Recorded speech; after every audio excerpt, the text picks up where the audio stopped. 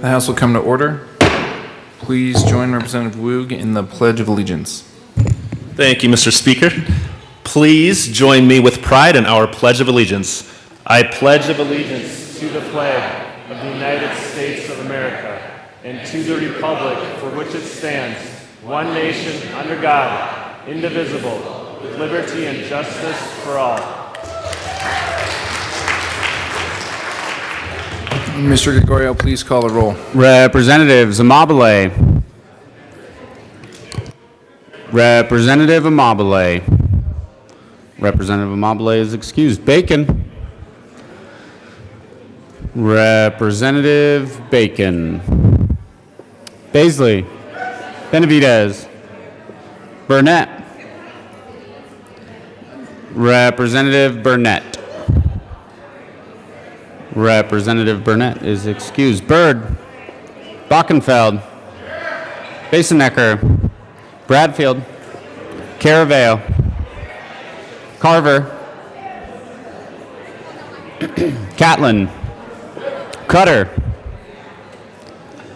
Representative Cutter.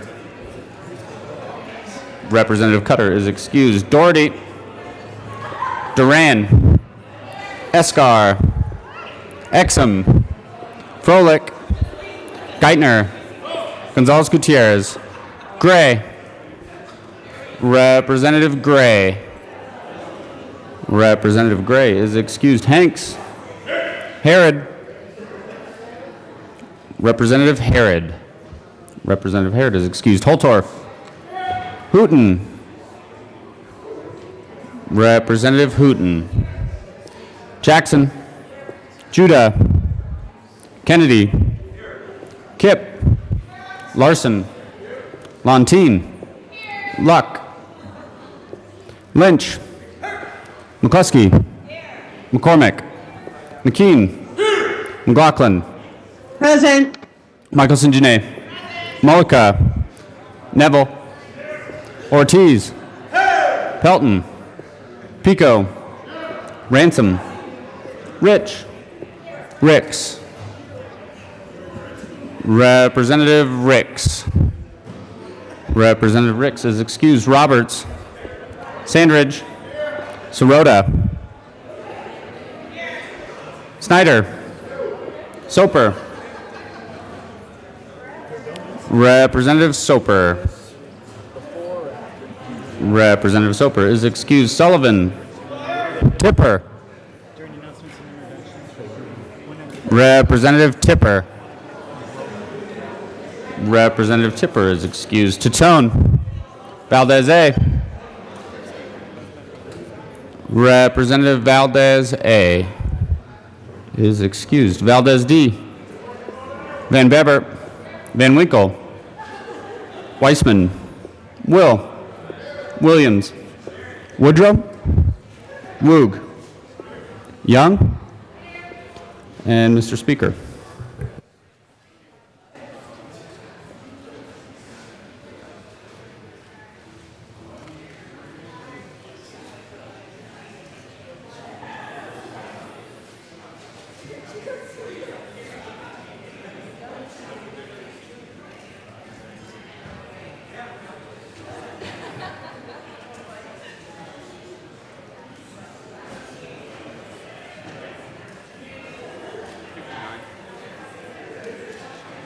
With 59 present, 6 excused, we have a quorum. Representative Woog.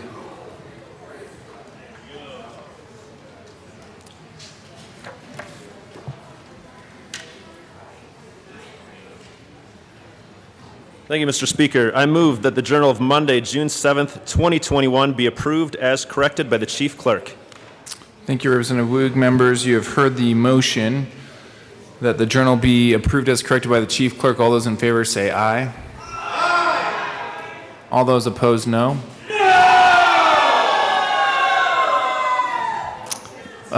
Would you like to speak before the motion? Okay, Representative Neville. Thank you, Mr. Speaker. I would challenge the ruling of the Speaker, but even though I dislike so many of your policies, I've got too much respect for you as a person, so I won't. Very good. Thank you. I appreciate that, Representative Neville. The ayes clearly have it, and the motion is approved. Announcements and introductions.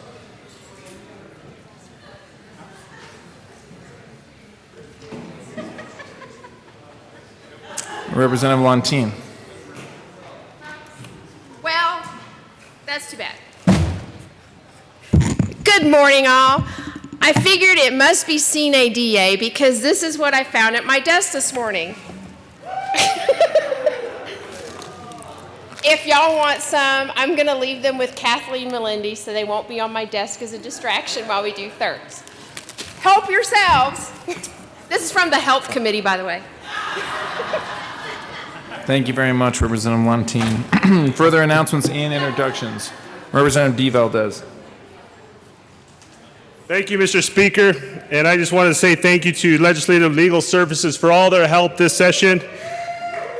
Robin Jones, the Chief Clerk, the front desk, and all the staff, the Sergeant Arms, thank you so much for all your help and patience. Appreciate it. Thank you.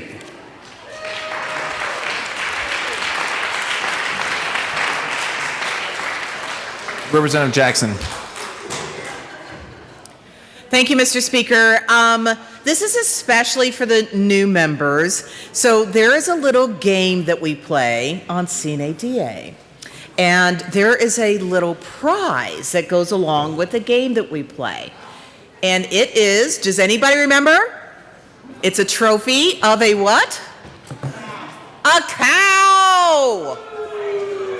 So the honor is that the last person, and I don't think we've done this for quite some time, that actually guessed the time of Cine DA correctly gets to carry the cow. So guess who has the cow?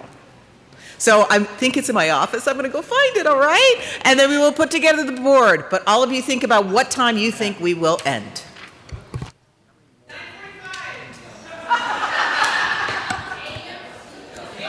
All right. See no further announcements or introductions. The next order of business is third reading of bills, final passage. Mr. Gregorio, please read the title of Senate Bill 271. Senate Bill 271 by Senators Gonzalez and Gardner, also Representatives Roberts and Gonzalez Gutierrez, concerning the adoption of the 2021 recommendations of the Colorado Criminal and Juvenile Justice Commission regarding sentencing for offenses and in connection therewith making an appropriation. Majority Leader Escar. Thank you, Mr. Speaker. I move Senate Bill 271 on third reading, final passage. Motion before us is the adoption of Senate Bill 271 on third reading and final passage. See no further discussion. Mr. Gregorio, please open the machine and members, please proceed to vote.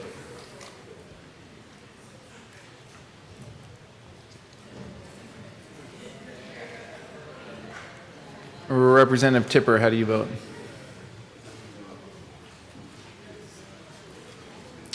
Can you hear me, Representative Tipper? Representative McLaughlin, how do you vote? Yes. Representative McLaughlin votes yes. Yes. I'm sorry. I can't hear anything. It's all right. Representative Tipper, how do you vote? Representative Tipper. She did say yes. Representative Tipper votes yes. Yes, but I cannot hear anything, but I understand we're voting on 271. I'm a yes. Okay.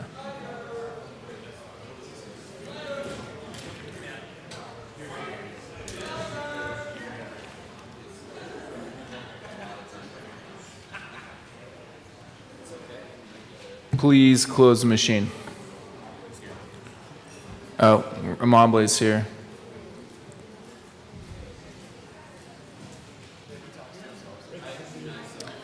Please close the machine.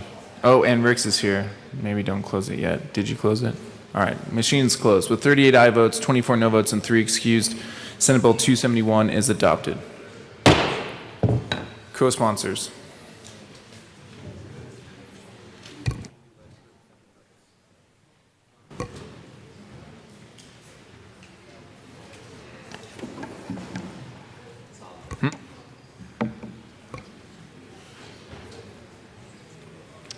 Please close the machine. Mr. Gregorio, please read the title to Senate Bill 88. Senate Bill 88 by Senators Danielson and Fields, also Representatives Michelson, Janae, and Soper, concerning establishing a civil cause of action for sexual misconduct against a minor and in connection therewith making an appropriation.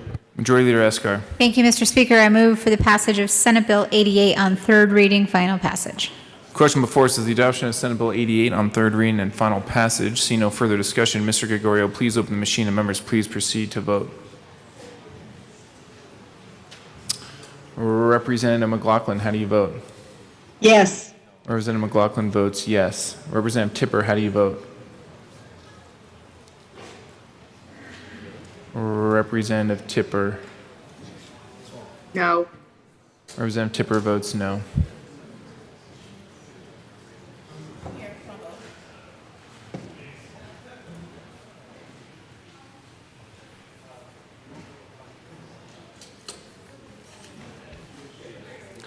Please close the machine.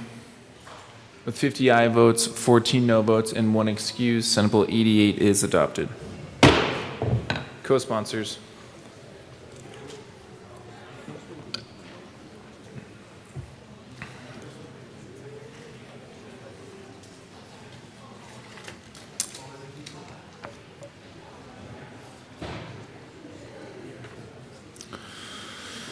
Please close the machine. Mr. Gregorio, please read the title of Senate Bill 137. Senate Bill 137 by Senators Pedersen and Winter, also Representatives Michelson, Janae, and Kennedy, concerning the Behavioral Health Recovery Act of 2021 in connection therewith, making an appropriation. Majority Leader Escar. Thank you, Mr. Speaker. I move Senate Bill 137 on third reading, final passage. Representative Kennedy. Thank you, Mr. Speaker. Members, we ask permission for a third reading technical amendment. It is a proper motion. It is displayed. Further discussion. Thank you, Mr. Speaker. It is just technical. Our drafter, we had a number of committee amendments in the first place, and so our drafter needed to do another review after we got the revised version of the bill. And so these references were the things that she caught in that last review. Any further discussion on permission? Representative Michelson, Janae. I slinked down here with him because, it's embarrassing, but please vote yes. Is there any further discussion? Seeing none, the question before us is to grant permission to offer a third reading amendment on Senate Bill 137. Mr. Gregorio, please open the machine and members please proceed to vote. Representative McLaughlin, how do you vote? Yes. Representative McLaughlin votes yes. Representative Tipper, how do you vote? Sorry, we couldn't hear you. One more time. Yes. Representative Tipper votes yes.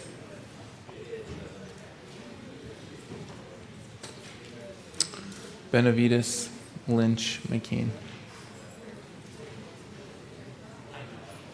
Please close the machine.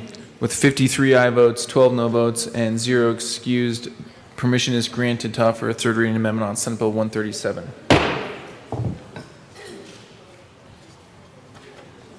Representative Kennedy.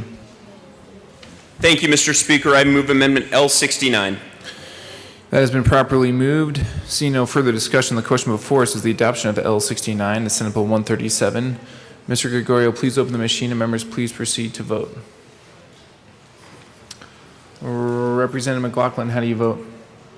Yes. Representative McLaughlin votes yes. Representative Tipper, how do you vote?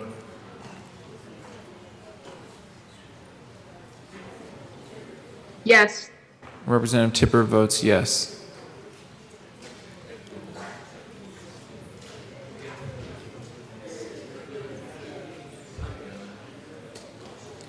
Please close the machine.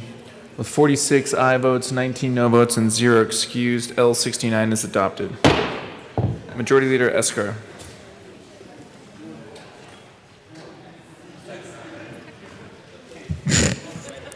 Thank you, Mr. Speaker. I move for the repassage of Senate Bill 137 as amended on third reading, final passage. The question before us is the adoption of Senate Bill 137 as amended on third reading and final passage. Seeing no further discussion, Mr. Gregorio, please open the machine and members please proceed to vote. Representative McLaughlin, how do you vote? Yes. Representative McLaughlin votes yes. Representative Tipper, how do you vote? Yes. Representative Tipper votes yes.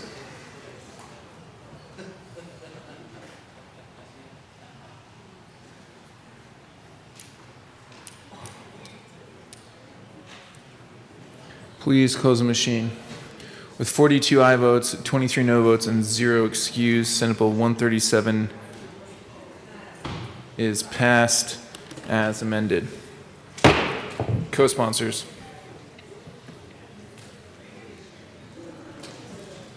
Representative Tipper McLaughlin, co-sponsor.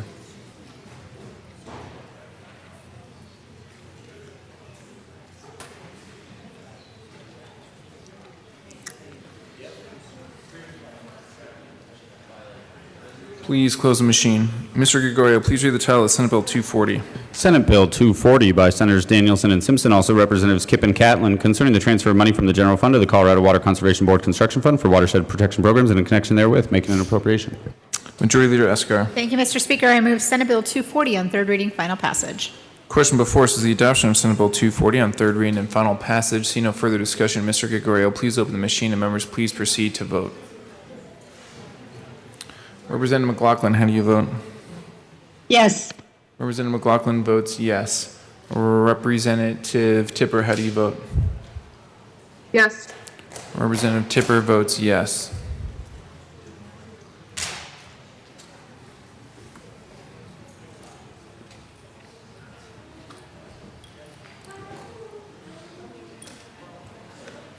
Please close the machine. With 60 aye votes, 5 no votes, and 0 excused, Senate Bill 240 is adopted. Co-sponsors. Representative McLaughlin, co-sponsor.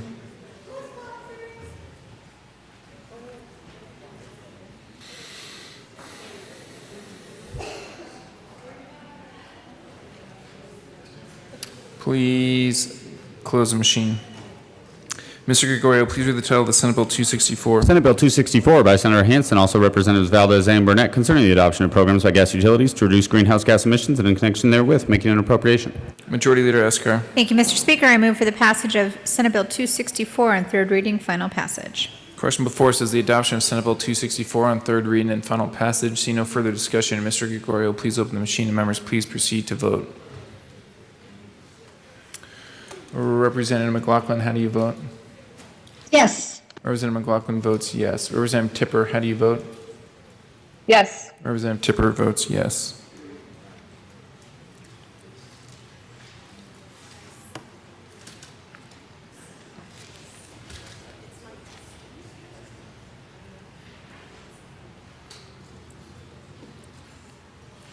Please close the machine.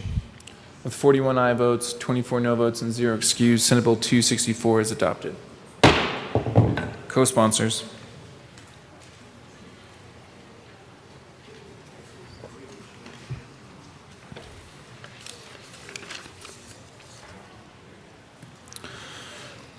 Please close the machine.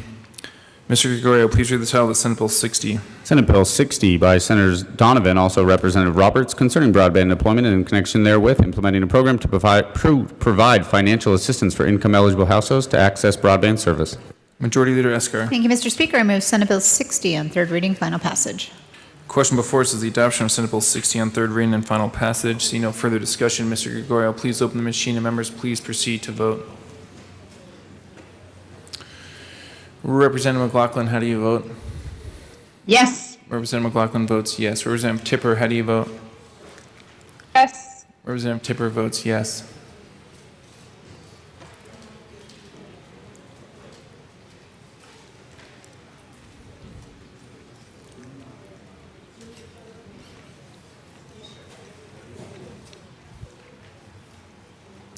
Please close the machine.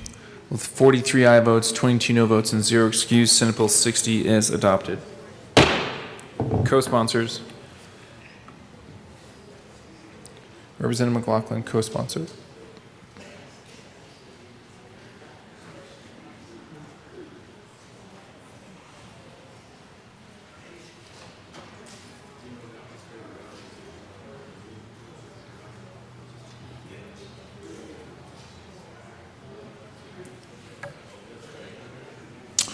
Please close the machine. Mr. Gregorio, please read the title of Senate Bill 91. Senate Bill 91 by Senators Liston and Rodriguez, also Representatives Byrd and Larson, concerning limitations on credit transaction charges. Majority Leader Escar. Thank you, Mr. Speaker. I move Senate Bill 91 on third reading, final passage. Question before us is the adoption of Senate Bill 91. See no further discussion. Mr. Gregorio, please open the machine and members please proceed to vote. Representative McLaughlin, how do you vote? Yes. Representative McLaughlin votes yes. Representative Tipper, how do you vote? Yes. Representative Tipper votes yes.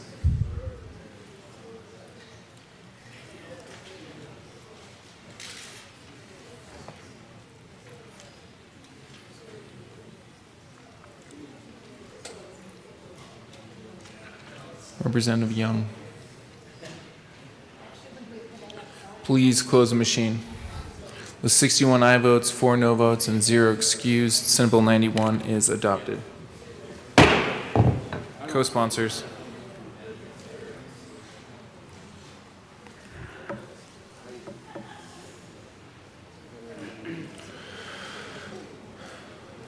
Please close the machine. Mr. Gregorio, please read the title of the Senate Bill 293. Senate Bill 293 by Senators Hansen and Rankin, also Representatives Escar and Gray, concerning property taxation in connection therewith, establishing subclasses of residential and non-residential property for the 2022 and 2023 property tax years, temporarily reducing the assessment for property classified as agricultural property or renewable energy production property from 29% to 26 4/10% for property classified as multifamily residential real property from 7 1/15% to 6 8/10%, contingent on the assessment rate not otherwise being reduced by an initiated measure, and for all other residential real property from 7 1/15% to 16 1/95%, restructuring the assessment rate laws, expanding the property tax deferral program to allow taxpayers to defer increases in property taxes in limited circumstances, and making an appropriation. Nice job, Mr. Gregorio. Majority Leader Escar. Thank you, Mr. Speaker. I move Senate Bill 293 on third reading, final passage. Representative Bockenfeld. Thank you, Mr. Speaker. It's an honor to serve with you. Honor to serve with you too, Representative Bockenfeld. I feel obligated to come down here and give a little background and history as to why this bill's here. If you remember last session, we allowed a ballot measure to go on to the ballot called Amendment B. That was repeal of the Gallagher Act.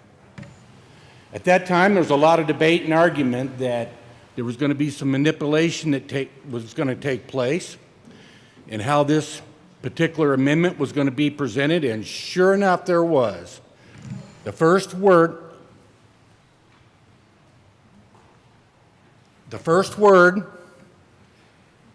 few words on the ballot was without raising your tax rate.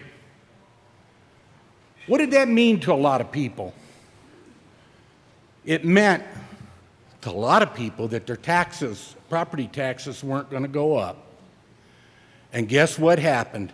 We had substantial increases in property values that are perceived to be occurring here in the next assessment period. And people are starting to realize that they're going to be paying substantially more taxes than what they thought, because the effect of Gallagher to adjust that rate downward, the assessment rate downward to counteract some of that increase, now isn't going to occur.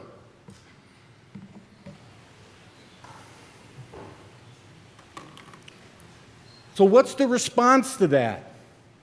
The response to that is a citizens' initiative called Initiative 27, to basically go in and manually do what Gallagher would have done before. And what's the response to Amendment 27?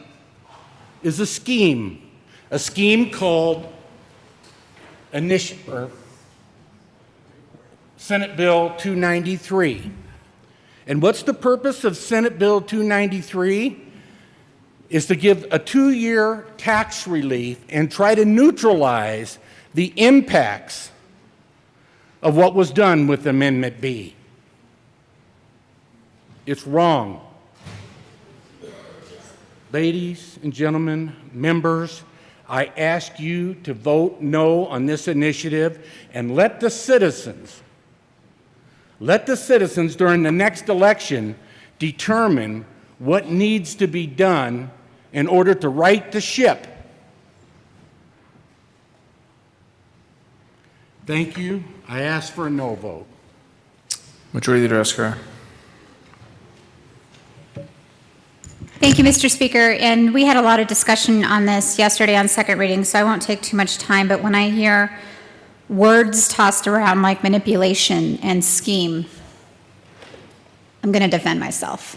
And I'm going to defend the people that have worked hard not only to repeal Gallagher for the reasons we repealed Gallagher, but also to bring this bill forward today to help cushion what could be a devastating blow, not just to the state of Colorado, to your local districts. Initiative 27 will be $1 billion that it's going to be cut from your fire districts, from your water districts, from your special districts. What this bill does is says, we made a promise to you when we ran the ballot measure last year that the legislature was going to come up with an alternative to the Gallagher Amendment.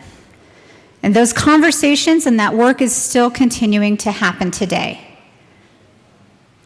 This bill simply says for 2 years, because we're in a whole different world than we were in, we are going to reduce property rates. And that's what we're doing for 2 years until we come up with a better solution. We've already started conversations. Senator Rankin, who's also a prime sponsor on this bill, said in the Senate as well, he's already ready to introduce one of the bills that we had put forward when we did the alternatives to the Gallagher Amendment Interim Committee to look at these issues in a regional manner, because one size does not fit all in Colorado. We're doing that work. What we're saying is give us this opportunity to make sure that we don't have a devastating blow permanently, to make sure we can come up with a solution together, both inside and outside this building. But to say we intentionally manipulated or that this bill is a scheme is incorrect. I'd urge a yes vote on this bill. Representative Neville. Oh, Representative Bockenfeld, this is your second time on third reading. Thank you very much, Mr. Speaker. Folks, I think you have to trust in the citizens of this state that if there's a significant impact to a special district, they have the right to evaluate that impact, reset the mill levy of that district, and right-size the services that they're getting from these special districts. So do not perceive by the mere fact that you're adjusting how the taxes are calculated that a special district's going to be hurt. It's up to the people who established that special district to determine what level of service that district provides. It's not on autopilot. You have to trust in the people. I still ask for a no vote. Representative Neville. Thank you, Mr. Speaker. And members, what Representative Bockenfeld is saying is absolutely correct. I was on the committee when nonpartisan staff actually brought forward Blue Book language that fairly explained the repeal of the Gallagher Amendment.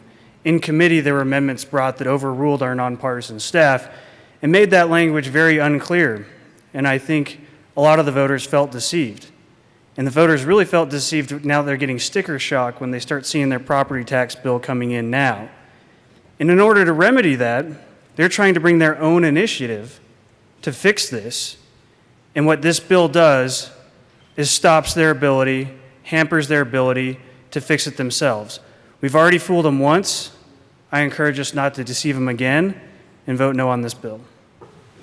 Representative Gray. Thank you, Mr. Speaker. Excuse me. The valuations that people are seeing on their property tax bills right now have nothing to do whatsoever with Amendment B.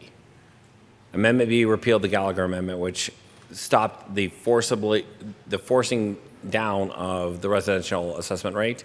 But your property tax assessment that you see on your bill has nothing to do with, it has everything to do with your property value. It has nothing to do with Amendment B whatsoever. What this bill does is decrease that assessment rate. That's what Senate Bill 293 does. And, you know, the politics can be complicated, but I don't do politics at the well. What this bill does is it decreases assessment rates across the board in a great number of ways for a few years while we recover from the pandemic. But nothing about Amendment B has increased anybody's property tax valuation or their assessment rate or their amount of property taxes they have to pay whatsoever. Thank you. Assistant Minority Leader Geithner. Thank you, Mr. Speaker, and I rise in opposition to 293 as well, and I want to bring us back on point a little bit. I ran 2 amendments with the Minority Leader just yesterday on this, and the concern that we have about 293 is Initiative 27 and the impact that 293 will have on Initiative 27. A citizen-led initiative, this body should get out of the way of the citizens if that is something that they want to take upon themselves to go ahead and put before the voters. This is an obstacle to Initiative 27. I think that's the finer point. With Initiative 27, we will see a permanent tax reduction that will offer relief to the people of Colorado. 293 may give us a temporary tax reduction, but it also breaks things out in the residential and the non-residential, which will make it difficult for a simplicity in terms of understanding where your tax assessment is. So the idea of making sure that we get out of the way of Initiative 27 and what the citizen-led effort is, that's the reason I'm a no vote. That's the reason I'm asking for a no vote. And I do believe that Initiative 27, if given the opportunity, will be approved by the people of Colorado because the people of Colorado have demonstrated their interest in lower taxes time and time again and preserving Tabor and saying no to CC and all these other things. And so that's why I'm a no, and that's the finer point that I'd like to bring us back to. Not last election cycle and B and all these other things, but it's Initiative 27, which is before us, which will be before the voters this year, and the impact that 293 could have on the people's voice to weigh in on their property tax their property tax rate. So I would urge a no vote on 293. Seeing no further discussion on Senate Bill 293, the question before us is the adoption of Senate Bill 293. Mr. Gregorio, please open the machine and members please proceed to vote. Representative McLaughlin, how do you vote? Yes. Representative McLaughlin votes yes. Representative Tipper, how do you vote?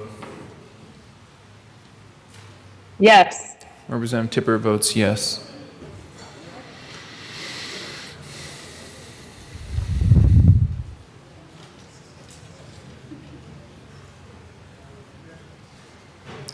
Please close the machine. With 42 aye votes, 23 no votes, and 0 excused, Senate Bill 293 is adopted. Co-sponsors.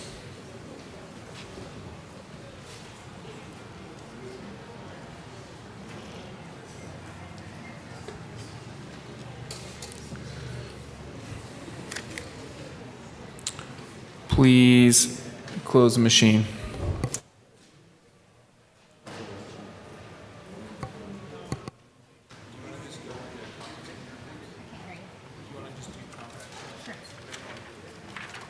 The next order of business is consideration of conference committee reports. Mr. Gregorio, please read the title of House Bill 1301. House Bill 1301 by Representatives Escar and Holtorf, also Senators Coram and Moreno, concerning the removal of impediments to cannabis farming and in connection therewith permitting contingency plans to reduce crop loss based on adverse weather and convening a working group to examine measures to reduce cross-pollination and making an appropriation. Majority Leader Escar. Thank you, Mr. Speaker. I move for the adoption of the first report of the First Conference Committee on House Bill 1301. That is the proper motion. Would you guys like to explain the conference committee report? So there were 2 amendments that were put on in the Senate that we felt really weren't discussed in any of the stakeholder work that we had been doing on this bill for the past 2 years. In fact, it's probably a bill in of it itself, and we felt that those amendments did not belong in this bill, and our conference committee agreed with us 5-1, and we ask for your support. Representative Holtorf. Thank you, Mr. Speaker. One of the amendments that was brought forward was a very important amendment that tied more in line with another bill, 1317, I believe, on the high concentrate issue that we're having with THC. Not being very versed in that subject, I will tell you that it is a problem. It's a problem in Colorado, but the committee felt that this bill, the bill that you have before with you today, 1301, that was not the proper place to bring up what was a reaction to the conversations we had in great detail in 1317. So I am in line with the majority leader, although that is a real issue, and we need to address that this particular bill that talks more about the agronomy, more about how we're going to raise crops and how we're going to develop promoting the crops that we raise in this state. It just wasn't the right place. Is there any further discussion on the first conference committee report? Seeing none, the question before us is the adoption of the first conference committee report on House Bill 1301. Mr. Gregorio, please open the machine and members please proceed to vote. Representative McLaughlin, how do you vote? Yes. Representative McLaughlin votes yes. Representative Tipper, how do you vote? Yes. Representative Tipper votes yes.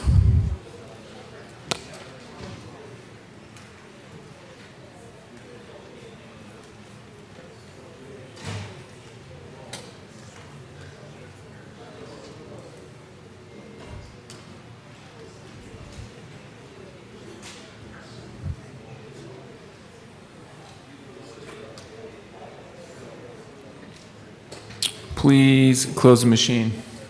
With 53 aye votes, 12 no votes, and 0 excused, the first conference committee report to House Bill 1301 is adopted. Majority Leader Esker. Thank you, Mr. Speaker. I move for the repassage of House Bill 1301 as amended by the conference committee report. The motion before us is the repassage of House Bill 1301 as amended by the first conference committee report. Seeing no further discussion, Mr. Gregorio, please open the machine and members please proceed to vote. Representative McLaughlin, how do you vote? Yes. Representative McLaughlin votes yes. Representative Tipper, how do you vote? Yes. Representative Tipper votes yes.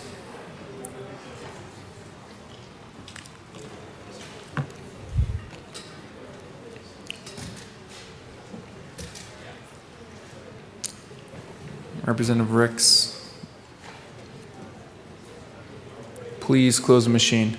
With 57 aye votes, 8 no votes, and 0 excused, House Bill 1301 is repassed as amended. Co-sponsors.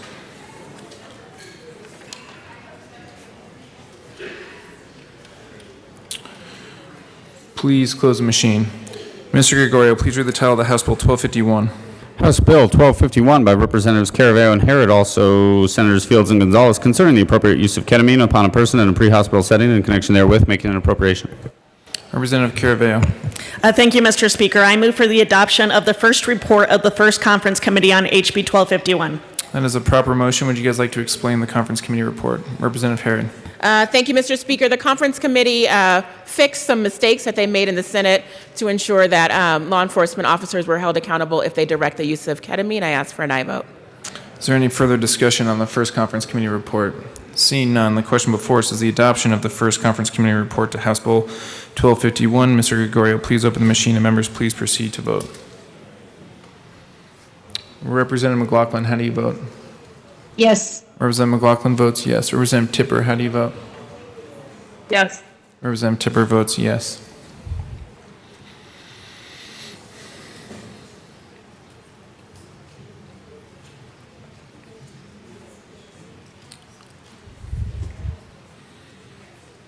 Please close the machine.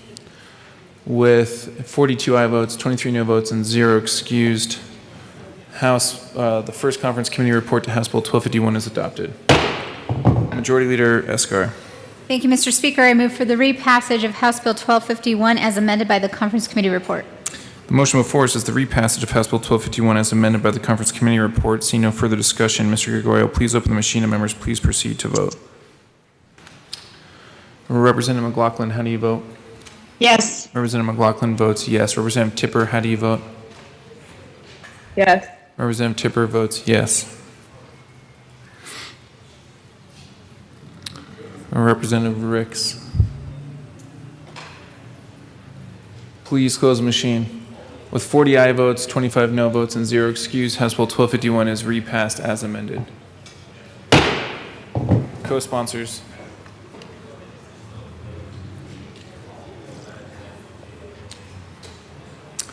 Please close the machine. Mr. Gregorio, please read the title of the House Bill 1007. House Bill 1007 by Representatives Sullivan and Ortiz, also Senators Danielson and Rodriguez, concerning the state apprenticeship registration program in the Department of Labor and Employment in connection therewith, making an appropriation. Representative Sullivan. Thank you, Mr. Speaker. I move for the adoption of the first report of the First Conference Committee of House Bill 1007. Okay, is there further discussion on the Conference Committee report? Representative Sullivan, do you want to explain it? And then Representative Neville? Representative Sullivan.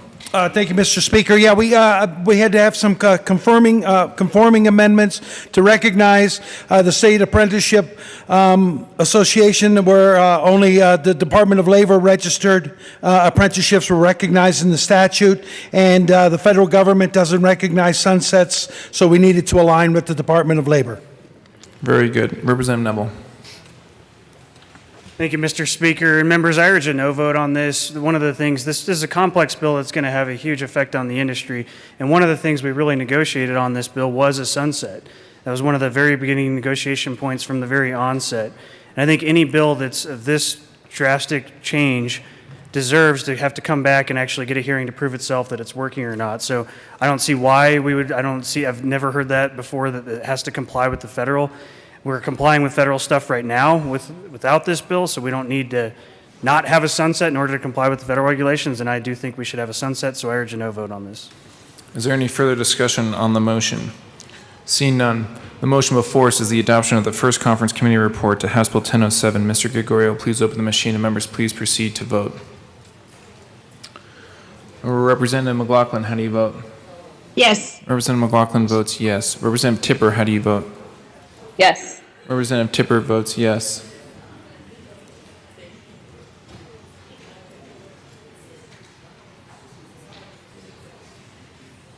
Please close the machine. With 40 aye votes, 25 no votes, and 0 excused, the First Conference Committee report to House Bill 1007 is adopted. Majority Leader Escar. Thank you, Mr. Speaker. I move for the repassage of House Bill 1007 as amended by the Conference Committee. The motion before us is the repassage of House Bill 1007 as amended by the First Conference Committee report. Seeing no further discussion, Mr. Gregorio, please open the machine, and members, please proceed to vote. Representative McLaughlin, how do you vote? Yes. Representative McLaughlin votes yes. Representative Tipper, how do you vote? Yes. Representative Tipper votes yes.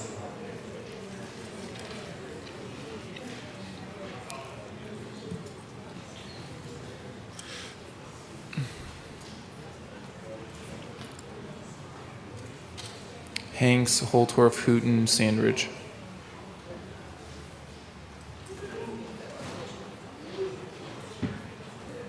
Please close the machine. With 41 aye votes, 24 no votes, and 0 excused, House Bill 1007 is repassed as amended. Co-sponsors.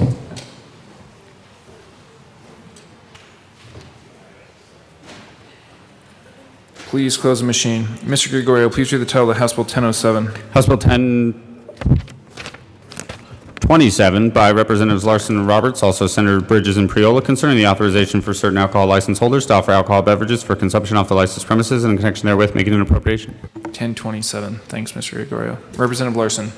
Thank you, Mr. Speaker. I move for the adoption of the first report of the First Conference Committee on House Bill 1027. That is a proper motion. Would you guys like to explain the Conference Committee report? So, members, you know, this is a bill that has quite literally spanned the entire session, from pre-file till sine die. But, you know, all good things must come to an end, I suppose. So we did truly land somewhere in the middle here. What we ultimately came up with was a 4-year sunset. The House version was 5 years. The Senate version was 2. So I think we came out on top on that one. And then we did end up with a limitation on the hours of operation for carryout and takeout alcohol. This will be prohibited from midnight until 7 a.m. The Senate version had an 8 a.m. prohibition. So for those of you that like to get up early on Saturday, which is not me, you will be able to order your carryout alcohol 1 hour earlier. So all things said, I think this is indeed a good compromise because nobody is thrilled, but everybody can live with it, and I do ask for a yes vote. And we're not adhering, right? No, we are not. Very good, very good. All right, seeing no further discussion. The motion before us is the adoption of the first conference committee report to House Bill 1027. Mr. Gregorio, please open the machine and members please proceed to vote. Representative McLaughlin, how do you vote? Yes. Representative McLaughlin votes yes. Representative Tipper, how do you vote? Yes. Representative Tipper votes yes.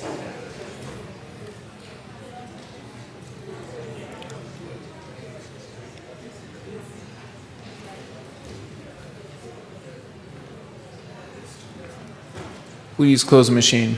With 64 aye votes, 1 no vote, and 0 excused, the first conference committee report to House Bill 1027 is adopted. Majority Leader Escar. Thank you, Mr. Speaker. I move for the repassage of House Bill 1027 as amended by the first conference committee report. The question before us is the repassage of House Bill 1027 as amended by the first conference committee report. Seeing no further discussion, Mr. Gregorio, please open the machine and members please proceed to vote. Representative McLaughlin, how do you vote? Yes. Representative McLaughlin votes yes. Representative Tipper, how do you vote? Yes. Representative Tipper votes yes.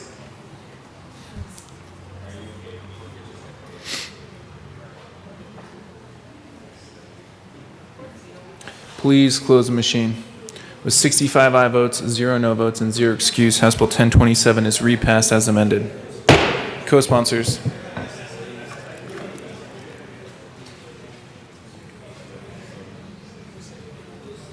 Please close the machine. Mr. Gregorio, please read the title of the Senate Bill 248. Senate Bill 248 by Senators Donovan and Simpson, also Representatives McCormick and Holtorf, concerning assistance for agriculture in Colorado in connection therewith, establishing a loan program in the Department of Agriculture, transferring money from the general fund to a new agriculture future loan program, cash fund to be used for the loan program, and making an appropriation. Representative McCormick and Representative Holtorf. Thank you, Mr. Speaker. I move for the adoption of the first report of the First Conference Committee on Senate Bill 248. That's a proper motion. Would you guys like to explain what's in the conference committee? Representative McCormick. Yes, thank you, Mr. Speaker. The Senate sponsors on this bill, which is a stimulus bill, wanted the funds to go directly to agricultural businesses, farmers and ranchers only, and asked to remove rural schools as an eligible recipient of these funds. Representative Holtorf. Thank you, Mr. Speaker. I would like to inform the body that I was the one objection. Although I do support the passage of this based on the conversation with the chairwoman of the Ag Committee and the intent of the Senate and the majority of the House. I was the one objection in that the intent of that was for these little rural schools out there that have FFA departments to be able to leverage and use those resources to help their programs. And I think that the Senate didn't understand. Some of our body didn't understand. And we talked that maybe in the future, based on the economic situation, we could come back and maybe try to help those folks. Because truly, we've had a lot of talk about ag. And boy, nobody likes to talk about ag like I like to talk about ag. And I won't do that this morning, or we'll be here a long time. But you got to grow your own, and you got to grow your young in agriculture. And it's not easy. And the kids that are in these programs, they will build that fondness in their hearts. Because if it's not in your heart, you can't do it. It's too hard. It's just too hard. There's so many other easier paths in life to go to, where you do get to sleep in on Saturdays and Sundays, and you get to go home at 5 o'clock and play with your kids and do all those things that a lot of us like to do. So with that, I will tell you I was the one objection and my reasons for it, but I do support the motion before us. Very good. Seeing no further discussion, the question before us is the adoption of the first conference committee report to Senate Bill 248. Mr. Gregorio, please open the machine and members please proceed to vote. Representative McLaughlin, how do you vote?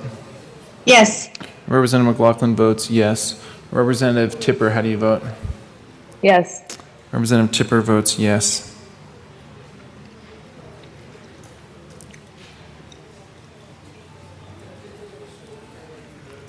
Please close the machine.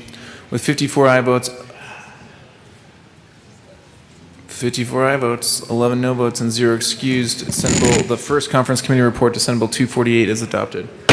Majority Leader Escar. Thank you, Mr. Speaker. I move for the repassage of, I move for the passage of Senate Bill 248 as amended by the first conference committee report. The motion before us is the repassage of Senate Bill 248 as amended by the first conference committee report. See no further discussion. Mr. Gregorio, please open the machine and members please proceed to vote. Representative McLaughlin, how do you vote? Yes. Representative McLaughlin votes yes. Representative Tipper, how do you vote? Yes. Representative Tipper votes yes.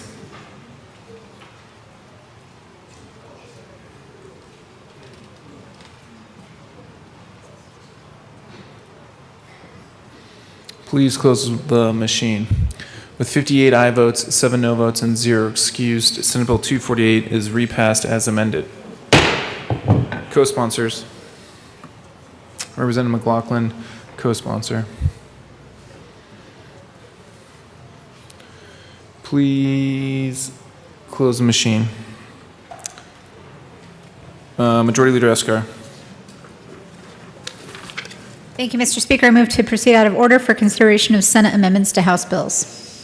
Seeing no objection, we'll proceed out of order for immediate consideration of Senate amendments to House bills. Top of page 4, members. Mr. Gregorio, please read the title of the House Bill 1162. House Bill 1162 by Representatives Valdez and Cutter, also Senators Gonzalez and Garcia, concerning the management of plastic products. Representative Cutter. Thank you, Mr. Speaker. I move to concur with the Senate amendments to House Bill 1162. That is a proper motion.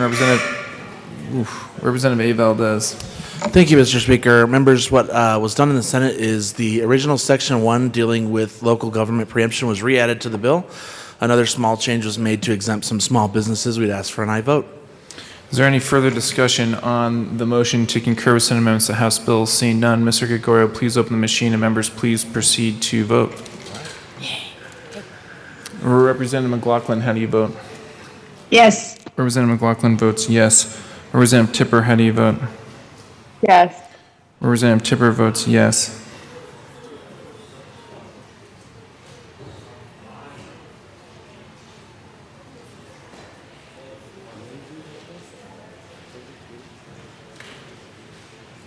Please close the machine. With 44 aye votes, 21 no votes, and 0 excused, the motion to concur with Senate amendments to House Bill 1162 is adopted. Majority Leader Escar. Thank you, Mr. Speaker. I move for the repassage of House Bill 1162 as amended. The motion before us is the repassage of House Bill 1162 as amended. See no further discussion. Mr. Gregorio, please open the machine and members please proceed to vote. Representative McLaughlin, how do you vote? Yes. Representative McLaughlin votes yes. Representative Tipper, how do you vote? Yes. Representative Tipper votes yes.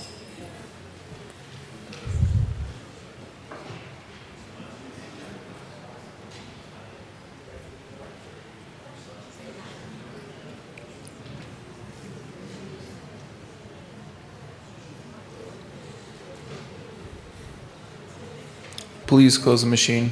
With 41 aye votes, 24 no votes, and 0 excused, House Bill 1162 is repassed as amended. Co-sponsors.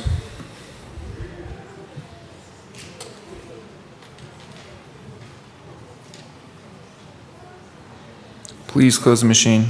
Mr. Gregorio, please read the title of the House Bill 1189. House Bill 1189 by Representatives Benavidez and Valdez, also Senators Gonzalez and Moreno, concerning additional public health protections in relation to the emission of air toxics and in connection therewith, making an appropriation.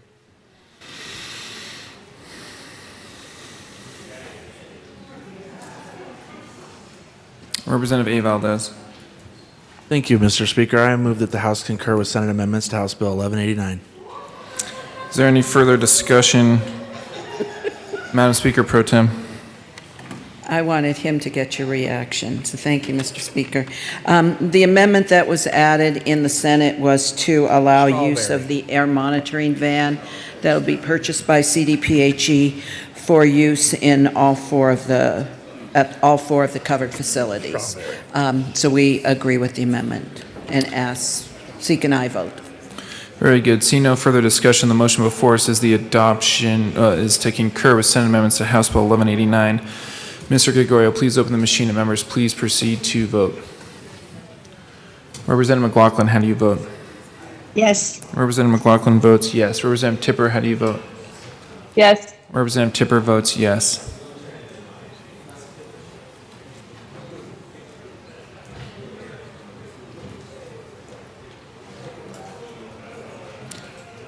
Catlin. Please close the machine. With 42 aye votes, 23 no votes, and 0 excused, the motion to concur with Senate amendments to House Bill 1189 is adopted. Majority Leader Escar. Thank you, Mr. Speaker. I move for the repassage of House Bill 1189 as amended.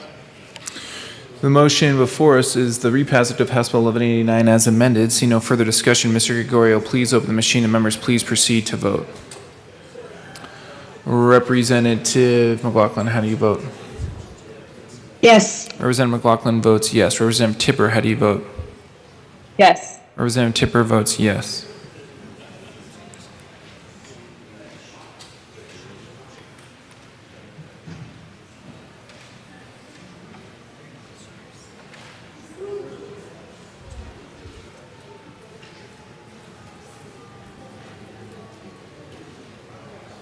Please close the machine.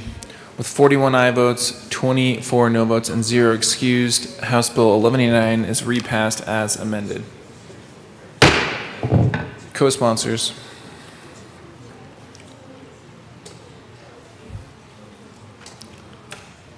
Please close the machine. Mr. Gregorio, please read the title of the House Bill 1269. House Bill 1269 by Representatives Hooton and Basenecker, also Senator Donovan, concerning an investigation by the Public Utilities Commission to evaluate the parameters of an energy policy allowing communities in Colorado that are served by an investor-owned electric utility to choose alternative wholesale electricity suppliers in connection therewith, making an appropriation.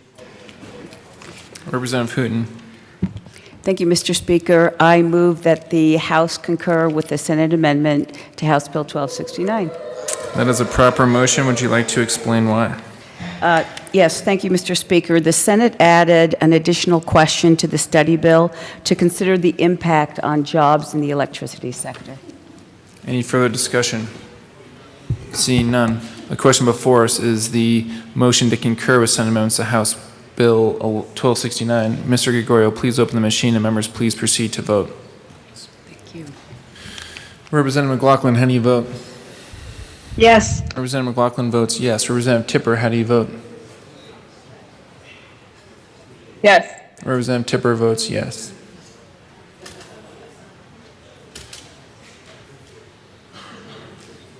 Please close the machine. With 42 aye votes, 23 no votes, and 0 excused, the motion to concur with Senate amendments to House Bill 1269 is adopted. Majority Leader Escar. Thank you, Mr. Speaker. I move for the repassage of House Bill 1269 as amended. Question before us is the repassage of House Bill 1269 as amended. See no further discussion. Mr. Gregorio, please open the machine and members, please proceed to vote. Representative McLaughlin, how do you vote? Yes. Representative McLaughlin votes yes. Representative Tipper, how do you vote? Yes. Representative Tipper votes yes.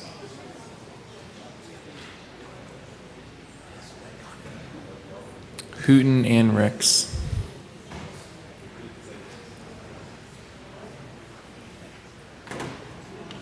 Please close the machine. With 42 aye votes, 23 no votes, and 0 excused, House Bill 1269 is repassed as amended. Co-sponsors.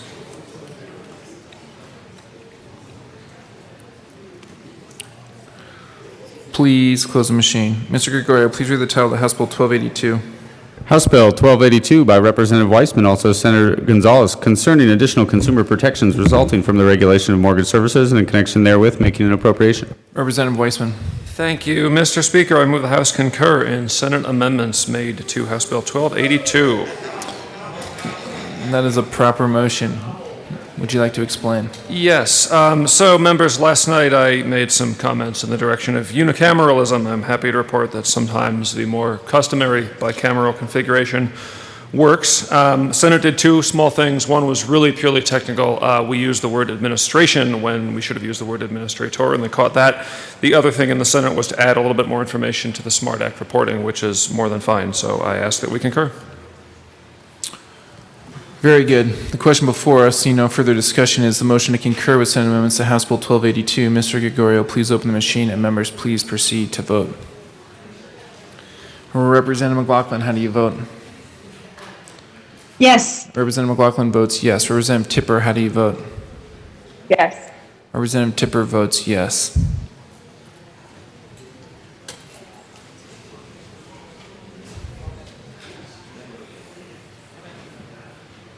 Please close the machine. With 47 aye votes, 18 no votes, and 0 excused, House Bill 1282 is repassed as amended. No, that was just on concurrence. Sorry. I looked up and it said repassage. Sorry. Yeah, that's fine. I'm all for that. So the motion to concur with Senate amendments to House Bill 1282 is adopted. Majority Leader Escar. Let me help you out, Mr. Speaker. I now move for the repassage of House Bill 1282 as amended. The motion before us is the repassage of House Bill 1282 as amended. See no further discussion. Mr. Gregorio, please open the machine, and members, please proceed to vote. Representative McLaughlin, how do you vote? Yes. Representative McLaughlin votes yes. Representative Tipper, how do you vote? Yes. Representative Tipper votes yes.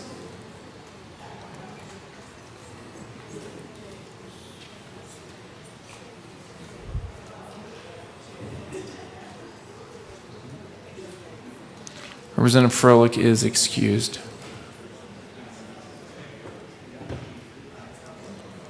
Please close the machine. With 40 aye votes, 24 no votes, and 1 excuse, House Bill 1282 is repassed as amended. Co-sponsors.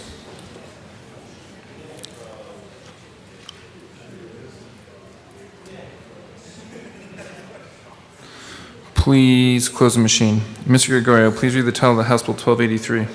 House Bill 1283 by Representatives Ricks and Hooten, also Senator Fields, concerning measures to address consumer protection concerns regarding vehicle towing in connection therewith, making an appropriation.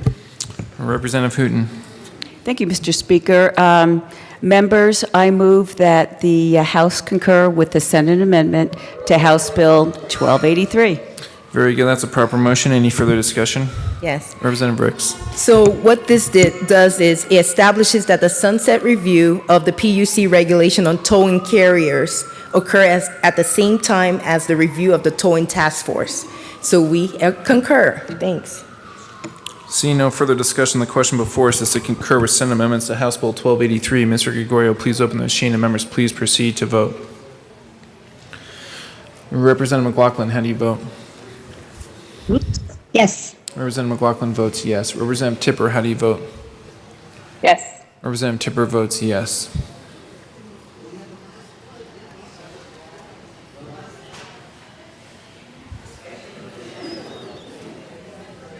Catlin. Please close the machine. With 43 aye votes, 22 no votes, and 0 excused, the motion to concur with Senate amendments to House Bill 1283 is adopted. Majority Leader Escar.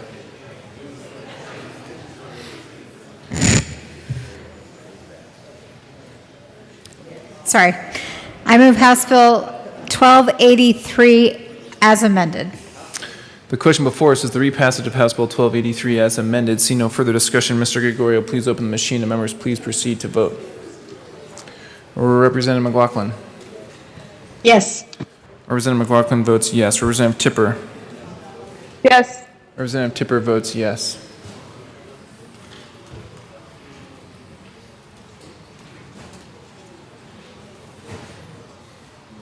Herod Kipp.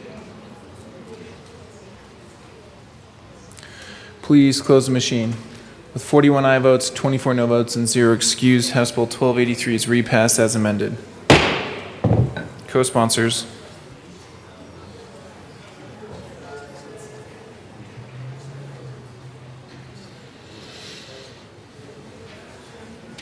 Please close the machine. Mr. Gregorio, please read the title of the House Bill 1194. House Bill 1194 by Representatives Tipper and Ricks, also Senator Moreno, concerning creation of the Immigration Legal Defense Fund in connection therewith, making an appropriation. Representative Ricks. Thank you, Mr. Speaker. I move that we concur with the Senate amendment. Okay, that's a proper motion. Would you like to explain? Representative Ricks. This amendment will clarify that all municipalities have the right to form their own defense fund. So, thank you.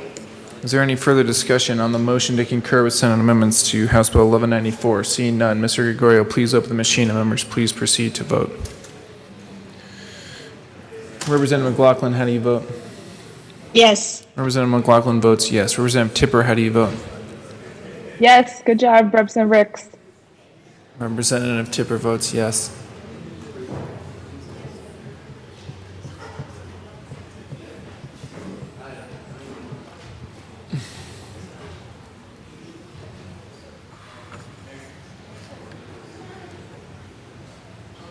Please close the machine. 41 aye votes, 24 no votes, and 0 excuse. The motion to concur with Senate amendments to House Bill 1194 is adopted. Majority Leader Escar. Thank you, Mr. Speaker. I move for the repassage of House Bill 1194 as amended. The motion before us is the repassage of House Bill 1194 as amended. See no further discussion. Mr. Gregorio, please open the machine and members please proceed to vote. Representative McLaughlin, how do you vote? Yes. Representative McLaughlin votes yes. Representative Tipper, how do you vote? Yes. Representative Tipper votes yes.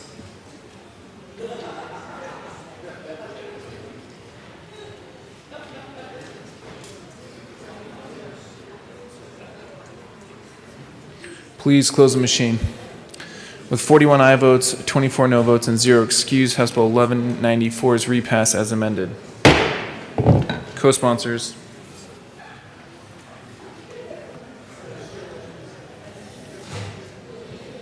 Please close the machine. Mr. Gregorio, please read the title of the House Bill 1258. House Bill 1258 by Representatives Michelson, Janay, and Van Winkle, also Senators Buckner and Woodward, concerning establishing a temporary program to facilitate youth mental health services in response to identified needs in connection therewith, making an appropriation. Representative Michelson, Janay. Thank you, Mr. Speaker. The Senate, well, they take a long time. So we had to change the implementation date from July to August, and we ask for your concurrence. Any further discussion on the motion to concur with Senate amendments to House Bill 1258? Seeing none, Mr. Gregorio, please open the machine and members please proceed to vote. Representative McLaughlin, how do you vote? Yes. Representative McLaughlin votes yes. Representative Tipper, how do you vote? Yes. Representative Tipper votes yes.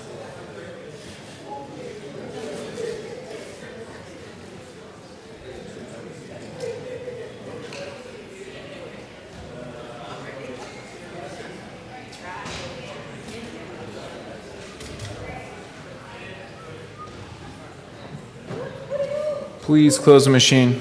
With 64 aye votes, 1 no vote, and 0 excused, the motion to concur with Senate amendments to House Bill 1258 is adopted. Majority Leader Escar. Thank you, Mr. Speaker. I move for the repassage of House Bill 1258 as amended. The motion before us is the repassage of House Bill 1258 as amended. See no further discussion. Mr. Gregorio, please open the machine and members please proceed to vote. Representative McLaughlin, how do you vote? Yes. Representative McLaughlin votes yes. Representative Tipper, how do you vote? Yes. Representative Tipper votes yes.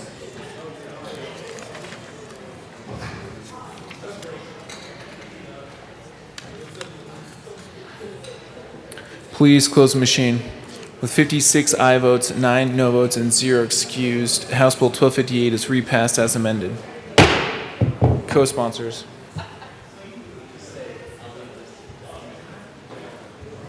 Did you hear me say that? Please close the machine.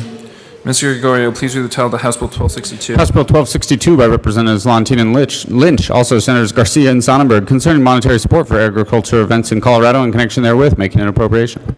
Representative Lantin. Thank you, Mr. Speaker. I move to concur with Senate amendments to House Bill 1262. As the proper motion, would you like to explain? I'm not sure I want to explain, but I guess I will, because the Senate was really extravagant and added, don't look so downcast, Representative Lynch, added an extra $25 million to give to the National Western Stock Show and an extra $1.5 million to the State Fair. We are very concerned that we were going to lose the stock show to Oklahoma, and that money will be used to address some capital improvements on the grounds of the National Western, and I ask for an aye vote. Is there any further discussion? Representative Well. No problem. Thank you, Mr. Speaker. It's an honor to serve with you. Honor to serve with you too, Representative Well. I wanted to publicly thank the Speaker for the work he done on this, getting money for the stock show. So I want to personally thank you because I know you put in a lot of effort on this, and it's a good thing. So thank you. Thank you, Representative Well.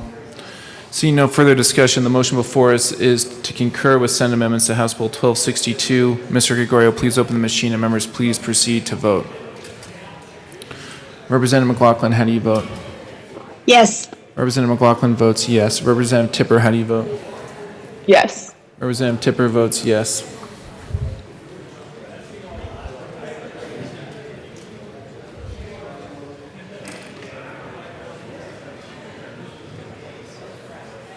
Representative Ricks.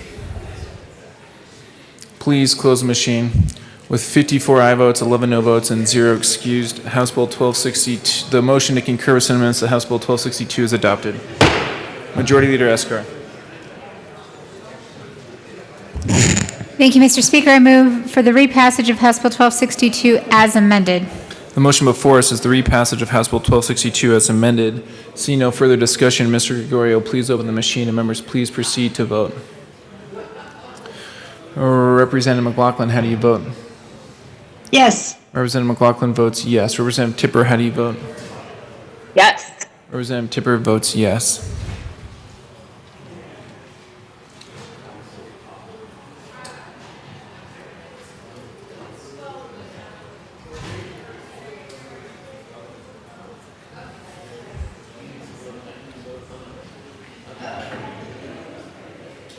Representative Ricks.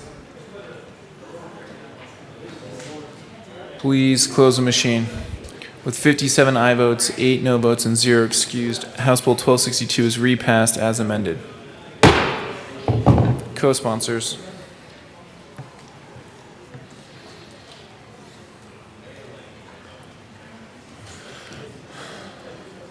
Please close the machine. Mr. Gregorio, please read the title of House Bill 1288. House Bill 1288 by Representatives Bacon and Duran, also Senator Coleman, concerning the creation of the Colorado Startup Loan Program and in connection therewith, making an appropriation. Representative Duran. Thank you, Mr. Speaker. I move for the House to concur with the Senate amendments to House Bill 1288. As a proper motion, would you like to explain? Representative Bacon. Yes, I'd like to thank the Senate for giving us additional dollars. So if there's ever a reason to vote yes, it would be for that one. Seeing no further discussion, the question before us is the motion to concur with Senate amendments to House Bill 1288. Mr. Gregorio, please open the machine, and members, please proceed to vote. Representative McLaughlin, how do you vote? Yes. Representative McLaughlin votes yes. Representative Tipper, how do you vote? Yes. Representative Tipper votes yes.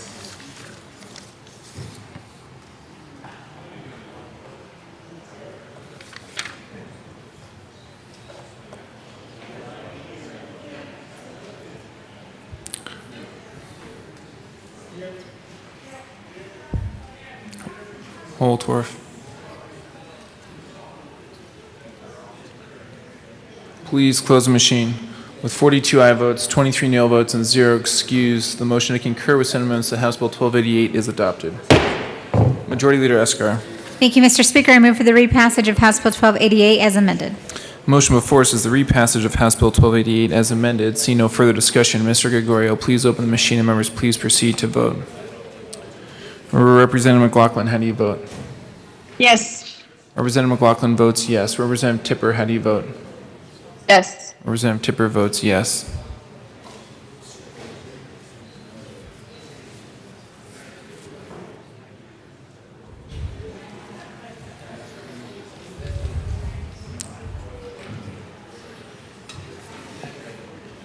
Please close the machine. With 42 aye votes, 23 no votes, and 0 excused, House Bill 1288 is repassed as amended. Co-sponsors.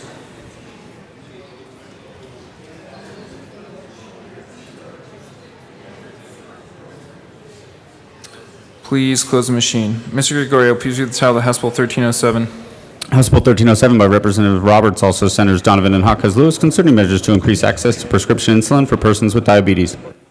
Representative Roberts. Thank you, Mr. Speaker. I move that the House concur with Senate amendments on House Bill 1307. That's a proper motion. Would you like to explain? Yes, Mr. Speaker. So in the Senate, they added a little bit more language to the legislative declaration, and then they also added a few amendments along the lines of the amendment that Representative Baisley offered to make sure that customers and patients are aware of all of the assistance programs that are out there, not just this new state program, but all the manufacturer program. So those were all good amendments. I ask for an aye vote.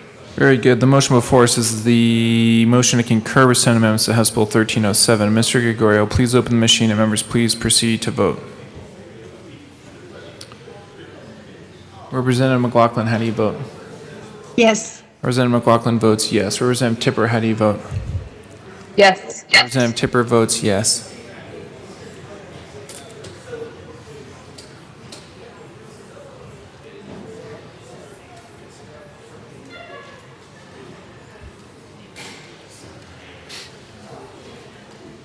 Please close the machine.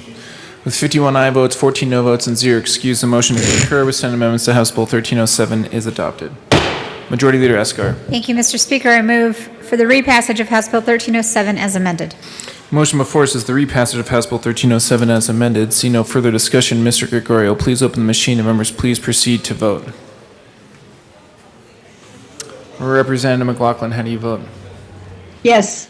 Representative McLaughlin votes yes. Representative Tipper, how do you vote? Yes. Representative Tipper votes yes.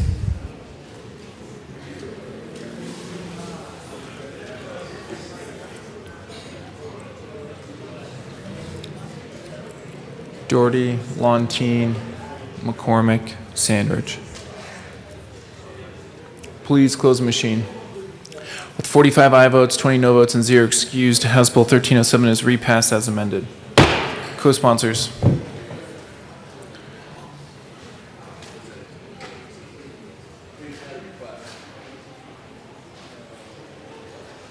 Please close the machine. Members, we'll do 2 more and then we'll take a quick break so everyone can have a 5 minutes and then we'll come back and keep going. Mr. Gregorio, please read the title of the House Bill 1317.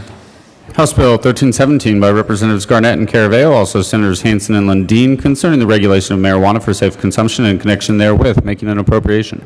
Representative Caraveo. Thank you, Mr. Speaker. I move that the House concur with Senate amendments to House Bill 1317.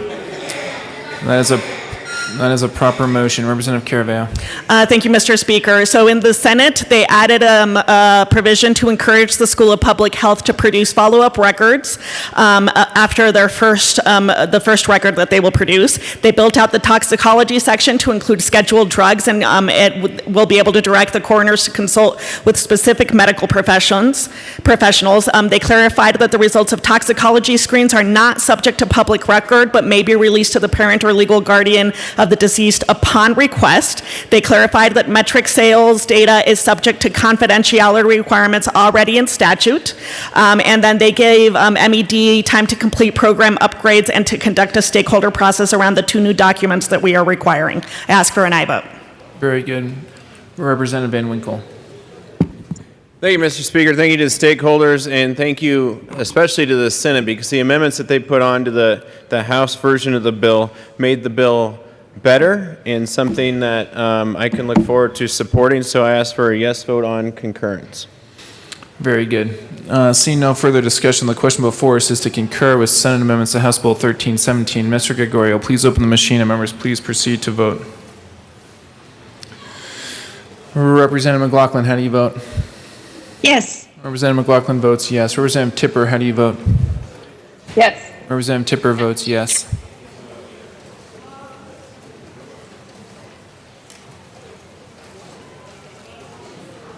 Please close the machine. With 65 aye votes, 0 no votes, and 0 excused, The motion to concur with Senate amendments to House Bill 1317 is adopted. Majority Leader Escar.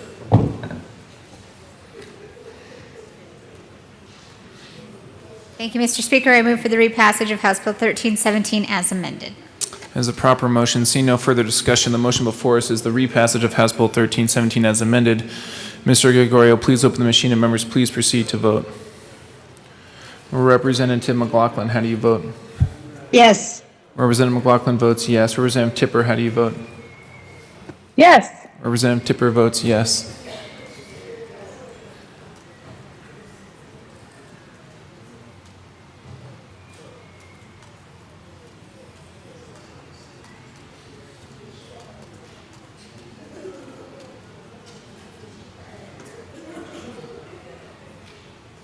Please close the machine. With 58 aye votes, 7 no votes, and 0 excused, House Bill 1317 is repassed as amended. Co-sponsors.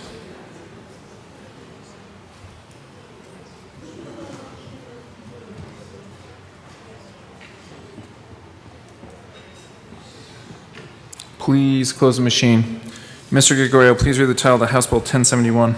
House Bill 1071 by Representative Kennedy, also Senators Fenberg and Winter, concerning the use of ranked choice voting in nonpartisan elections. Representative Kennedy. Thank you, Mr. Speaker. I move that the House concur with Senate amendments on House Bill 1071. That's a proper motion. Would you like to explain why, Representative Kennedy? Yes, thank you, Mr. Speaker. Members, the Senate delayed implementation of part of the bill by 1 year. That's the part that deals with cities that exist in multiple counties. The other effect of that was to neutralize the cash fund impact for the Department of State, meaning there will no longer be the possibility of a business licensing fee increase as a result of this bill. Is there any further discussion? Seeing none, the question before us is the motion to concur with Senate amendments to House Bill 1071. Mr. Gregorio, please open the machine and members please proceed to vote. Representative McLaughlin, how do you vote? Yes. Representative McLaughlin votes yes. Representative Tipper, how do you vote? Yes. Representative Tipper votes yes. Majority Leader Escar, Gray, Will. Please close the machine. With 50 aye votes, 15 no votes, and 0 excused, the motion to concur with Senate amendments to House Bill 1071 is adopted. Majority Leader Escar.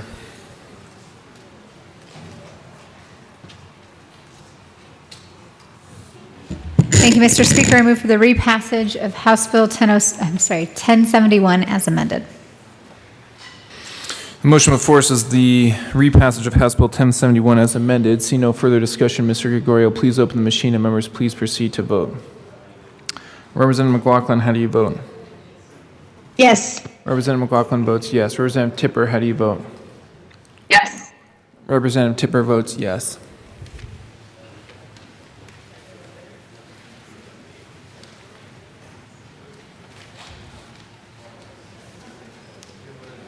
Please close the machine. With 42 aye votes, 23 no votes, and 0 excused, House Bill 1071 is repassed as amended. Co-sponsors.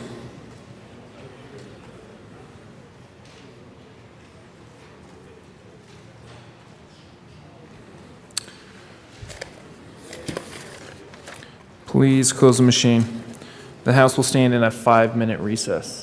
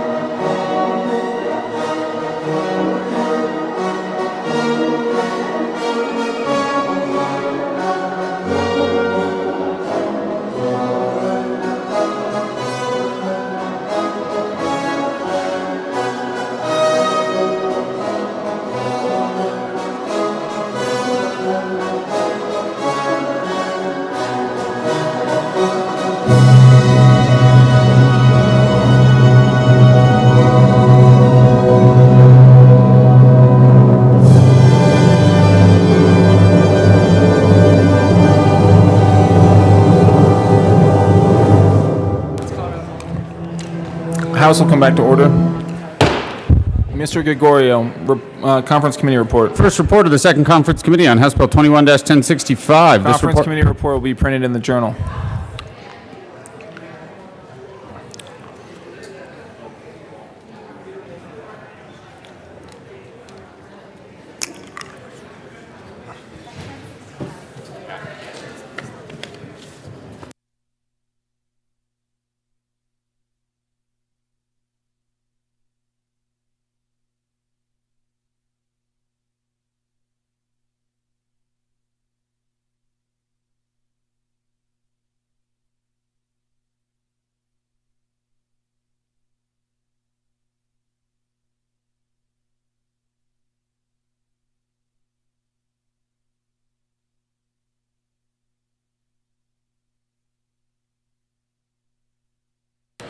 All right. House is back in order. Let's slowly get back into the rhythm.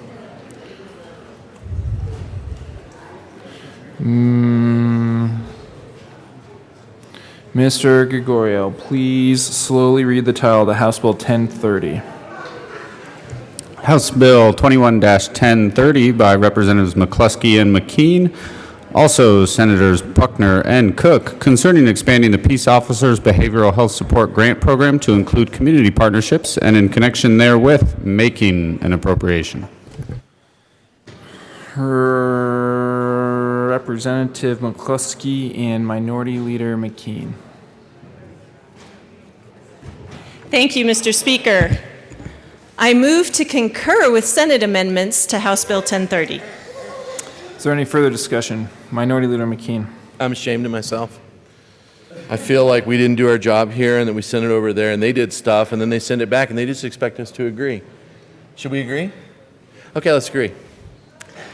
Very good. Representative McCluskey. Thank you, Mr. Speaker. They added 0.5 FTE. The overwhelming volume of grant requests that have come in for this program has really slowed down the grant making. So by adding 0.5 FTE, we're going to be able to get these dollars out the door quicker. I urge an aye vote. Quicker, gooder. Seeing no further discussion, the motion before us is to concur with Senate amendments to House Bill 1030. Mr. Gregorio, please open the machine and members please proceed to vote. Representative McLaughlin, how do you vote? Yes. Representative McLaughlin votes yes. Representative Tipper, how do you vote? Yes. Representative Tipper votes yes.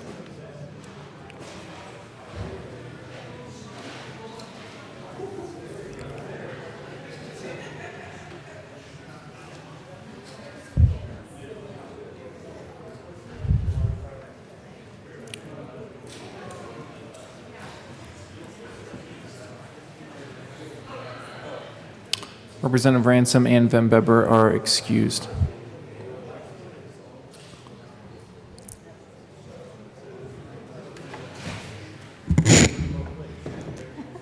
Please close the machine. With 59 aye votes, 4 no votes, and 2 excused, the motion to concur with Senate amendments to House Bill 1030 is adopted. Majority Leader Escar. Thank you, Mr. Speaker. I move for the repassage of House Bill 1030 as amended. The motion before us is the repassage of House Bill 1030 as amended. Seeing no further discussion, Mr. Gregorio, please open the machine and members please proceed to vote.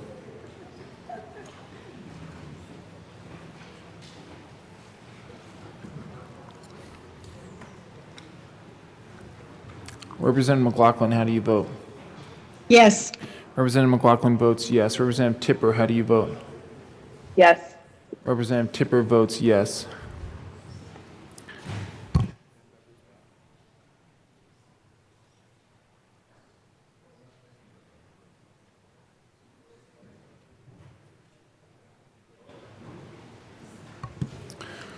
Please close the machine. With 59 aye votes, 5 no votes, and 1 excuse, House Bill 1030 is repassed as amended. Co-sponsors.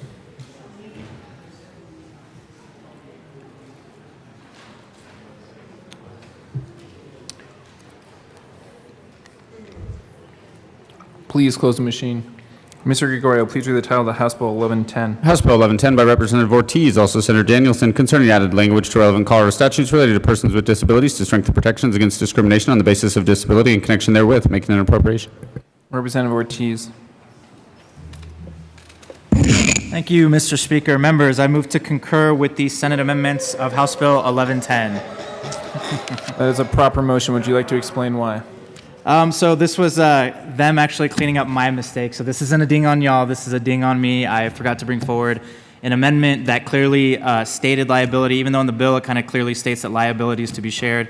Some of our stakeholders wanted to be clear on that each department's website was responsible for their content and to make sure they work with OIT and others to make it accessible. I urge and I vote. Thank you, Representative Ortiz. See no further discussion. The motion before us is to concur with Senate amendments to House Bill 1110. Mr. Gregorio, please open the machine, and members, please proceed to vote. Representative McLaughlin, how do you vote? Yes. Representative McLaughlin votes yes. Representative Tipper, how do you vote? Yes. Representative Tipper votes yes.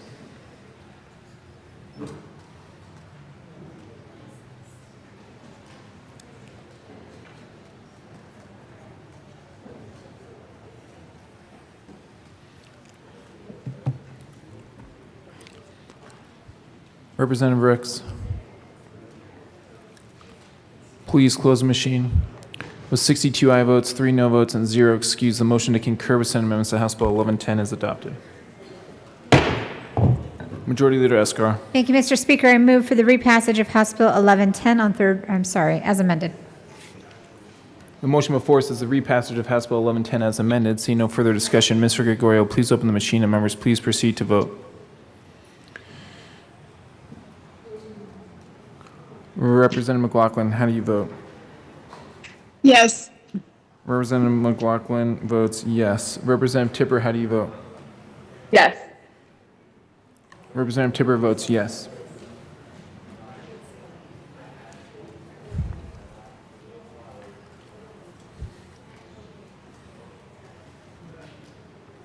Please close the machine. With 58 aye votes, 7 no votes, and 0 excused, House Bill 1110 is repassed as amended.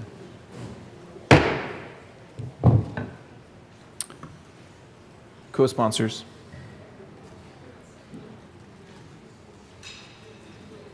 Please close the machine. Mr. Gregorio, please read the title to House Bill 1171. House Bill 1171 by Representatives Bradfield and Tatone, also Senators Buckner and Heisey, concerning the creation of the Kidney Disease Prevention and Education Task Force in connection therewith, making an appropriation. Representative Tatone. Thank you, Mr. Speaker.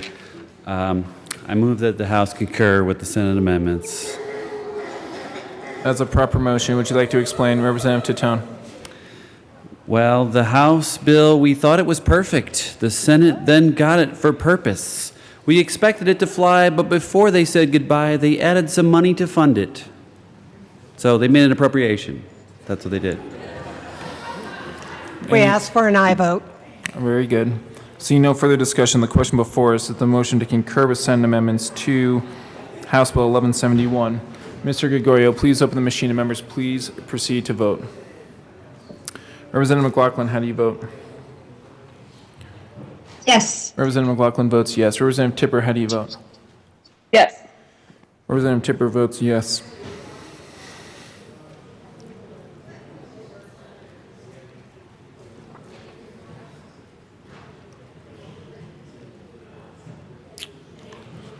Bacon, Caraveo, Hooton. Hooton. Please close the machine. With 47 aye votes, 18 no votes, and 0 excused, the motion to concur with Senate amendments to House Bill 1171 is adopted. Majority Leader Escar. Thank you, Mr. Speaker. I move for the repassage of House Bill 1171 as amended. The motion before us is the repassage of House Bill 1171 as amended. Seeing no further discussion, Mr. Gregorio, please open the machine, and members, please proceed to vote. Representative McLaughlin, how do you vote? Yes. Representative McLaughlin votes yes. Representative Tipper, how do you vote? Yes. Representative Tipper votes yes.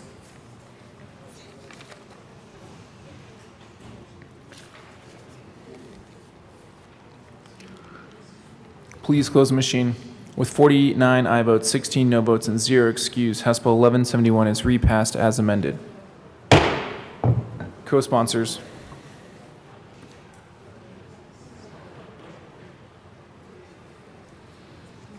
Please close the machine. Mr. Gregorio, please read the title of House Bill 1198.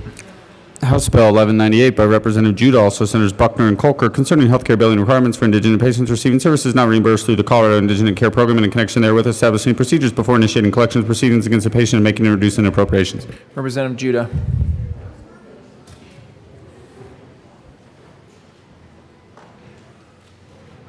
Thank you, Mr. Speaker. I move that the House concur with the Senate amendments. As properly moved. Would you like to explain? Representative Judah. Sure. The Senate made an exemption for student learning centers.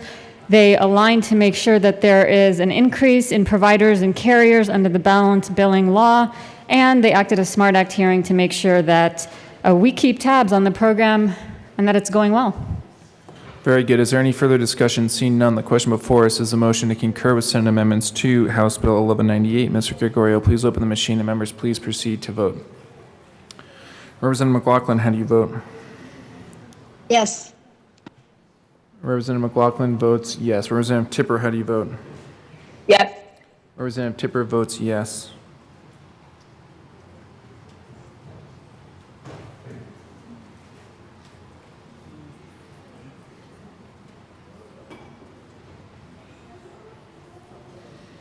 Please close the machine.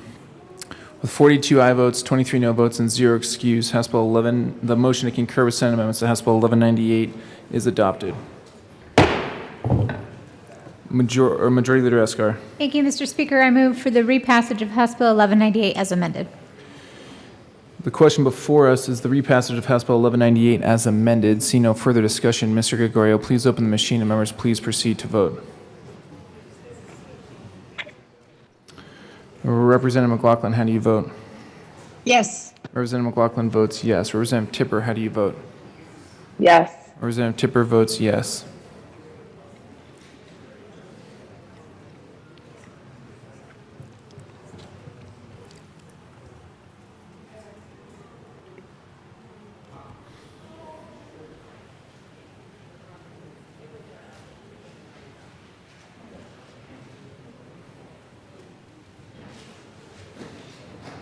Please close the machine. With 41 aye votes, 24 no votes, and 0 excused, House Bill 1198 is repassed as amended. Co-sponsors.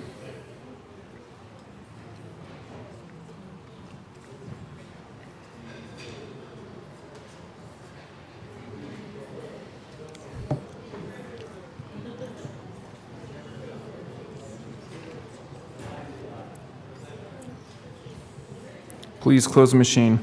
Mr. Gregorio, please read the title of the House Bill 1216. House Bill 1216 by Representatives Valdez and Van Winkle, also Senator Gonzalez, concerning the ability for certain marijuana licenses to change the designation of marijuana retail from retail to medical. Representative A. Valdez. Thank you, Mr. Speaker. I move that the House concur with Senate amendments to 1216. That is a proper motion. Would you like to explain? Yeah, there was some changes made to study medical to rec, rec to medical, and also an effective date change of 1 year out. So ask for an aye vote.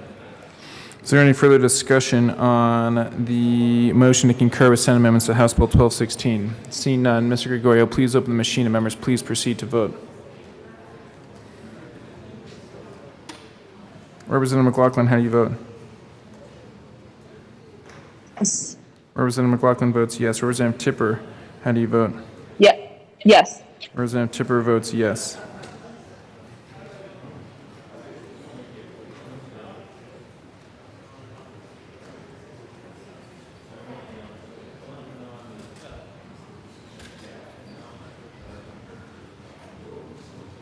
Please close the machine. With 46 aye votes, 19 no votes, and 0 excused, the motion to concur with Senate amendments to House Bill 1216 is adopted. Majority Leader Escar. Thank you, Mr. Speaker. I move for the repassage of House Bill 1216 as amended. That is a proper motion. Seeing no further discussion, Mr. Gregorio, the question before us is the repassage of House Bill 1216 as amended. So please open the machine and members please proceed to vote. Representative McLaughlin, how do you vote? Yes. Representative McLaughlin votes yes. Representative Tipper, how do you vote? Yes. Representative Tipper votes yes.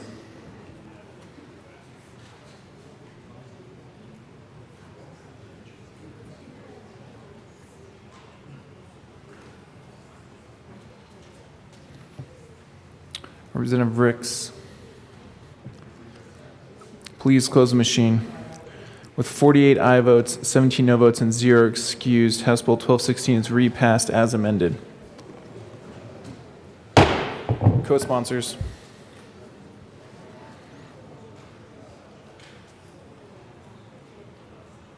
Please close the machine. Mr. Gregorio, please read the title of the House Bill 1260. House Bill 1260 by Representatives Garnett and Catlin, also Senators Donovan and Simpson, concerning transfers of money from the general fund to implement the state water plan in connection therewith, making an appropriation. Representative Catlin.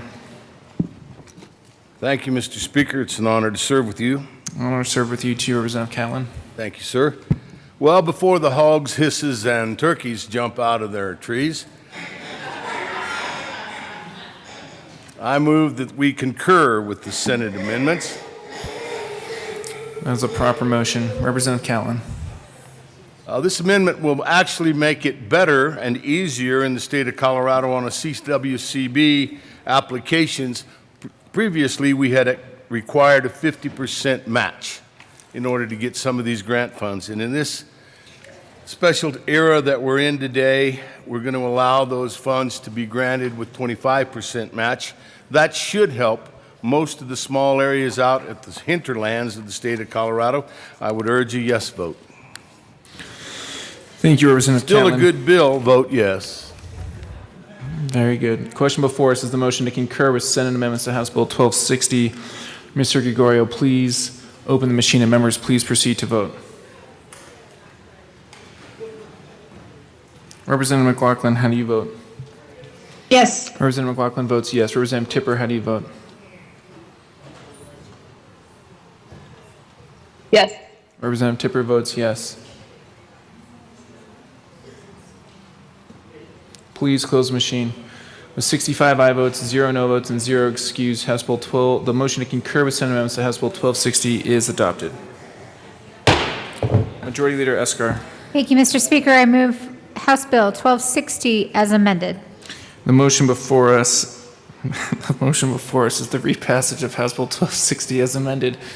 Mr. Gregorio, please open the machine and members, please proceed to vote. Representative McLaughlin, how do you vote? Yes. Representative McLaughlin votes yes. Representative Tipper, how do you vote? Yes. Representative Tipper votes yes.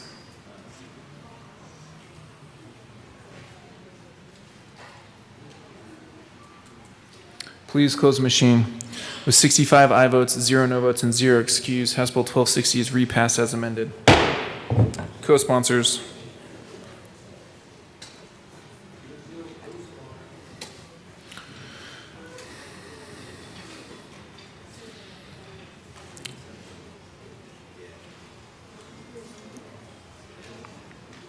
Please close the machine.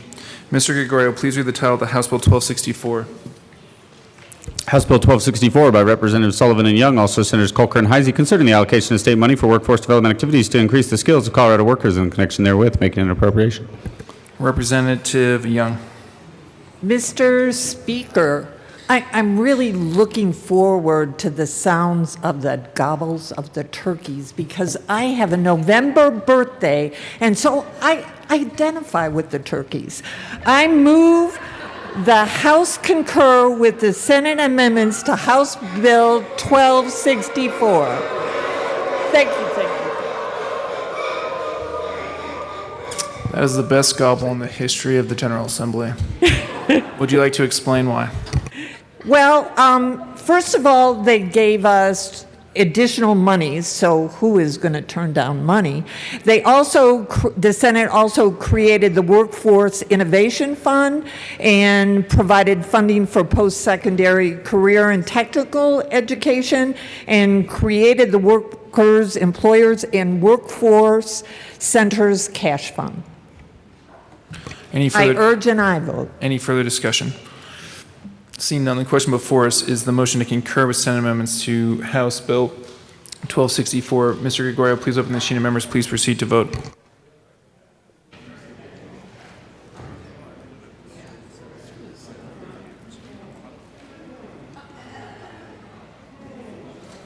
Representative McLaughlin, how do you vote? Yes. Representative McLaughlin votes yes. Representative Tipper, how do you vote? Yes. Representative Tipper votes yes. Please close the machine. With 46 aye votes, 19 no votes, and 0 excuse, the motion to concur with Senate amendments to House Bill 1264 is adopted. Majority Leader Escar.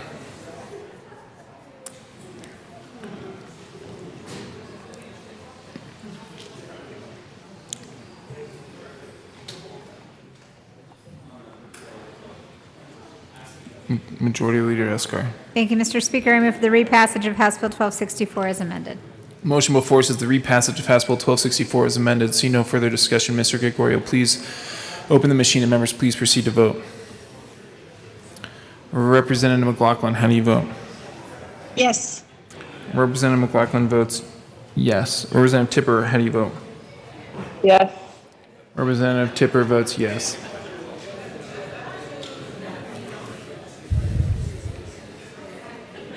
Bockenfeld. Please close the machine. With 46 aye votes, 19 no votes, and 0 excuse, House Bill 1264 is repassed as amended. Co-sponsors. We got way ahead of it. Okay. I think we're both on there. Please close the machine. Mr. Gregorio, please read the title of House Bill 1276. House Bill 1276 by Representatives Kennedy and Harrod, also Senators Pedersen and Priola, concerning the prevention of substance use disorders and in connection therewith, making an appropriation. Representative Herod. Thank you, Mr. Speaker. I move that the House concur with Senate amendments. As a proper motion, would you like to explain why? Representative Kennedy. Thank you, Mr. Speaker. Members, the Senate made a few language clarifications, and they also added a new program that we started working on in the House that is a way of integrating the PDMP into electronic health records. We ask for your support. Seeing no further discussion, the question before us is the motion to concur with Senate amendments to House Bill 1276. Mr. Gregorio, please open the machine and members please proceed to vote. Representative McLaughlin, how do you vote? Yes. Representative McLaughlin votes yes. Representative Tipper, how do you vote? Yes. Representative Tipper votes yes.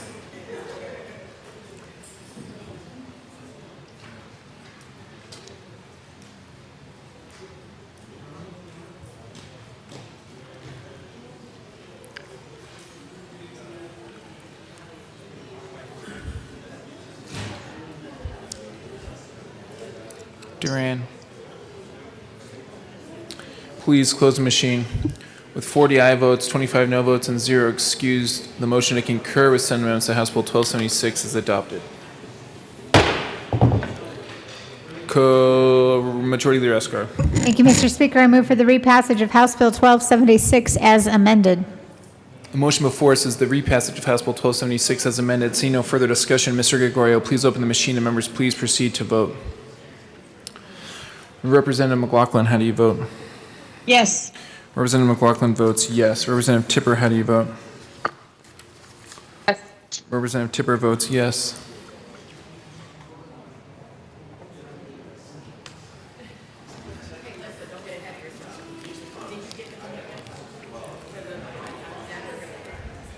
Please close the machine. 41 aye votes, 24 no votes, and 0 excused. House Bill 1276 is repassed as amended. Co-sponsors.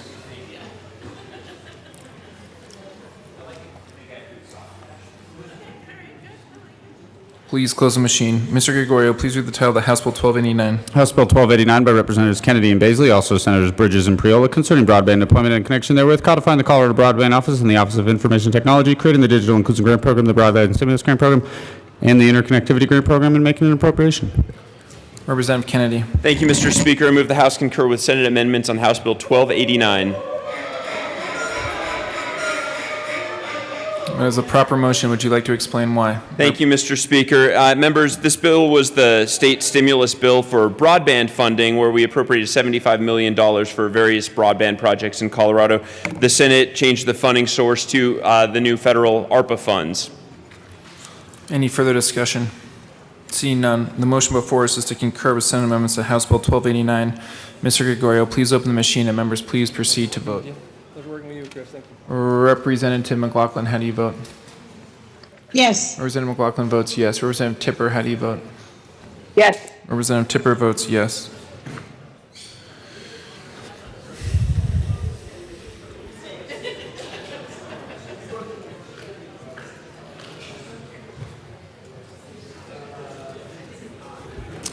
Please close the machine. With 54 aye votes, 11 no votes, and 0 excused, House Bill 1289, the motion to concur with Senate amendments to House Bill 1289 is adopted. Majority Leader Escar. Thank you, Mr. Speaker. I move for the repassage of House Bill 1289 as amended.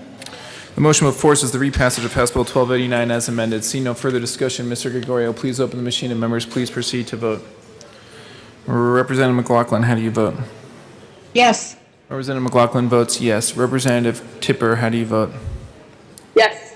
Representative Tipper votes yes.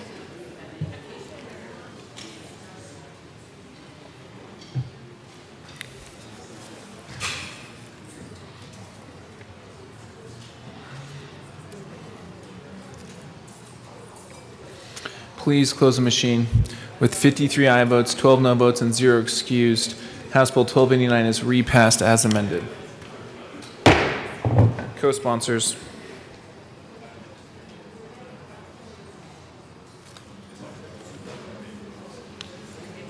Please close the machine. Mr. Gregorio, please read the title of House Bill 1294.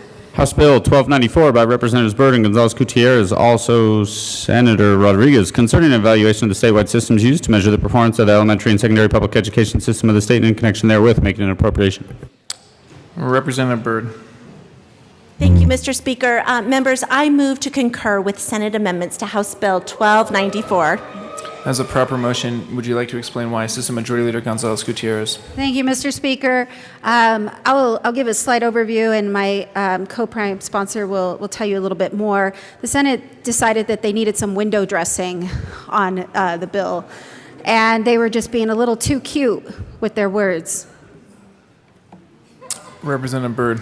Thank you, Mr. Speaker. Members, what the Senate did was add additional language to the legislative declaration to provide additional perspective on the history, the intent, and the efficacy of our state's accountability system. That said, however, all of the questions that we have set forth in 1294 all remain the same. The substance of the audit and our questions still stay the same. We ask for an aye vote. The motion before us is to concur with Senate amendments to House Bill 1294. Mr. Gregorio, please open the machine and members please proceed to vote. Representative McLaughlin, how do you vote? Yes. Representative McLaughlin votes yes. Representative Tipper, how do you vote? Yes. Representative Tipper votes yes.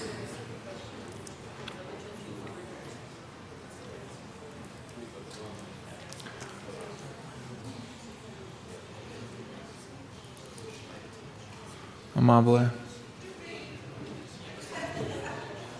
Please close the machine. With 41 aye votes, 24 no votes, and 0 excused, the motion to concur with Senate amendments to House Bill 1294 is adopted.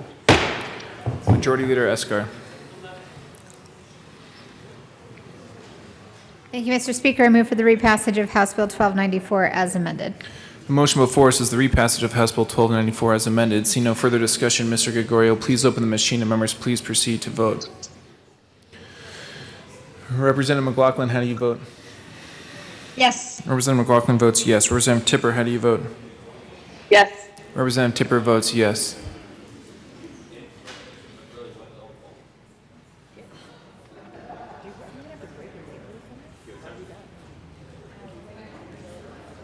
Please close the machine. With 41 aye votes, 24 no votes, and 0 excused, House Bill 1294 is repassed as amended.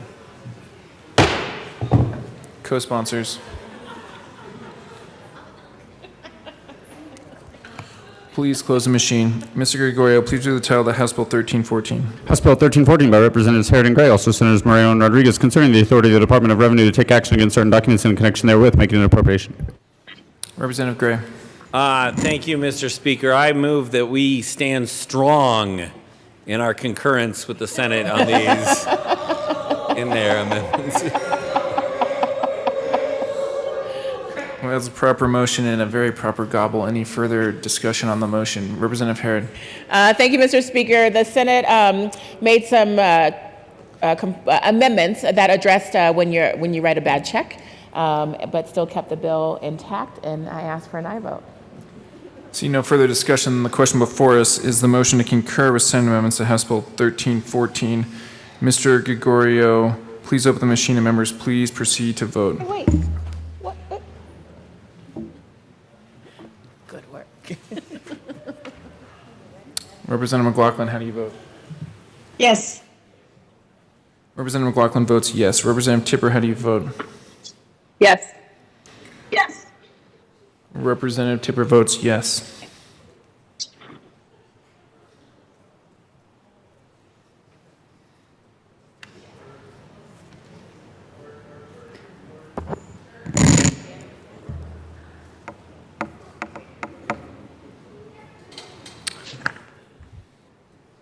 Please close the machine. With 49 aye votes, 16 no votes, and 0 excused, the motion to concur with Senate amendments to House Bill 1314 is adopted. Majority Leader Escar. Thank you, Mr. Speaker. I move for the repassage of House Bill 1314 as amended. Motion before us is the repassage of House Bill 1314 as amended. See no further discussion. Mr. Gregorio, please open the machine and members, please proceed to vote. Representative McLaughlin, how do you vote? One more time, sorry. Yes. Representative McLaughlin votes yes. Representative Tipper, how do you vote? Yes. Representative Tipper votes yes.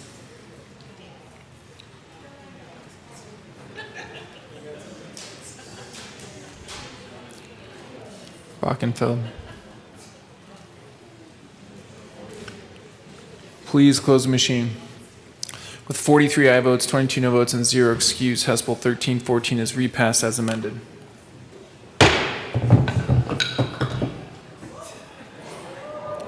Co-sponsors.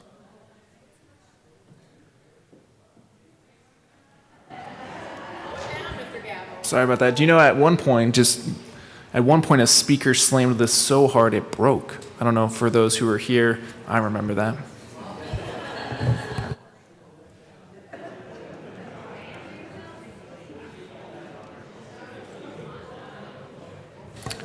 Please close the machine. Mr. Gregorio, please read the title of House Bill 1111. House Bill 1111 by Representative McKean, also Senators Bridges and Gonzalez, concerning the possession of certain personal information by governmental entities. Minority Leader McKean. Thank you, Mr. Speaker. It pains me to be here. Turns out they don't like words in the Senate, so they got rid of during the 2022 interim and just said they'll get their work done. They also said that they'll just complete their work. So they took away words, they added words, probably equal number of letters in the end. I don't want an aye vote, but I urge an aye vote. Oh, I move that we concur. The motion before us is to concur with Senate amendments to House Bill 1111. See no further discussion. Mr. Gregorio, please open the machine and members, please proceed to vote. Representative McLaughlin, how do you vote? Yes. Representative McLaughlin votes yes. Representative Tipper, how do you vote? Yes. Representative Tipper votes yes.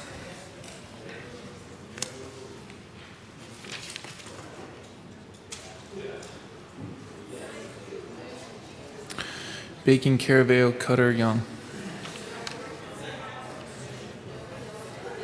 Please close the machine. With 58 aye votes, 7 no votes, and 0 excuse, the motion to concur with Senate amendments to House Bill 1111 is adopted. Majority Leader Escar. Thank you, Mr. Speaker. I move for the repassage of House Bill 1111 as amended. The motion before us is the repassage of House Bill 1111 as amended. See no further discussion. Mr. Gregorio, please open the machine and members, please proceed to vote. Representative McLaughlin, how do you vote? Yes. Representative McLaughlin votes yes. Representative Tipper, how do you vote? Yes. Representative Tipper votes yes.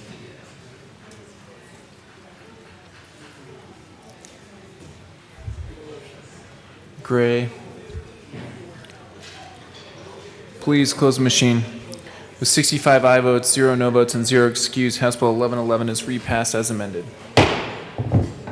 Co-sponsors.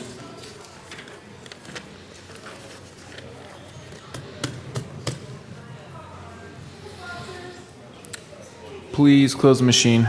Mr. Gregorio, please read the title of the House Bill 1261.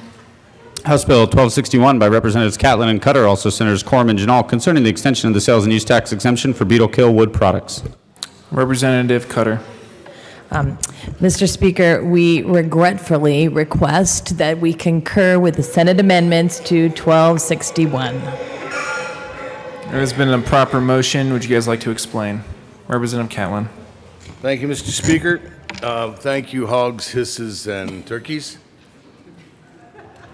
The amendment that they've attached to this is simply to stop this bill from going back in time and making refunds to people that had purchased beetle kill wood. It does not change any other part of the bill.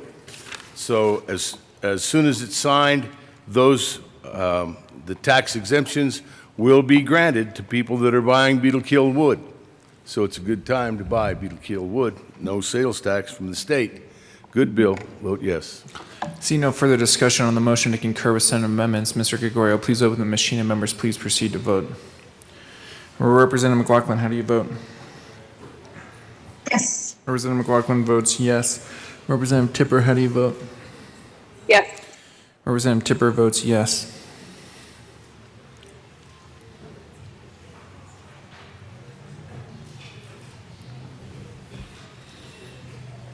Please close the machine. With 62 aye votes, 3 no votes, and 0 excused, the motion to concur with Senate amendments to 1261 is adopted. Majority Leader Escar. Thank you, Mr. Speaker. I move for the repassage of House Bill 1261 as amended. The motion before us is the repassage of House Bill 1261 as amended. See no further discussion. Mr. Gregorio, please open the machine and members please proceed to vote. Representative McLaughlin, how do you vote? Yes. Representative McLaughlin votes yes. Representative Tipper, how do you vote? Yes. Representative Tipper votes yes.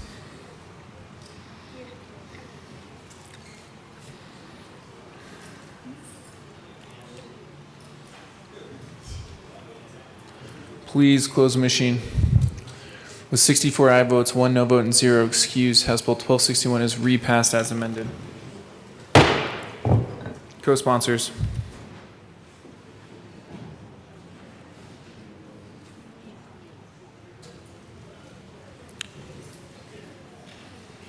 Please close the machine. Mr. Gregorio, please read the title of House Bill 1209. House Bill 1209 by Representatives Gonzalez, Gutierrez, and Doherty, also Senator Lee, concerning offenders who committed an offense when under 21 years of age in connection therewith, making an appropriation. Representative Doherty. Mr. Speaker, I move the House concur with the Senate amendments to House Bill 1209. That's a proper motion. Assistant Majority Leader Gonzalez Gutierrez. Thank you, Mr. Speaker. Members, the Senate clarified that a calendar year remains 12 months without earned time and changed the years served back to the 25 and 30. I ask for an aye vote. Seeing no further discussion, the motion before us is to concur with Senate amendments to House Bill 1209. Mr. Gregorio, please open the machine and members please proceed to vote. Representative McLaughlin, how do you vote? Yes. Representative McLaughlin votes yes. Representative Tipper, how do you vote? Yes. Representative Tipper votes yes.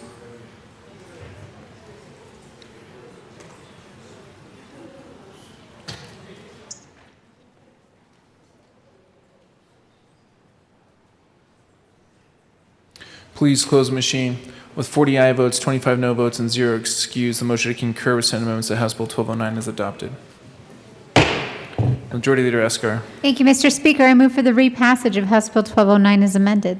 The motion before us is the repassage of House Bill 1209 as amended. See no further discussion. Mr. Gregorio, please open the machine and members please proceed to vote. Representative McLaughlin, how do you vote?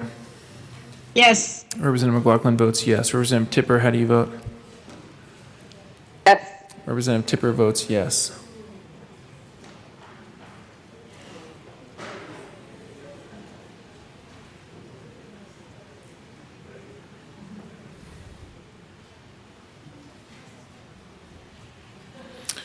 Representative Kennedy is coming down the hallway.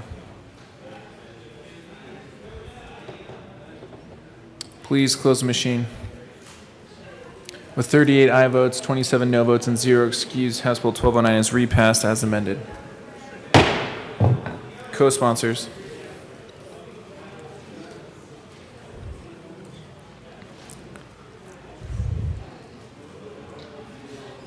Please close the machine. Mr. Gregorio, please read the title of House Bill 1005. House Bill 1005 by Representatives Mullica and Carveo, also Senator Garcia, concerning the establishment of the Healthcare Service Reserve Corps Task Force in connection therewith, making an appropriation. Representative Mullica. Thank you, Mr. Speaker. I move to concur with amendments to House Bill 1005. Representative Carveo. Thank you, Mr. Speaker. In the Senate, they reduced the appropriation to reflect the amendments that we did in the House. We ask for an aye vote. Seeing no further discussion, the question before us is to concur with Senate amendments to House Bill 1005. Mr. Gregorio, please open the machine and members please proceed to vote. Representative McLaughlin, how do you vote? Yes. Representative McLaughlin votes yes. Representative Tipper, how do you vote? Yes. Representative Tipper votes yes.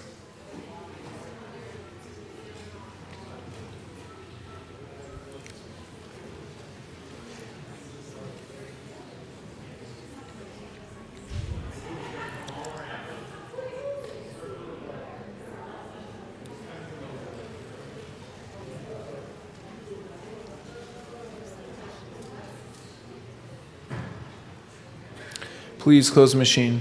With 42 aye votes, 23 no votes, and 0 excused, the motion to concur with Senate amendments to House Bill 1005 is adopted. Majority Leader Escar. Thank you, Mr. Speaker. I move for the repassage of House Bill 1005 as amended. The question before us is the repassage of House Bill 1005 as amended. See no further discussion. Mr. Gregorio, please open the machine and members please proceed to vote.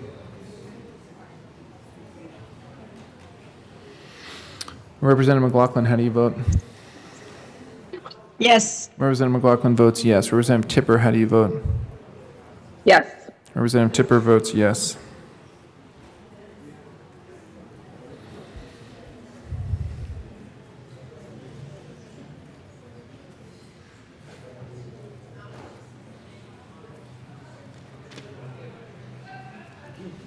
Please close the machine.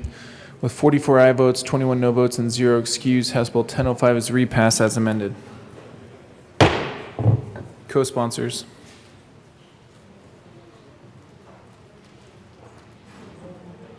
Please close the machine. Mr. Gregorio, please read the title of the House Bill 1014. House Bill 1014 by Representatives Michelson, Janae Baisley, also Senator Danielson, concerning the ability of a person to voluntarily disclose disability information to the Department of Revenue in connection therewith, making an appropriation. Representative Michelson, Janae. Thank you, Mr. Speaker. Members, I know this may be very foul to you, but I move to concur with Senate amendments on House Bill 1014. As a proper motion, would you guys like to explain? Yes, in the Senate, members of the disability community requested we put some guardrails around who could get the ID as it is described in the Americans with Disabilities Act. I ask for an aye vote. Representative Baisley.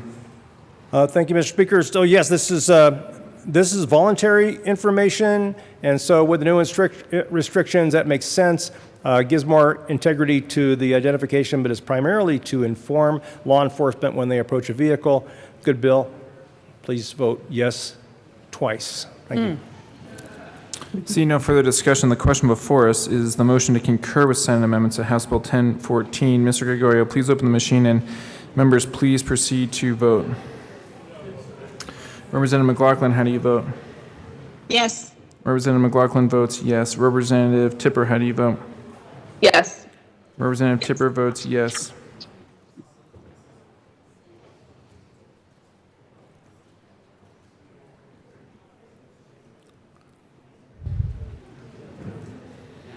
Duran, Hooten, Ortiz. Hooten. Please close the machine. With 64 aye votes, 1 no vote, and 0 excused, the motion to concur with Senate amendments to House Bill 1014 is adopted. Majority Leader Escar. Thank you, Mr. Speaker. I move for the repassage of House Bill 1014 as amended. The motion before us is the repassage of House Bill 1014 as amended. See no further discussion. Mr. Gregorio, please open the machine and members please proceed to vote. Representative McLaughlin, how do you vote? Yes. Representative McLaughlin votes yes. Representative Tipper, how do you vote? Yes. Representative Tipper votes yes.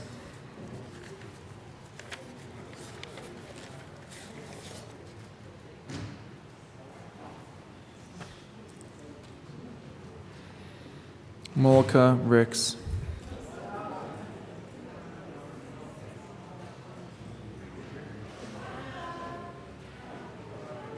Please close the machine. With 65 aye votes, 0 no votes, and 0 excused, House Bill 1014 is repassed as amended.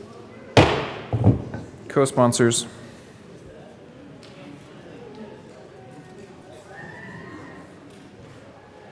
Please close the machine. Mr. Gregorio, please read the title of the House Bill 1271. House Bill 1271 by Representatives McCluskey and Judah, also Senator Gonzalez, concerning the establishment of programs offering state assistance to local governments to promote the development of innovative, affordable housing strategies in a manner that is compatible with best local land use practices and in connection therewith making an appropriation. Representative Judah. Thank you, Mr. Speaker. I move that the House concur with the Senate for House Bill 1271. For proper motion, Representative McCluskey. Thank you, Mr. Speaker. So, three good things. We strengthened our focus on racial equity in the housing toolkit, really helping communities do a better job in focusing on reducing disparities. We increased the ability for local governments to better utilize accessory dwelling units, but most importantly, we added $35 million to help local governments expand their efforts around affordable housing. We ask for an aye vote. Seeing no further discussion, the question before us is to concur with Senate amendments to House Bill 1271. Mr. Gregorio, please open the machine and members please proceed to vote. Representative McLaughlin, how do you vote? Yes. Representative McLaughlin votes yes. Representative Tipper, how do you vote? Yes. Representative Tipper votes yes.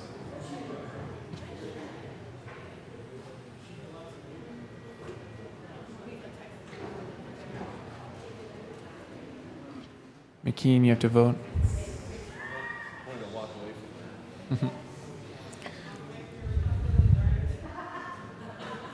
Please close the machine. With 41 aye votes, 24 no votes, and 0 excused, the motion to concur with Senate amendments to House Bill 1271 is adopted. Majority Leader Escar. Thank you, Mr. Speaker. I move for the repassage of House Bill 1271 as amended. The question before us is the repassage of House Bill 1271 as amended. See no further discussion. Mr. Gregorio, please open the machine and members please proceed to vote. Representative McLaughlin, how do you vote? Yes. Representative McLaughlin votes yes. Representative Tipper, how do you vote? Yes. Representative Tipper votes yes. Mullica, Holtorf, McKean.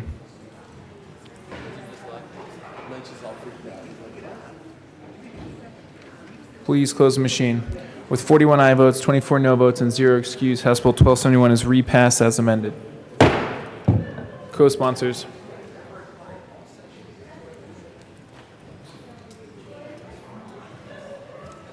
Please close the machine. Mr. Gregorio, please read the title of the House Bill 1285. House Bill 1285 by Representatives Benavides and Harris, also Senators Hawkins, Lewis, and Buckner, concerning the allocation of general fund money to provide support to creative art industries and in connection therewith making an appropriation. Representative Herod. Thank you, Mr. Speaker. I move that the House concur with Senate amendments. That's a proper motion. Would you like to explain? Thank you, Mr. Speaker. The Senate added funding for the arts. They plussed up the CCI funding by $12 million and $1 million for film. I ask for an aye vote. Any further discussion? Seeing none, the question before us is the motion to concur with Senate amendments to House Bill 1285. Mr. Gregorio, please open the machine and members please proceed to vote. That was easy. Representative McLaughlin, how do you vote? Yes. Representative McLaughlin votes yes. Representative Tipper, how do you vote? Yes. Representative Tipper votes yes.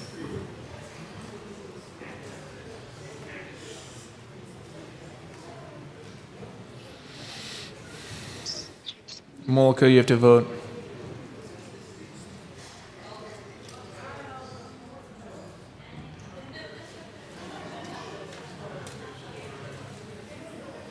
Please close the machine. With 41 aye votes, 24 no votes, and 0 excused, the motion to concur with Senate amendments to House Bill 1285 is adopted. Co-sponsors. I'm sorry, Majority Leader Escar. Thank you, Mr. Speaker. I move for the repassage of House Bill 1285 as amended. The motion before us is the repassage of House Bill 1285 as amended. See no further discussion. Mr. Gregorio, please open the machine and members please proceed to vote. Representative McLaughlin, how do you vote? Yes. Representative McLaughlin votes yes. Representative Tipper, how do you vote? Yes. Representative Tipper votes yes. Amable Hooten. Please close the machine.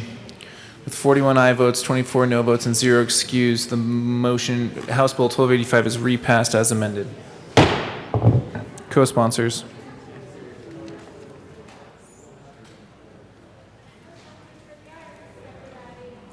Please close the machine. Mr. Gregorio, please read the title of the House Bill 1286. House Bill 1286 by Representatives Kipp and Valdez, also Senators Priol and Pedersen, concerning measures to improve energy efficiency and in connection therewith requiring owners of large buildings to collect and report on energy use benchmarking data and comply with rules regarding performance standards related to energy and greenhouse gas emissions and modifying statutory requirements regarding energy performance contracts. Representative A. Valdez. Thank you, Mr. Speaker. It's an honor to serve with you. It's an honor to serve with you too, Representative A. Valdez. I move that the House concur with Senate Amendments 1286. Well, that is a proper motion. Would you guys like to explain? Well, actually, we started what the House needed to complete when the bill was over in the House. So I really kind of feel like they're more like House amendments, but they were technically done in the Senate. And also just needed to clarify that this bill is intended to support the Air Quality Control Commission's overarching comprehensive efforts to meet the statewide greenhouse gas targets established in 2019 by beginning to address emissions from buildings. It does not replace or diminish the AQCC's authority and obligation to achieve the goals as to buildings or any other sector of the economy or Colorado's economy as a whole. So I urge a yes vote. Any further discussion? Seeing none, the question before us is the motion to concur with Senate amendments to House Bill 1286. Mr. Gregorio, please open the machine and members please proceed to vote. Representative McLaughlin, how do you vote? Yes. Representative McLaughlin votes yes. Representative Tipper, how do you vote? Yes. Representative Tipper votes yes.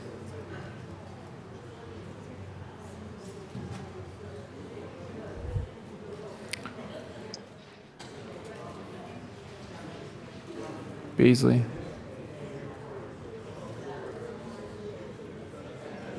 Please close the machine.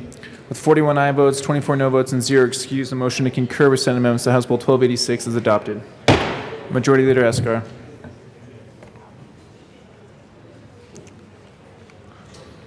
Thank you, Mr. Speaker. I move for the repassage of House Bill 1286 as amended. See no further discussion. The motion before us is the repassage of House Bill 1286 as amended. Mr. Gregorio, please open the machine and members please proceed to vote. Representative McLaughlin, how do you vote? Yes. Representative McLaughlin votes yes. Representative Tipper, how do you vote?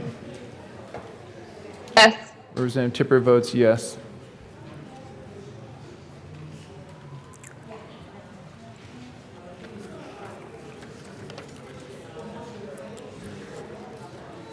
Duran, Hooten, Mollica. Hooten, Mollica. Mollica.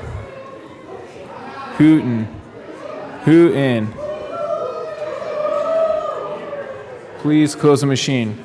With 41 aye votes, 24 no votes, and 0 excused, House Bill 1286 is repassed as amended. Co-sponsors.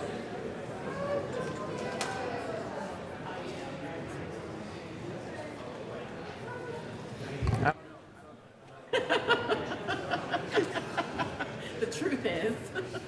I think she does. You have to go first.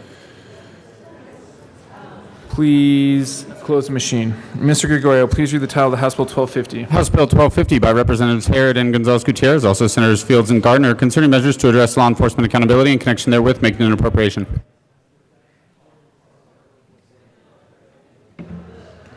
Sorry, Assistant Majority Leader Gonzalez Gutierrez. Thank you, Mr. Speaker. I move that the House concur with the Senate amendments on House Bill 1250. That is a proper motion. Any further discussion? Representative Harrod. Thank you, Mr. Speaker.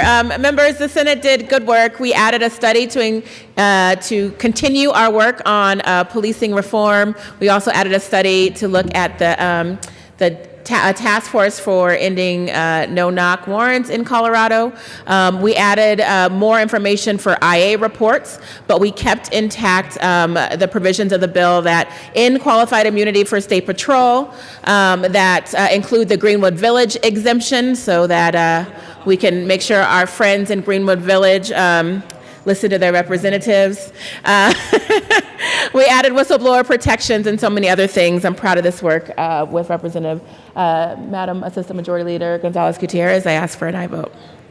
Seeing no further discussion, the question before us is the motion to concur with Senate amendments to House Bill 1250. Mr. Gregorio, please open the machine and members please proceed to vote.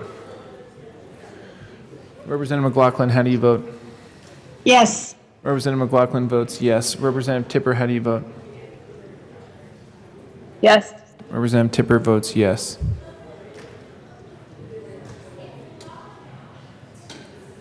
Please close the machine. With 44 aye votes, 21 no votes, and 0 excused, the motion to concur with Senate amendments to House Bill 1250 is adopted. Majority Leader Eskar. Thank you, Mr. Speaker. I move for the repassage of House Bill 1250 as amended. The motion before us is the repassage of House Bill 1250 as amended. See no further discussion. Mr. Gregorio, please open the machine and members please proceed to vote.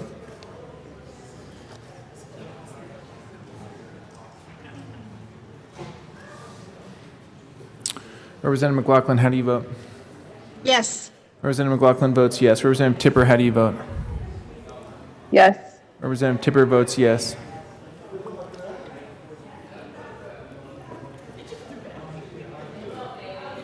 Burnett, Holtorf. Please close the machine. With 41 aye votes, 24 no votes, and 0 excused, House Bill 1250 is repassed as amended. Co-sponsors.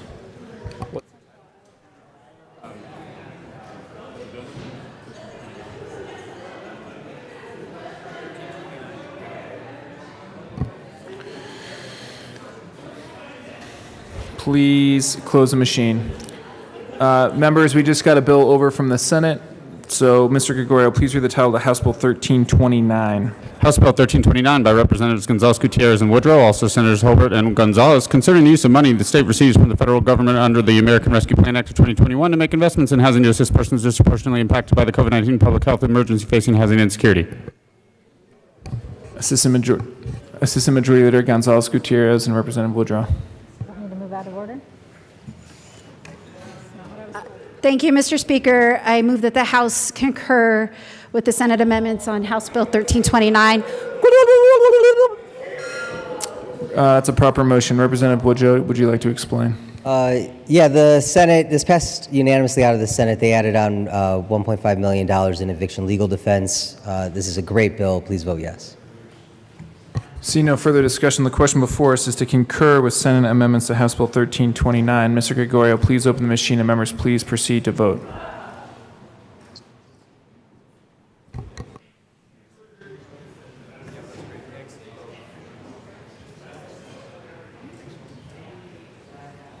Representative McLaughlin, how do you vote? Yes. Representative McLaughlin votes yes. Representative Tipper, how do you vote? Yes. Representative Tipper votes yes.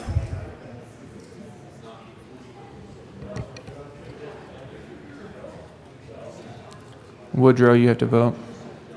Sandridge. Please close the machine. With 41 aye votes, 24 no votes, and 0 excused, the motion to concur with Senate amendments to House Bill 1329 is adopted. Majority Leader Eskar. Thank you, Mr. Speaker. I move for the repassage of House Bill 1329 as amended. Representative Exum. Thank you, Mr. Speaker. I request to take 21C on this vote. Thank you. So approved. The question before us is the repassage of House Bill 1329 as amended. See no further discussion. Mr. Gregorio, please open the machine and members please proceed to vote. Representative McLaughlin, how do you vote? Yes. Representative McLaughlin votes yes. Representative Tipper, how do you vote? Yes. Representative Tipper votes yes. Benavides. Please close the machine. With 40 aye votes, 24 no votes, and 1 excuse, House Bill 1329 is repassed as amended. Co-sponsors.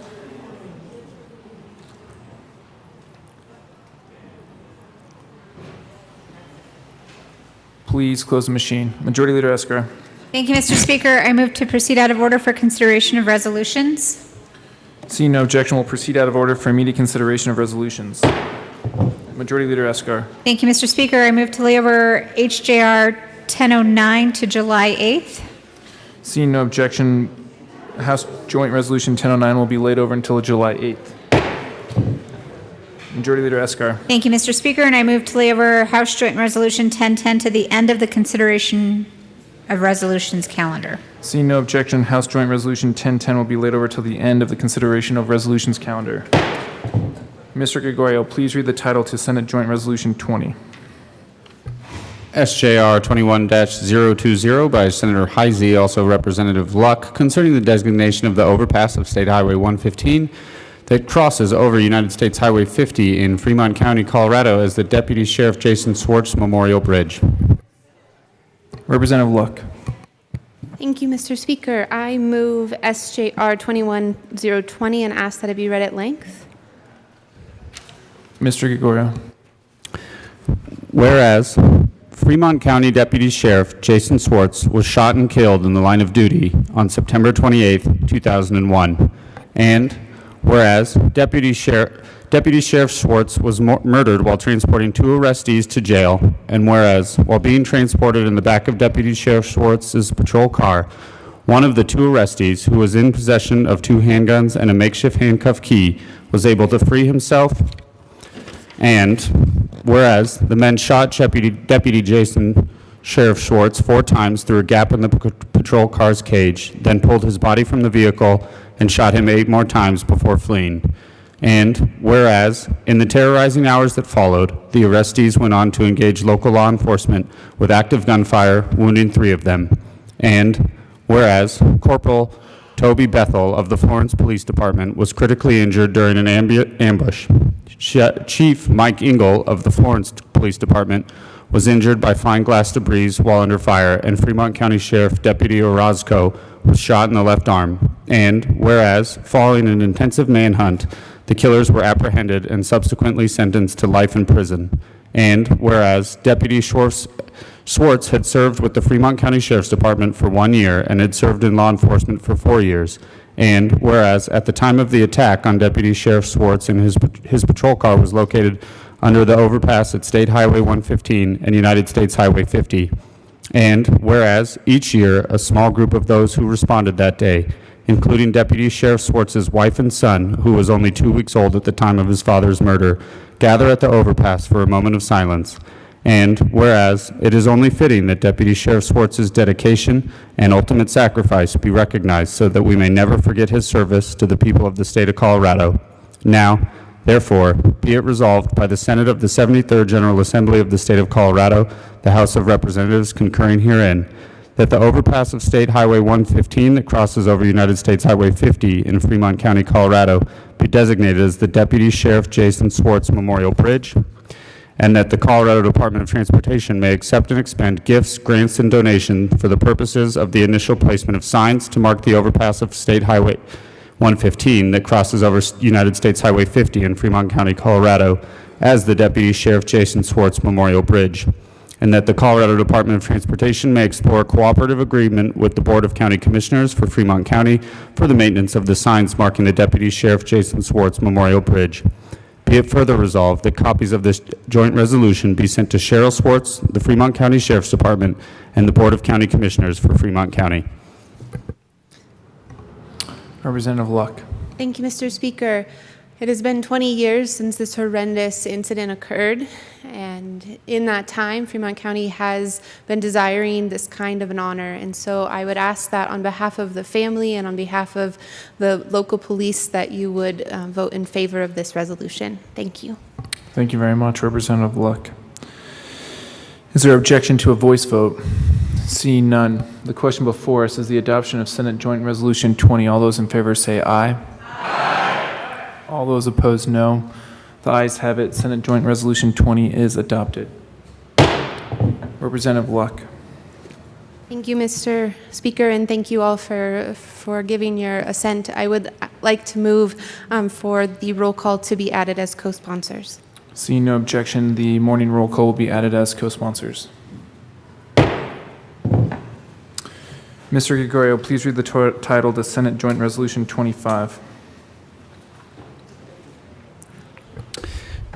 SJR 21-025 by Senators Fenberg and Holbert, also Representatives Escar and McKean, concerning the convening date for the 2022 second regular session of the 73rd General Assembly.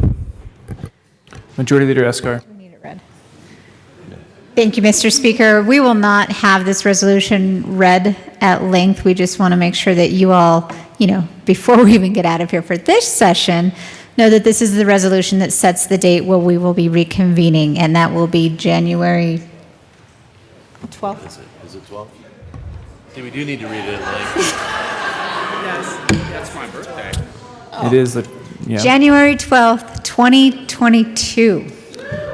Minority Leader McKean. I went to a meeting a while back, and when we sat down, they're like, "Get out your calendars. When are we coming back?" I'm like, "Whoa, we haven't figured out what we got done in this meeting." January the 12th, which is also Mr. Gregorio's birthday.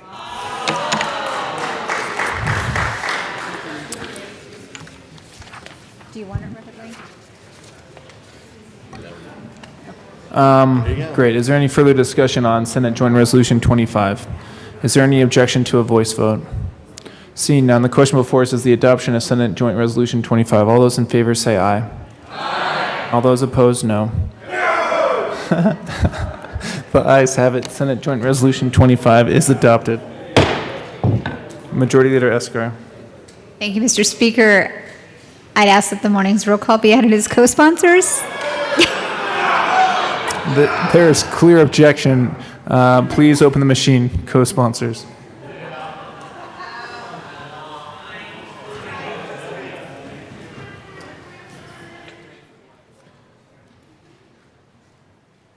Please close the machine. Mr. Gregorio, please read the title of the House Resolution 1005. H.R. 21-1005 by Representative Garnett concerning the approval by the House of Representatives of the Speaker's appointment of Annie Cow to fill the House appointee vacancy on the Independence Ethics Commission. Mr. Speaker. Thank you, Madam Speaker Pro Tem. I move House Resolution 1005. You've heard the motion. Mr. Speaker. Thank you, Madam Speaker Pro Tem. Members, I won't have this read at length, but I hope to earn your support on House Resolution 1005 to appoint Annie Gao to the Independent Ethics Commission. I've known Annie for 30 years, not my whole life, but most of my life. She has been an attorney who's worked here in Denver for a very long time. She's worked for a couple of different law firms. She's worked for Vail Resorts. She cares deeply about the state of Colorado. She is not partisan, but she's very, very smart. She's going to be a great representative, if so adopted by the body, to be on the Independent Ethics Commission to help sort through issues around our gift ban, around issues in our Constitution. She will be a fair arbiter.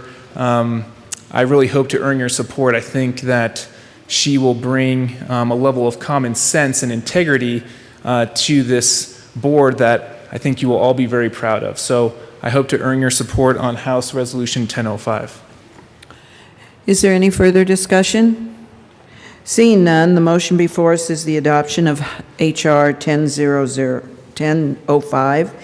Is there any objection to a voice vote? There's been objection.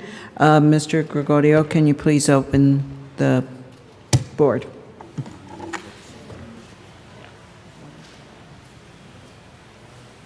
That's not right.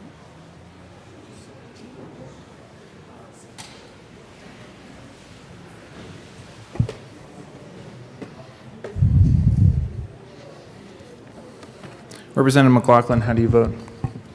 Yes. Representative McLaughlin votes yes. Representative Tipper, how do you vote?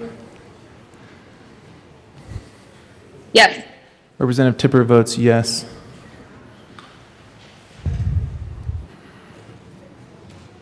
Representative Baisley, Gray.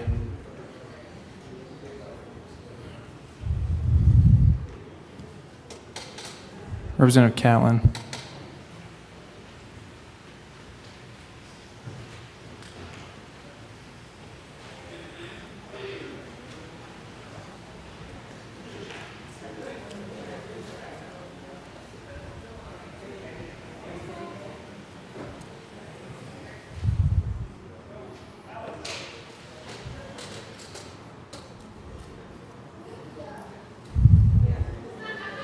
That's a $10 fine.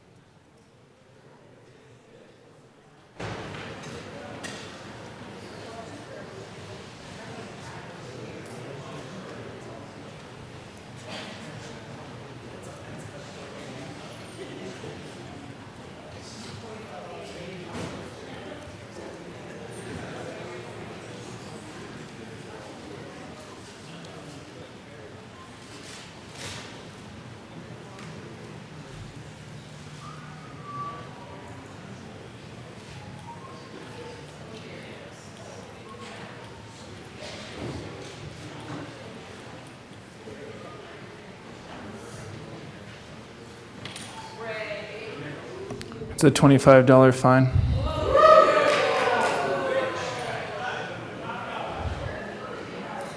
And that's a $30 fine for Representative Molka. Please close the machine.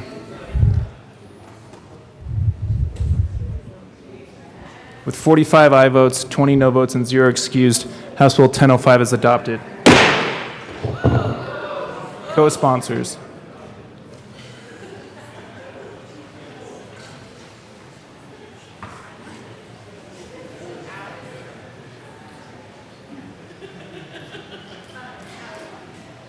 Representative Tipper McLaughlin, co-sponsor.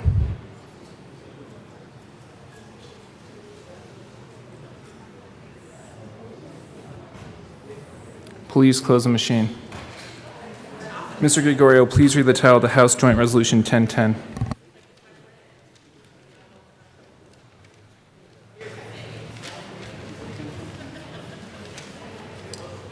Whose phone is that?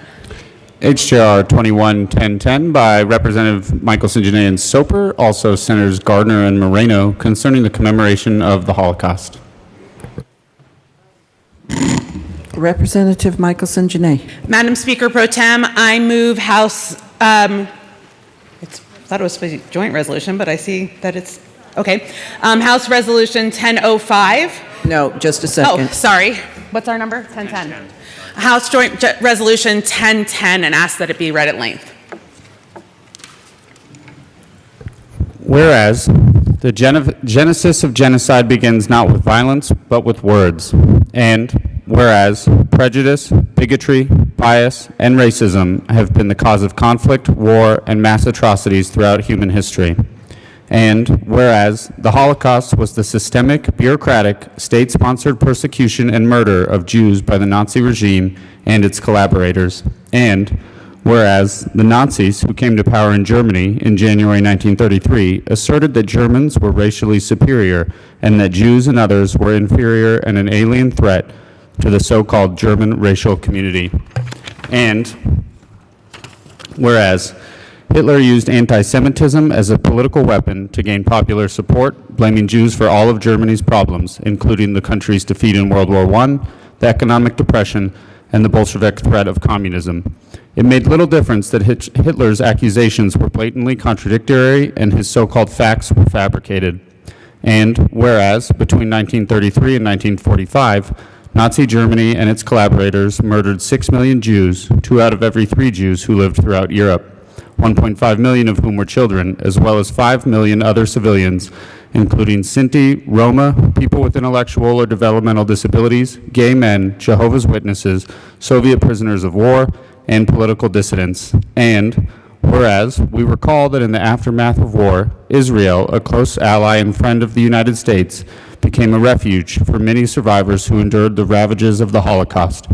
And whereas we gratefully acknowledge the more than 26,500 non-Jews who, at great risk to themselves, saved Jews during the Holocaust from extermination and have been designated righteous among the nations of Yad Vashem, the World Holocaust Remembrance Center. And whereas today, as we mourn the loss of those who were killed and consider the terrible experience of those who suffered and lived through the Holocaust, we note that anti-Semitic acts are not a thing of the past. According to the Anti-Defamation League in Colorado, the number of reported anti-Semitic incidents has doubled since 2018, with over 60 reported incidents of anti-Semitism in both 2019 and 2020. Nationally, anti-Semitic incidents remain at a historically high level, with well over half of Jewish Americans experiencing or directly witnessing some form of anti-Semitic incident, and globally, there has also been an increase in anti-Semitic incidents, and some Jews feel more isolated and vulnerable. As a result, and whereas we must also acknowledge that the ethnic cleansing, genocide, terrorism, crimes against humanity, and wars on civilian population are not relics of the past, and whereas, regretfully, the phrase "never again" has become yet again, as we see today and in the recent past with so much brutality in places like Myanmar, Syria, Iraq, Nigeria, Bosnia, Cambodia, Rwanda, the Central African Republic, the Sudan, and the South Sudan, And whereas today, while we remember the Holocaust, we focus our attention on the passing of Holocaust survivors who provided first-hand accounts of the terrors they endured, leaving their children and grandchildren as the last generations to know the stories of the Holocaust directly from those who lived through it.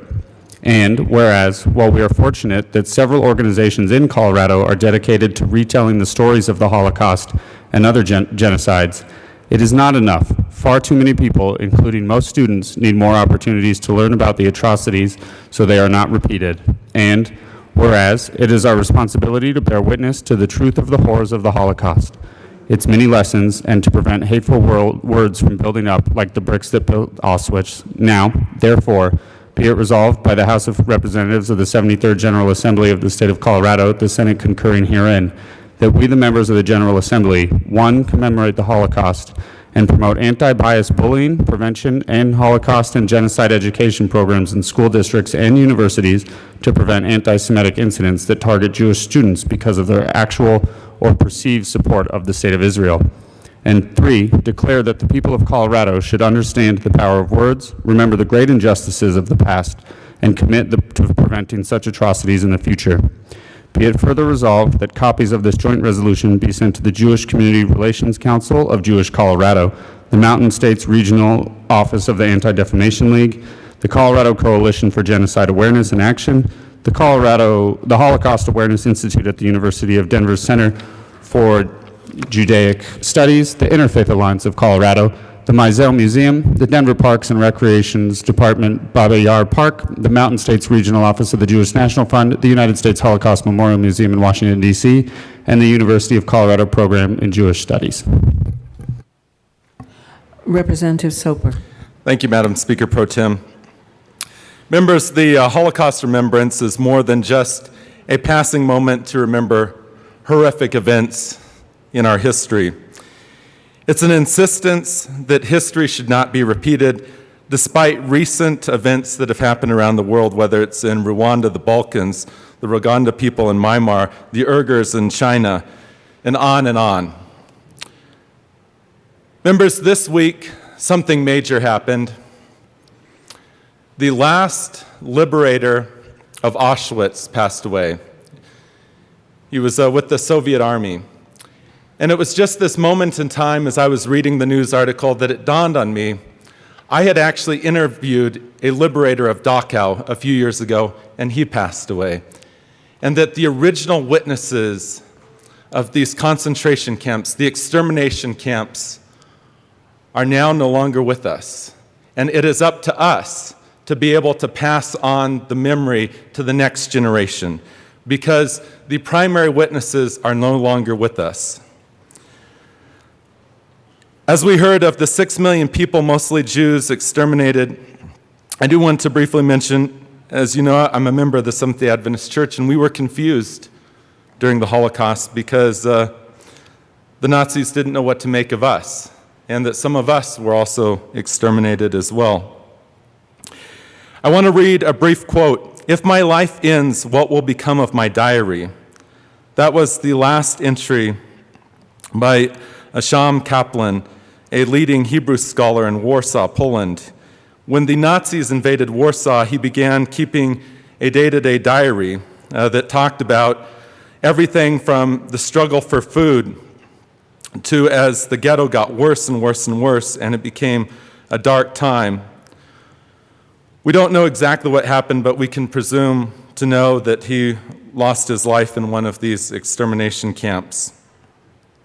In the aftermath of World War II, the international community worked hard by developing the United Nations. They signed the Universal Declaration of Human Rights to assure that the atrocities of the 1930s and the 1940s would never happen again.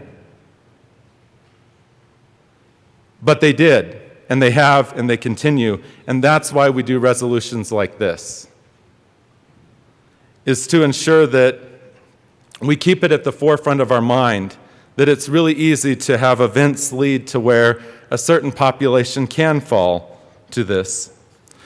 I want to conclude my brief remarks here by reading a quote from Elie Wiesel, who is someone that I've always enjoyed reading his works. He wrote Night.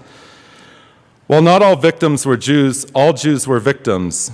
Jews were destined for annihilation solely because they were born Jewish. They were doomed not because something they had done or proclaimed or acquired, but because of who they were, sons and daughters of Jewish people. As such, they were sentenced to death collectively.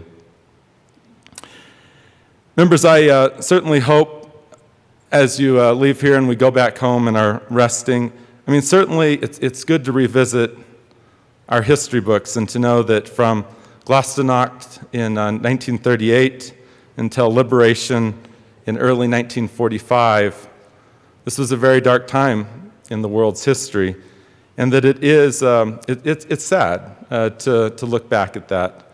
But it also is something that I hope we can reflect upon and learn from, and to continue to be able to pass on to our kids that we never want to see these atrocities again.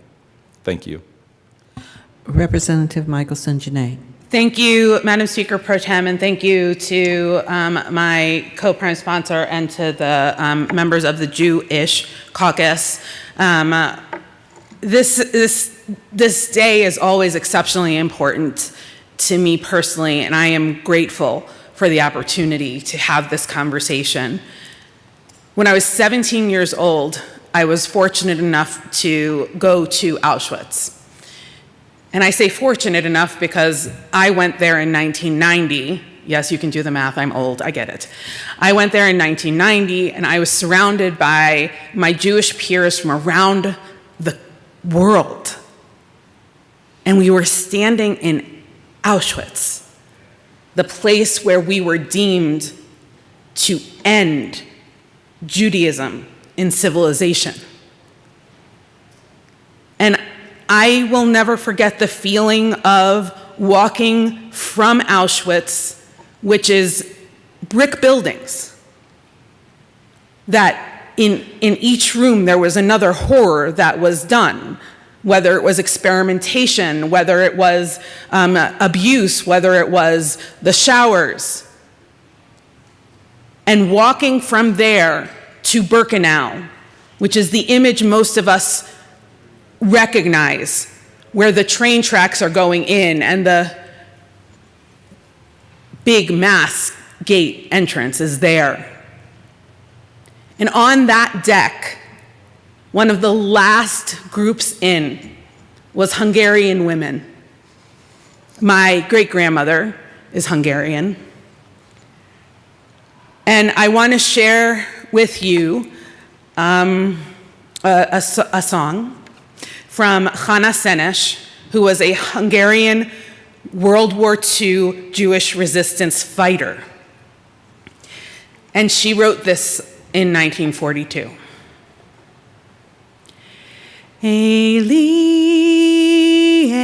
Eli, shelo yigamer liolam, hachol vehayam, rishru shel hamayim, verak hashamayim, tfilat adam.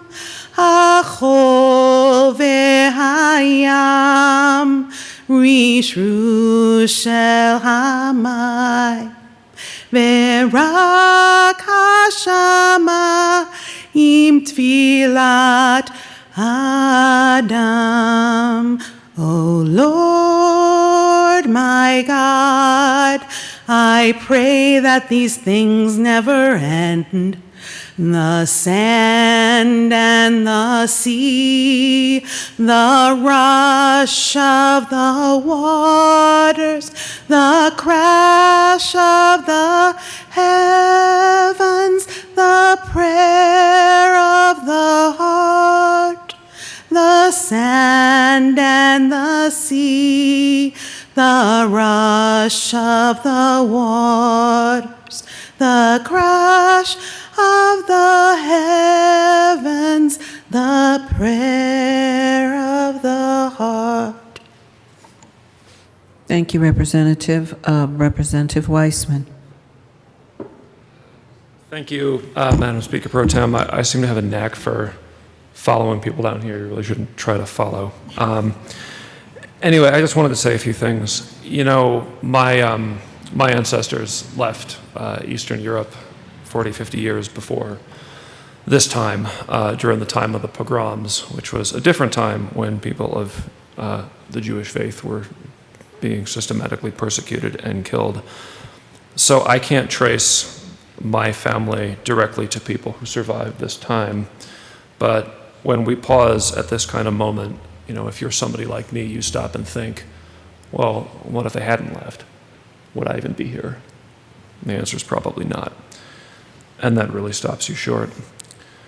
So I think I wanted to just say two things, and they both have to do with words and language.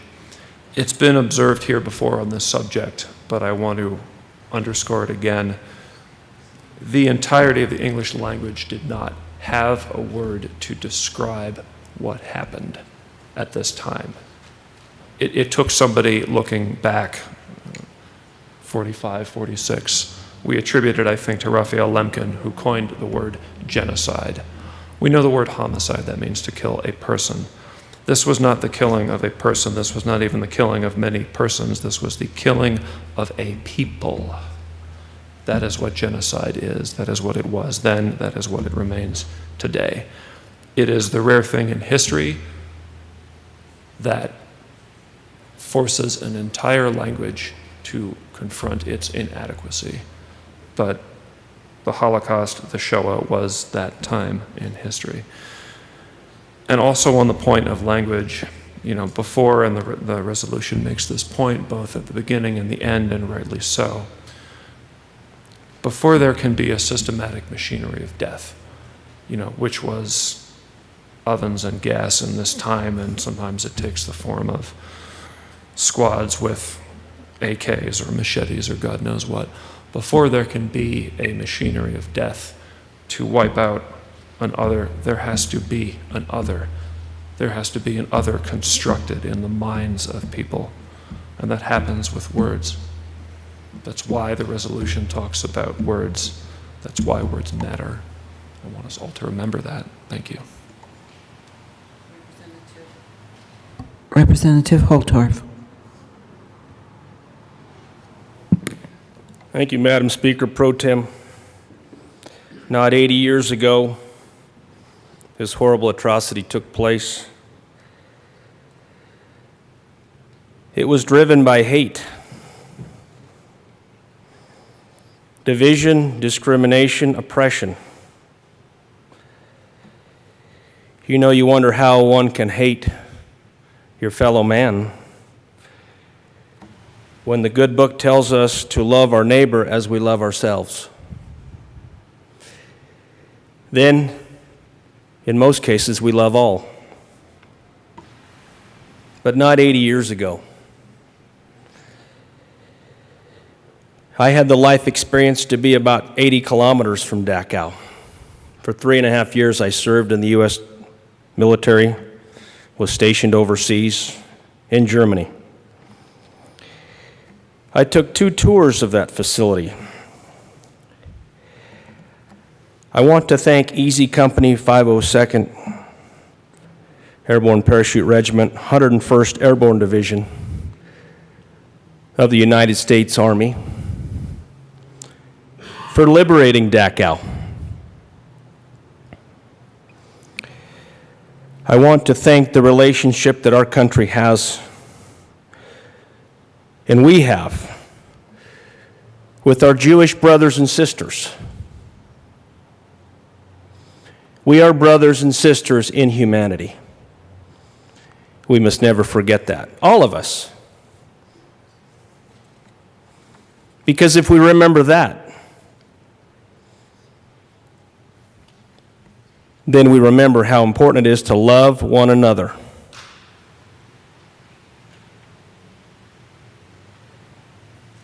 We need to wash away the world of those who seek to divide us and to join together as people in the human race.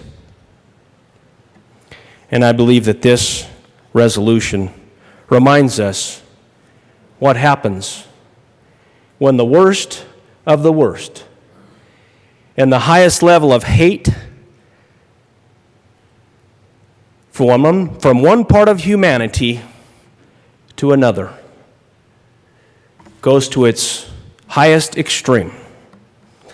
So I will tell you, I stand together with those behind me and those all around the world to protect the Jewish people from anti-Semitism. And I thank you for your attention. Thank you, Representative. Is there any further discussion? Seeing none, the motion before us is the adoption of H.R. 1010. Is there any objection to a voice vote? Seeing none, then H.R. 1000. All those in favor say aye. Aye. All those opposed? Motion H.R. 1010 is adopted. Representative Soper. Thank you, Madam Speaker Pro Tem. I move that the morning roll call be added as co-sponsors. Is there any objection to adding the morning roll call as co-sponsors? Okay, seeing none, the morning roll call will be added as co-sponsors. Thank you, members. Is that the end again?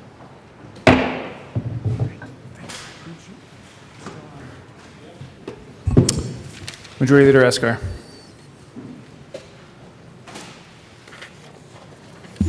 Thank you, Mr. Speaker. I move to proceed out of order for consideration of governor's veto. Seeing no objection, we'll proceed out of order for consideration of governor's veto. Mr. Gregorio, please read the title to House Bill 1092. House Bill 21-1092 by Representative Williams, also Senator Holbert, concerning the eligibility of a candidate for lieutenant governor to be a candidate for another elected office.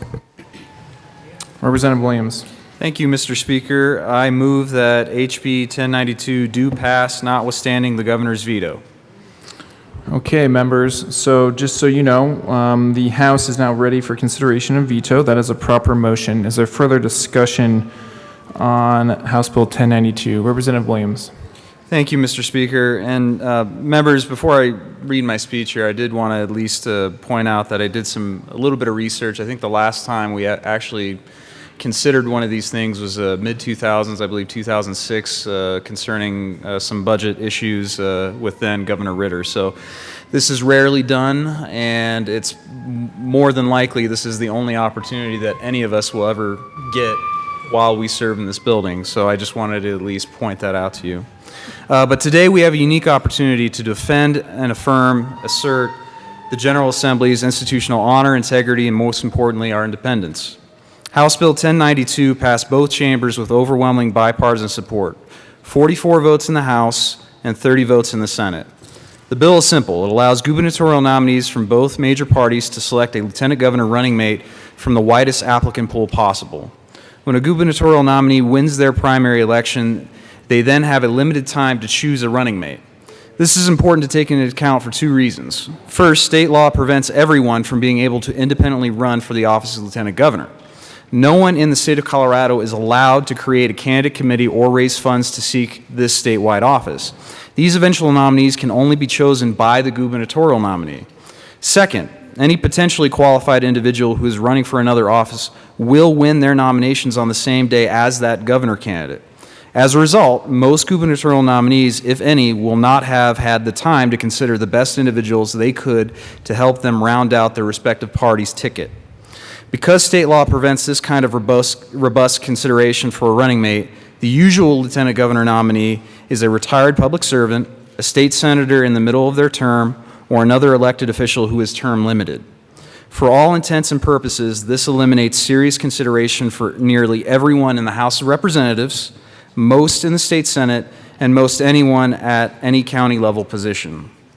Why, as a matter of public policy, is the state of Colorado preventing the people from being able to vote for the best possible pair of running mates at the top of the gubernatorial ticket? Even the governor acknowledged in his veto letter that other states have allowed similar practices while not pointing out any specific problems from those states. Additionally, this is a practice we've seen play out on the federal level with no negative consequences.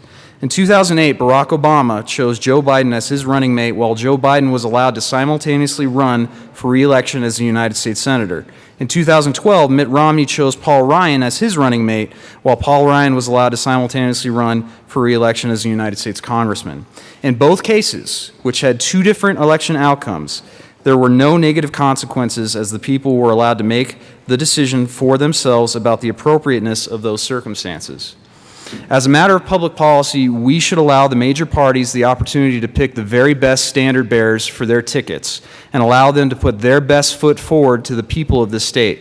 When we allow for more choice and freedom in this process, the people will have better election outcomes and ultimately better public servants. 1092 was properly vetted by members of both parties, and there was no opposition from any stakeholders who looked into this issue. I'm going to say that one more time. There was no opposition from any stakeholders who looked into this issue. The governor, in his veto letter, even admitted that this potential possibility would be rarely used if it did, in fact, become law.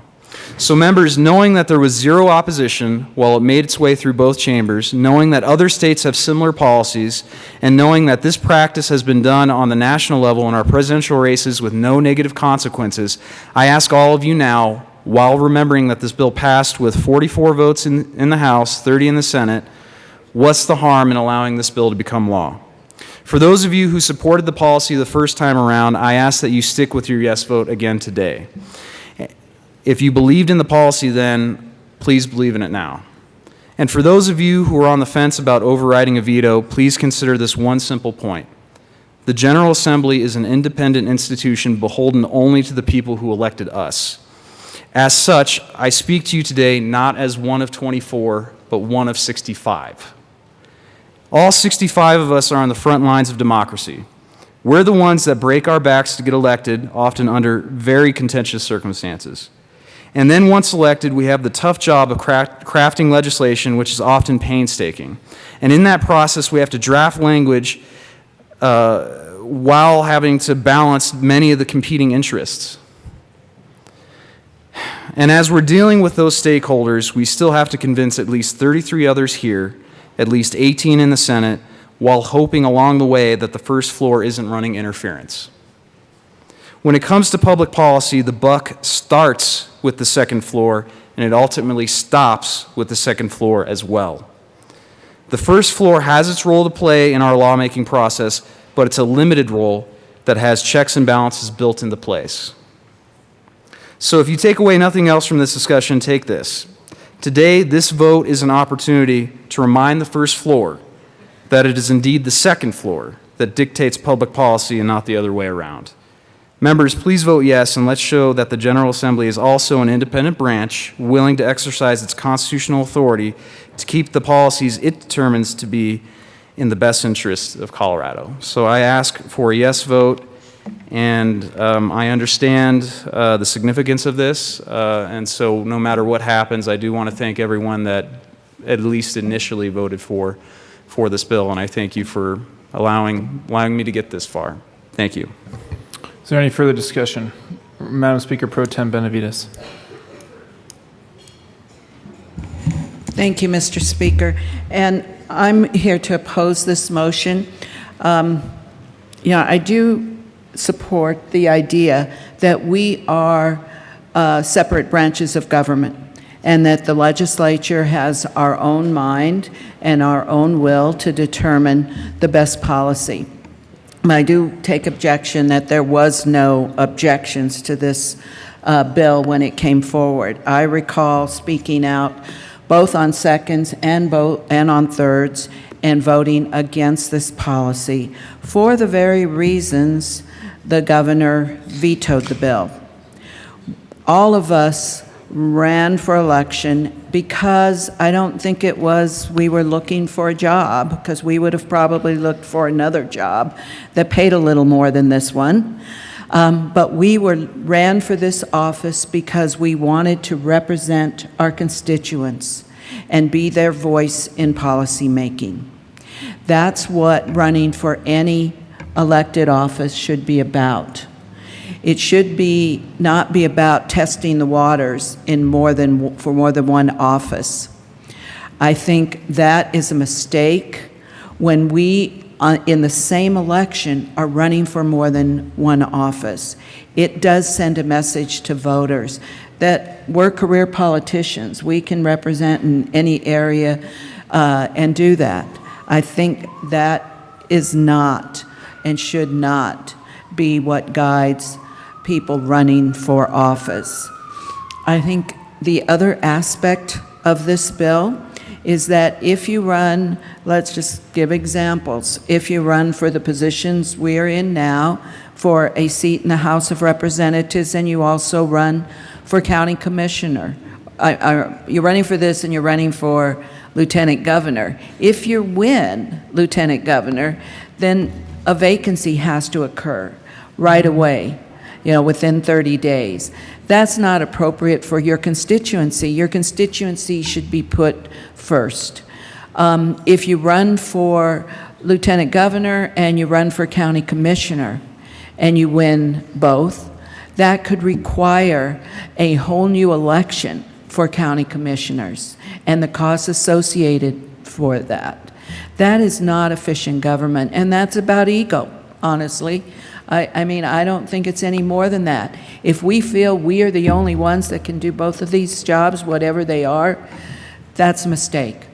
This should be about the people that we are representing, and I urge a no vote on the motion. Representative Gray. Thank you, Mr. Speaker. I'm going to vote the same way I voted before with respect to this bill. And I do think, I respect how anyone wants to vote on this, but I do think that, I have spent countless hours dealing with this administration and have passed, again, the legislative accomplishment I'm most proud of, I passed with the cooperation of the governor's office. And some of the things that I worked on hardest didn't pass because of the governor's office. And that's all right. Like, that's their job. I'm very proud of the work that I have done with this administration and the previous administration, and I've been frustrated by the ways that they didn't. But I don't feel like I'm in a position to say just because the administration disagrees with the vote that I took before that I'm going to change my vote based upon that. I think that we should vote the way that we want to, because as much as the governor has full freedom to veto or not veto the bills that we present to him, that we also have the freedom to do that, and we can be friends and we can cooperate notwithstanding that. But neither of us should, the governor shouldn't change his mind about how he wants to act based on what we do, and we shouldn't change our mind based on the fact of what the governor is going to do. So I'm going to hold to my vote. And again, everybody, it's complicated. We haven't done this. This is the first time this has happened, since I've been here. So we haven't done it in a while. But I'll just tell everyone here, I'm going to stick to the vote that I did before, because I haven't changed my mind based on the policy. Like, the current lieutenant governor is my neighbor. Like, I have nothing against the lieutenant governor. I agree with the policy that's been put forward, and I'll be a yes vote. Thank you. Representative Kennedy. Thank you, Mr. Speaker. Members, I'm here to ask for a no vote on the veto override today. And I did support the underlying bill. I think that it's kind of silly that in our state law, if you're a senator in the middle of a 4-year term, there's really nothing stopping you from pursuing a higher office. Whereas if you're a representative in the middle of however many terms you're here, then you would have to choose one way or the other. I did have some concerns with the initial bill, and I have to express appreciation for my colleague from El Paso County who worked thoroughly to address every single concern I had as he worked the bill through the process. He tried to make sure that the campaign finance system concerns were addressed and solved all the policy problems I saw. And yet there are legitimate differences of opinion about this policy. I think it's a totally legitimate concern that you should have to choose one thing or the other. You can't be on the ballot for two things at the same time. When the bill was originally going through the system, I made my choice that I thought that the sponsor's intents were valid, that his way of solving the problem was legitimate, and yet I do acknowledge there are legitimate differences of opinion about this. Now, when I think about a veto override, it's a different threshold for me than just whether we're voting yes or no on a bill. A veto override, when I think about why it exists in the law, why does the legislature have the ability to override, and why does the governor have the ability to veto in the first place? It's a check and balance system, as we all know from our history lessons from many, many years ago. And I think that when we talk about a veto override, these issues need to be the kinds of things that rise to the level where the people of our districts are clamoring for something, and maybe the governor made the wrong choice. Maybe the governor did something that the people of our districts are asking us to do, and we had that kind of difference. For something like this just doesn't rise to that level for me, so I will be voting no on the request for an override today. But again, I do want to express my appreciation for the sponsor and all of his work. And if he brings a bill back next year, I'll vote yes again. Very good. Seeing no further discussion, I just want everyone to know this motion is a weird one. We haven't done this since 2006. So let me state the motion, then I'll explain what it means. The motion is that House Bill 1092 do pass, notwithstanding the governor's veto. Members, it does require 2/3 to override the veto. So there is no further discussion. A yes vote overrides a veto. A no vote does not. Just want to make sure that's all clear. Mr. Gregorio, please open the machine, and members, please proceed to vote. Representative McLaughlin, how do you vote? Oh. No. Representative McLaughlin votes no. Representative Tipper, how do you vote?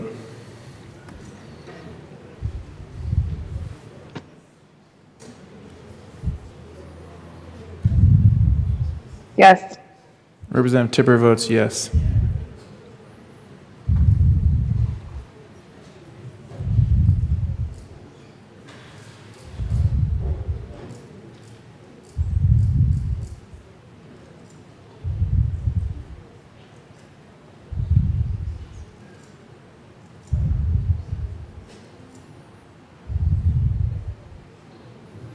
Bockenfeld, Mollica, Ricks, A. Valdez, Woodrow.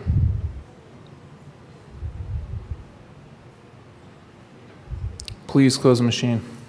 With 30 aye votes, 35 no votes, and 0 excused, the motion to override the governor's veto on House Bill 1092 is lost.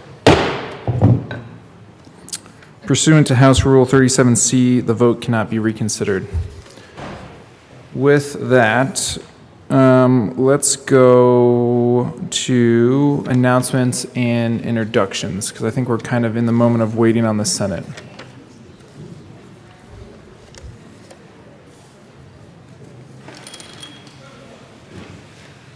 Representative Hanks. Thank you, Mr. Speaker. I'd like to call for a Republican caucus meeting 15 minutes after adjournment down in room 112. Thank you. That's an announcement. Representative Michelson-Jeannet. Thank you, Mr. Speaker. Members, you may notice on your table that there are some little toys. Every year at Sine Die, even when I have to guess when Sine Die is going to be, I bring little toys to increase the levity, because we have all worked so hard on such serious issues. May we also be able to have fun together. And thank you so much for all of your service. Thank you. Representative Ricks.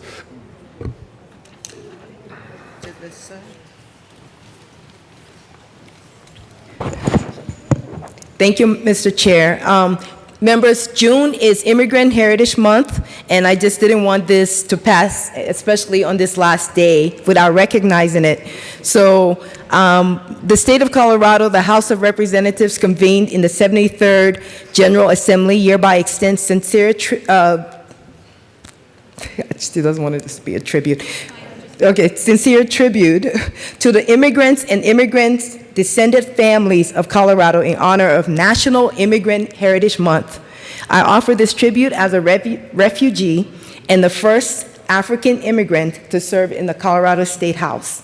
I came to Colorado in 1980, fleeing a very bloody military coup.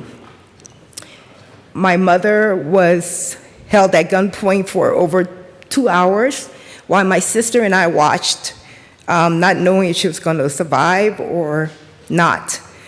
The soldiers had come looking for a government official. She was engaged to a government official. They found him eventually and then dragged him to our driveway with my mother. And by the grace of God, my mom was not taken. After a few days, the soldiers had rounded up all 13 ministers of the government. They tied them to light poles on the beach in Monrovia, the capital of the city. And they shot them all by firing squad without any type of judgment, or they didn't even have a day in court. Shortly after that, my family grabbed, what we could from our house because we knew that the soldiers would come back and we were not going to be safe. We were then fortunate to flee. Many people got raped, many people got killed during that military coup.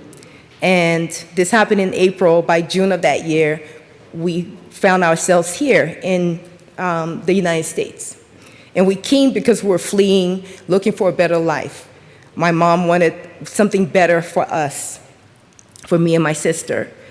We ended up in Aurora, Colorado, where I live today. And here I stand.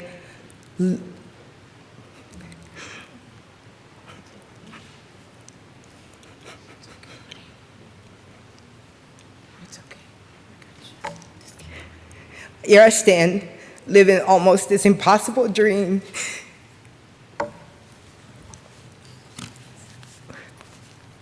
Thank you. Living an impossible dream, representing my district as a state representative. I've been able to raise my daughter, have my own business. But this is what America is all about when we talk about the American dream. And just in a broader context of what this means as an immigrant. 1 in 10 Coloradoans is an immigrant, just like me. Another 1 in 10 Coloradoans have at least one immigrant parent. 1 in 8 workers in this state is an immigrant. In Aurora, where I come from, 1 out of every 4 persons say that they are from another country, they're foreign-born. We're referred to as new Americans. And whether you've come here like Representative McCormick's family, who came maybe about 100 years ago, this is a land of immigrants. Immigrants' households paid over $5 billion in taxes in 2018. Immigrant entrepreneurs like myself generate $1 billion in business revenue in the state annually. And about 1 out of every 6 business owners in the Denver and Aurora area is an immigrant. In my own community, there's over 160 different languages spoken. So people are from Russia, Burma, Ghana, all over the world, or Palestine. I'm proud to live in Colorado's most diverse city, Aurora. And as a new American, I am also proud to stand here before you today to make the presence of immigrants in this state visible and undeniable. Immigrants face insurmountable odds, whether they're fleeing from war or famine or political unrest. They all come here looking for that better life. We are fundamental to the fabric and identity of Colorado, and our existence deserves not merely recognition, but respect. During the National Immigrant Heritage Month, I challenge each of you to think about how you ended up in this state, whether you are, because we are a nation of immigrants. And this month gives us the opportunity to reflect on your own families, your path to America, and the pledge to continue to work in a more compassionate, more inclusive America for all. And I just want to say thank you, members. It's been my honor to serve with each of you, and God bless the United States of America. Thank you, Representative Brooks.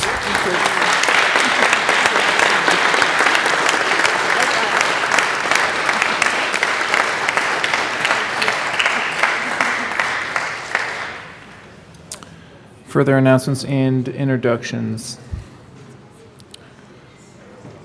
Let's do signing of bills, resolutions, and memorials. The Speaker has signed. Bill Both resolutions and memorials will be printed in the journal. Message from the Senate. Mr. Speaker, the Senate has, The Senate will be buried in the journal.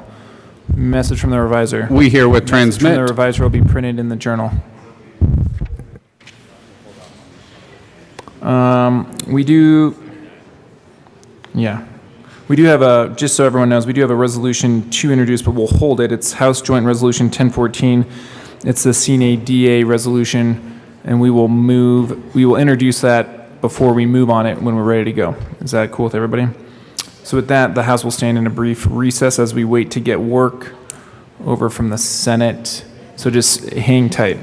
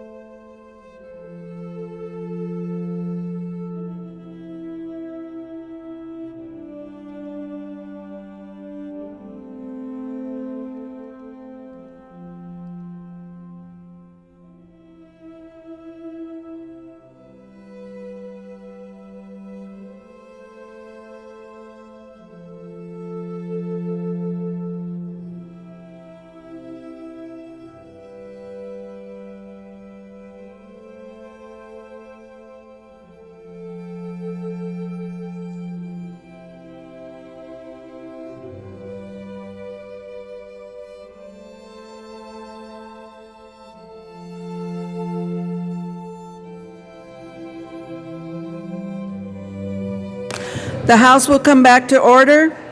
Representative Mullica.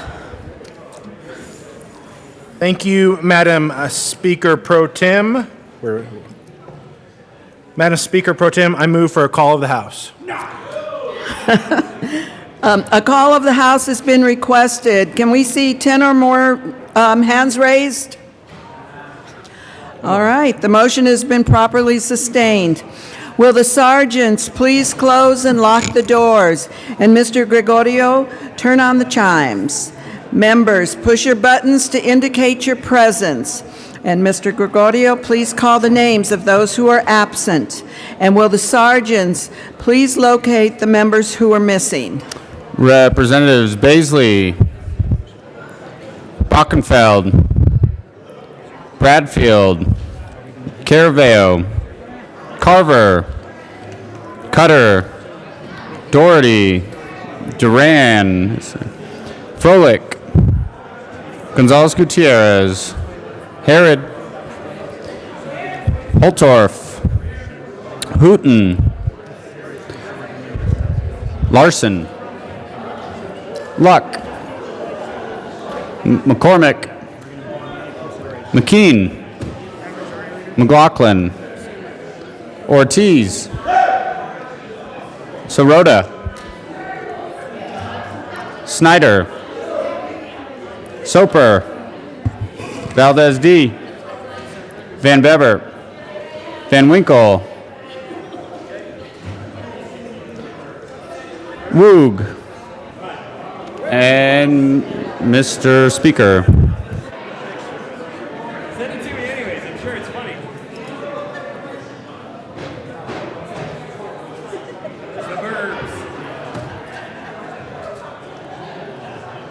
My last one. Well, hopefully. Knock on wood. Better be the last. Hey, Monica, where is everybody? Where's Gonzalez Gutierrez?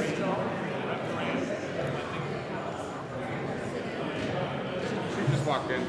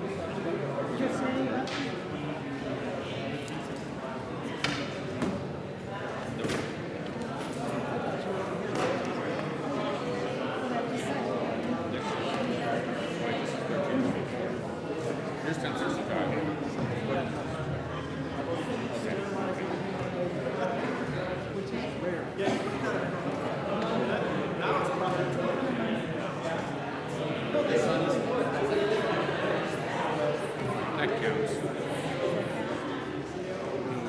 We got a quorum.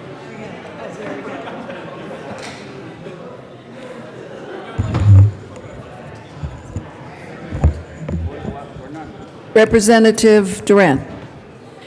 Thank you, Madam Speaker Pro Tem. I move that the call be raised. It has been moved that the call be raised. All those in favor say aye. Aye. All right, the call is raised. I don't even ask for the notes. Oh, my tea. Sorry.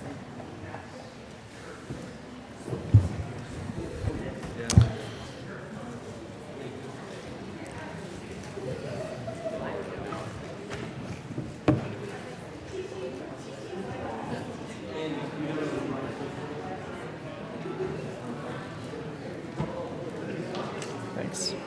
Majority Leader Esker. Thank you, Mr. Speaker. I move for the immediate consideration of House Bill 1065. You have heard the motion. See no objection. The House will proceed out of order for immediate consideration of House Bill 1065. Mr. Gregorio, please read the title to House Bill 1065. House Bill 1065 by Representatives Ortiz and Carver, also Senators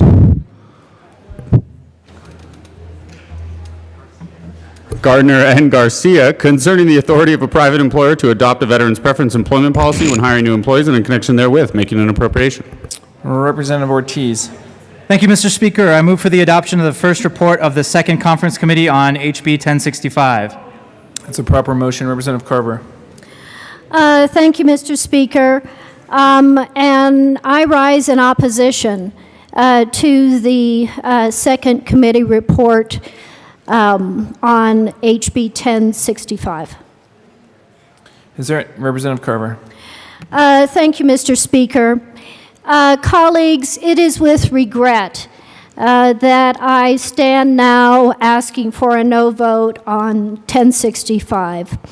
Let me just give you a quick overview of where we've been and why I believe this bill is actually harmful, I'm sad to say, to veterans' employment. As you may recall, the bill that we introduced established a veterans hiring preference, although more narrow in scope because it was just as a tiebreaker in an initial hiring position, and limited to when the veteran was transitioning off active duty. And as you may recall the background, long-standing federal law, Title VII in the employment area, has said for many years that if a state wants to allow for an optional veterans hiring preferences that businesses may adopt, again, totally optional, then the state legislature needs to authorize that. And if they do that, it will not be considered a discriminatory practice because you are establishing a veterans hiring preference. And so veterans of various demographic backgrounds, I think the military particularly prides itself on our diversity across many demographics. And so that was the initial bill. Unfortunately, from my point of view, another perspective came forward in the House, as you will recall, that instead of Colorado doing what 38 other states have already done, blue states and red states, passing a safe haven veterans hiring preference bill, saying if you hire vets and you follow these parameters, you have a safe haven from lawsuits. That's what 38 states have done. That's what this bill, as introduced, proposed to do. The alternative perspective that ultimately came about on the House floor, as you may recall, is that we would eliminate the safe harbor, the safe haven, and instead create what's called in legalese a rebuttable presumption that the hiring of the vet was not done for discriminatory reasons. Here is why I fought against rebuttable presumption when that came forward in the House. And unfortunately, that is the version that is in the Second Conference Committee report, even though the Senate went back to the introduced version. The Senate stripped off rebuttable presumption and reestablished the safe harbor from discrimination. But we are here in front of you with the Second Conference Committee report that has the House version. If you are trying to encourage, facilitate businesses to establish a veterans hiring preference, the reason why the Title VII Safe Harbor exists at all is to recognize that you encourage certain hiring practices by putting guardrails on them and saying, if you're within this safe harbor from litigation, you can go forward and not have to risk litigation, which is businesses are litigation adverse. That's no secret about that. It's costly. It's burdensome. They assess all sorts of personnel and business decisions based upon litigation risk. And that was the whole idea behind 1065, was to establish that safe harbor from litigation. Respectfully, colleagues, removing the safe harbor and instead substituting a rebuttable presumption is like waving a red flag to the lawyers. Rebuttable presumption just means you expect to be in litigation. And here's an evidentiary presumption that might help you in litigation, but the message it sends is, this is a litigious area. Respectfully, friends, that is not going to encourage businesses to do a veterans hiring preference. In my view, it sends exactly the opposite message. Not only is it not equivalent to a safe haven in encouraging veterans hiring, I think it discourages veterans hiring, that it will have a chilling effect. And therefore, it is with regret that I oppose the conference committee and ask for a no vote. Thank you, Representative Carver. Representative Ortiz. Thank you, Mr. Speaker. And members, I just want to be clear about what we came out with the conference committee. So essentially, we did come out with the House version rebuttable presumption sans the, or without the sunset. And the reason why is because there's no data collected. Dora said since there's no data collected, there's no reason for a sunset. There's nothing for them to report on. So it's without the sunset and then some technical language to try and clean things up. So, Madam Speaker Pro Tem Benavides. Thank you, Mr. Speaker and members. The committee did meet, and a majority of the committee supported what's being presented to you today as the committee report, which basically retains what we voted on in the House on this bill, and at the request of DORA, removing the sunset provision because it's not the kind of program that they can report on at the end of a sunset. So that's why we met again, to remove that. But I just wanted to mention that the real intent of this bill is to help veterans get jobs, to get them reintegrated into the workforce upon their return from active service. And I think that's important, and I think the bill still retains that. And yes, in the House, we did put in a rebuttable presumption. But a rebuttable presumption is actually much more than legal ease. On discrimination complaints, there's a shifting of burdens, and that's what rebuttable presumptions is about. It's about maintaining that shifting of burdens. If an employer is doing everything perfectly fine and an individual says, no, you didn't hire me because of this reason and because you have this veteran's preference, they have, then the burden shifts to the employer. And the employer has to say, no, I have a real legitimate business reason for taking the action that I did. And then it shifts back again to the applicant, because this is a hiring decision, to say, no, that's not a real reason. That's a pretextual reason is the term that they use, and that's just a pretext for what you're really doing. So those employers that adopt this veteran's preference and want to hire veterans as employees, this gives them a way to say they're doing that, to do it properly, to encourage veterans to come and apply for jobs with them in their workplace.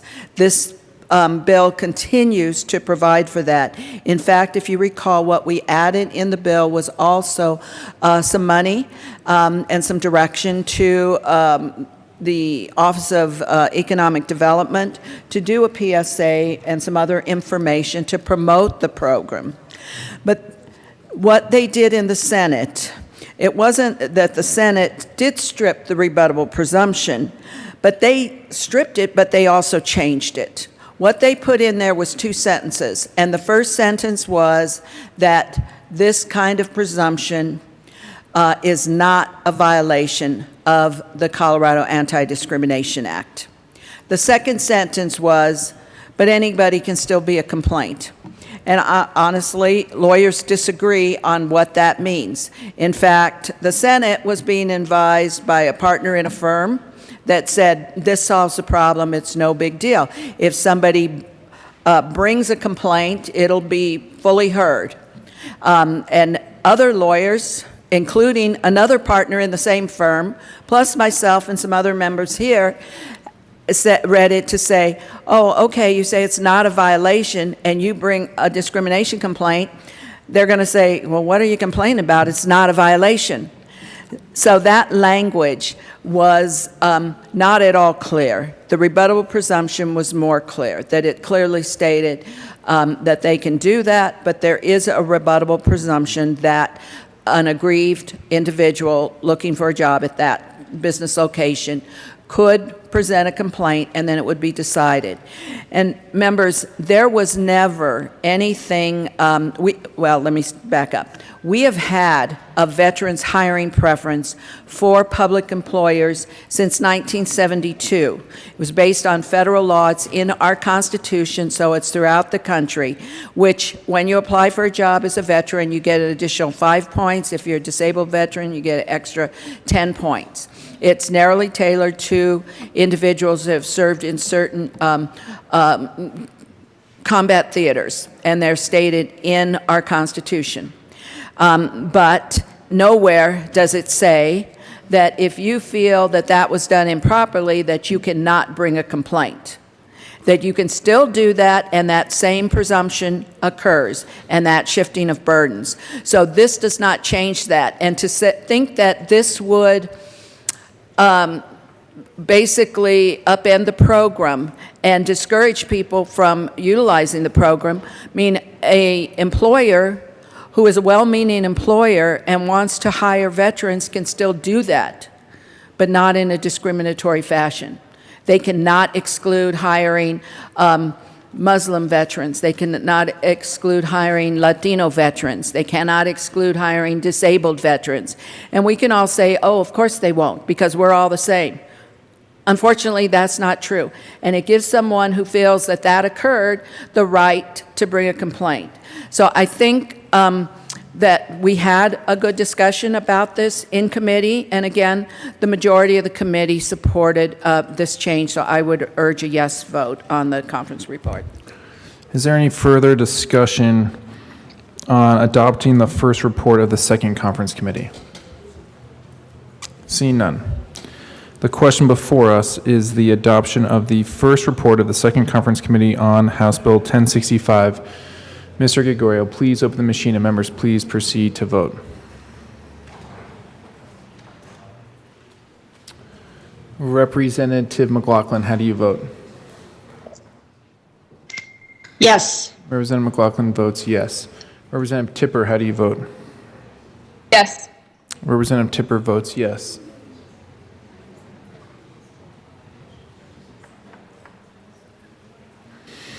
Please close the machine. With 40 aye votes, 25 no votes, and 0 excused, the first report of the second conference committee to House Bill 1065 is adopted. Majority Leader Escar. Thank you, Mr. Speaker. I move for the repassage of House Bill 1065 as amended by the first report of the second conference committee. Is there any further discussion?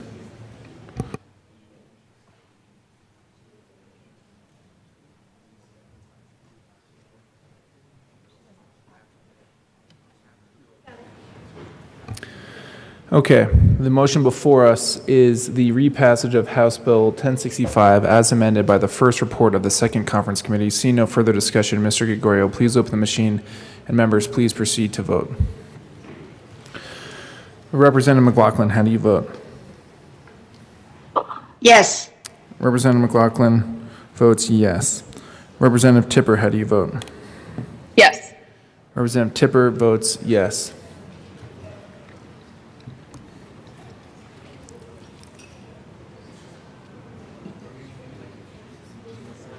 Please close the machine. With 41 aye votes, 24 no votes, and 0 excused, House Bill 1065 is repassed as amended. Representative Carver. Thank you, Mr. Speaker. Ask that my name be removed. That is proper motion. Representative Carver's name will be removed. Representative Bockenfeld. Thank you, Mr. Speaker. I ask that I be removed as a co-sponsor. That is, let me open up the machine for co-sponsors. That is a proper motion. So let's open up the machine. Please remove Representative Bockenfeld's name as a co-sponsor. Representative Van Winkle. Thank you, Mr. Speaker. I ask that my name be removed as a co-sponsor. Representative Van Winkle's name will be removed as a co-sponsor. Assistant Minority Leader Geithner. Thank you, Mr. Speaker. And Mr. Speaker, I request that my name be removed as co-sponsor of 1065. Assistant Minority Leader Geithner's name will be removed as a co-sponsor. Representative Pico. Thank you, Mr. Speaker. It is with great regret that I ask my name be removed. Representative Pico's name will be removed as a co-sponsor. Representative Lynch. Thank you, Mr. Speaker. Regretfully, I ask for my name to be removed. Representative Lynch's name will be removed as a co-sponsor. Minority Leader McKean. Sorry, Representative Bradfield. Thank you, Mr. Speaker. I respectfully ask to have my name removed as a co-sponsor. Representative Bradfield's name will be removed as a co-sponsor. Minority Leader McKean. Thank you very much, Mr. Speaker. I would ask my name be removed as a co-sponsor. Minority Leader McKean's name will be removed as a co-sponsor. Seeing no further additions or subtractions, please close the machine. Majority Leader Eskar. Thank you, Mr. Speaker. I move to proceed to the immediate consideration of Senate amendments to House bills. We will start with House Bill 1324. Seeing no objection, we'll proceed out of order for immediate consideration of Senate amendments to House bills on 1324. Mr. Gregorio, please read the title of the House Bill 1324. House Bill 1324 by Representatives Pelton and Roberts, also Senators Rodriguez and Heisey, concerning measures to facilitate the use of innovative energy technologies by investor-owned utilities in Colorado in connection therewith, authorizing the Public Utilities Commission to review and approve investor-owned utilities applications for low-emission innovative energy technologies based on meeting specified criteria. Representative Roberts. Thank you, Mr. Speaker. I move that the House concur with Senate amendments on House Bill 1324. That is a proper motion. Would you like to explain? Yes, Mr. Speaker. The Senate added a few amendments on second reading yesterday. One that added that the commission will determine prudent costs and put a burden on the utility to prove their expenses, not on ratepayers. Additionally, they added clarification that this bill must fall under the 1.5% rate cap that was previously passed by the General Assembly in other legislation. I'd ask for an aye vote. Any further discussion? Seeing none, the question before us is to concur with Senate amendments to House Bill 1324. Mr. Gregorio, please open the machine, and members, please proceed to vote. Representative McLaughlin, how do you vote? Yes. Representative McLaughlin votes yes. Representative Tipper, how do you vote? Yes. Representative Tipper votes yes.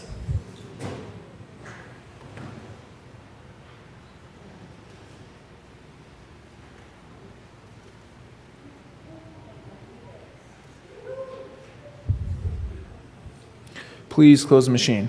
With 61 aye votes, 4 no votes, and 0 excused, the motion to concur with Senate amendments to House Bill 1324 is adopted. Majority Leader Eskar. Thank you, Mr. Speaker. I move for the repassage of House Bill 1324 as amended. The question before us is the repassage of House Bill 1324 as amended. See no further discussion. Mr. Gregorio, please open the machine, and members, please proceed to vote. Representative McLaughlin, how do you vote? Yes. Representative McLaughlin votes yes. Representative Tipper, how do you vote? Yes. Representative Tipper votes yes.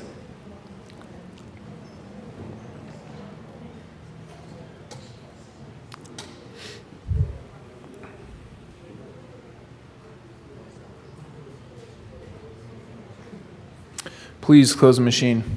With 53 aye votes, 12 no votes, and 0 excused, House Bill 1324 is repassed as amended. Co-sponsors.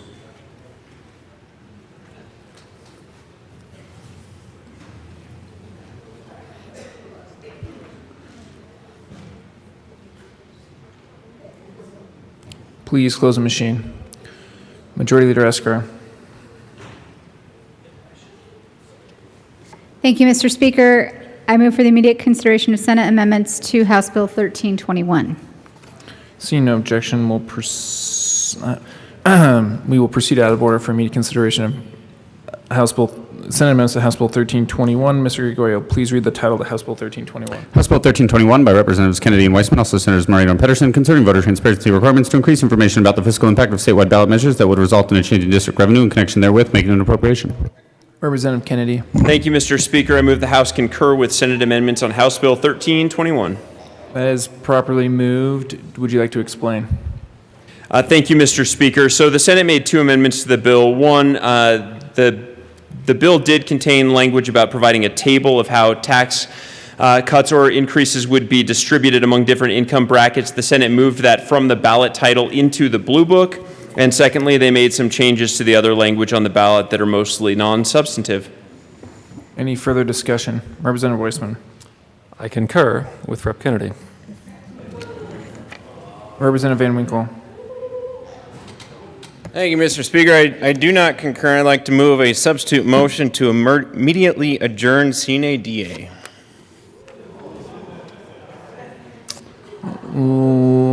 We will be in a brief recess.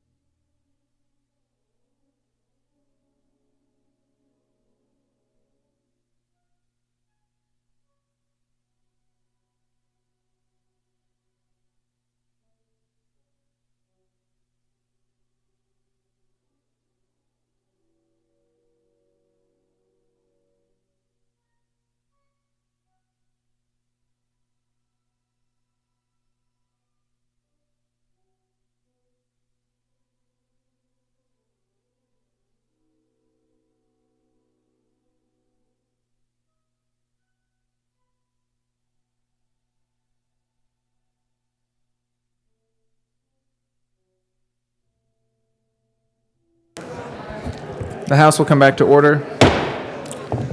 Thank you, members, for your patience. We always want to make sure we get it right. That motion is in order. Substitute motion. Majority Leader Escar. Thank you, Mr. Speaker. Members, we are so very close. These are 2 House bills that are coming back over that we are still left to complete. I ask that we don't give up yet, and I would ask for a no vote on this motion and continue our work. Is there any further discussion on the substitute motion to adjourn sine die? Seeing none, Mr. Gregorio, please open the machine, and members, please proceed to vote.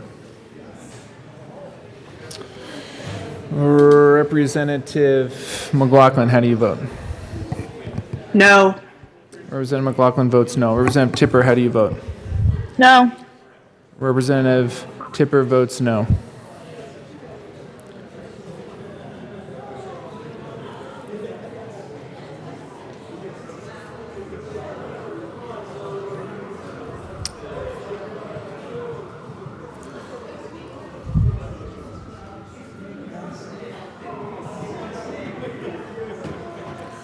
Please close the machine. Please close the machine. With 25 aye votes, 40 no votes, and 0 excused, the motion to adjourn sine die is lost. Back to the underlying motion to concur with Senate amendments to House Bill 1321. Seeing no further discussion, Mr. Gregorio, please open the machine. Let me restate that motion for everybody. The motion before us is to concur with Senate amendments to House Bill 1321. Mr. Gregorio, please open the machine, and members, please proceed to vote. Representative McLaughlin, how do you vote?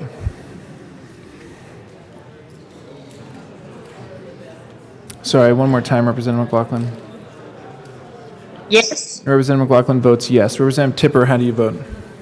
Yes. Representative Tipper votes yes.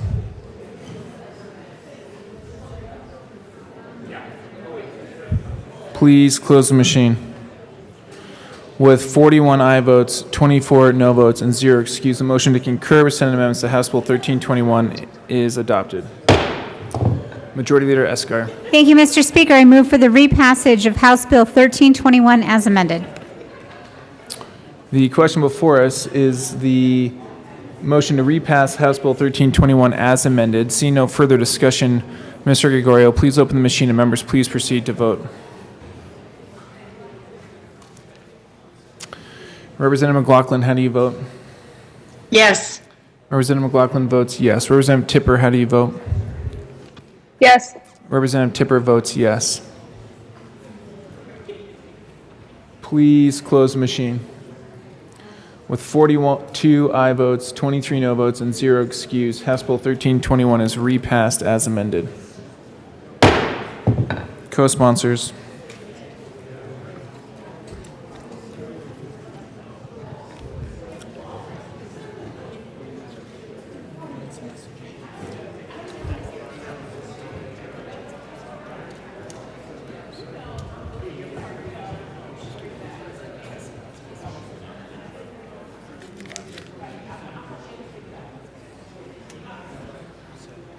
Please close the machine.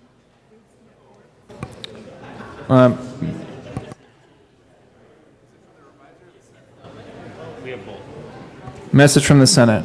Mr. Message Speaker, from the the Senate will be buried in the journal. Message from the reviser. We herewith transmit. Message from the reviser will be printed in the journal.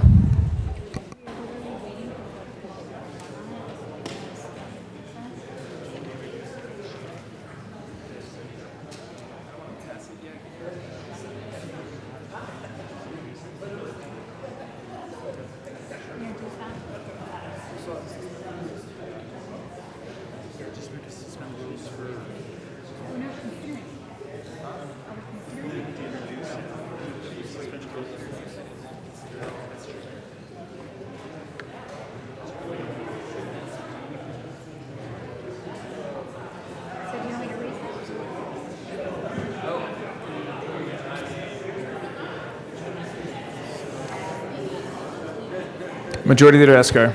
Thank you, Mr. Speaker. Members, if I can have your attention quickly.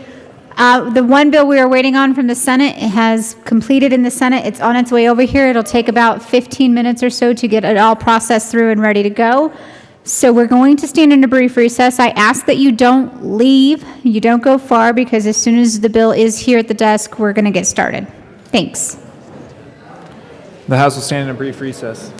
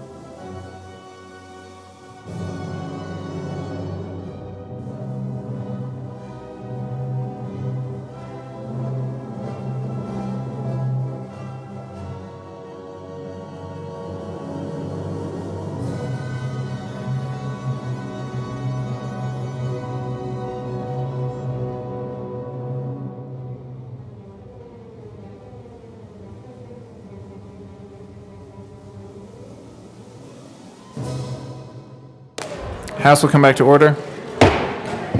Message from the Senate. Mr. Speaker, the Senate passed on third reading. Message from the Senate will be buried in the journal. Message from the reviser. We herewith From transmit. the reviser will be printed in the journal. Majority Leader Escar.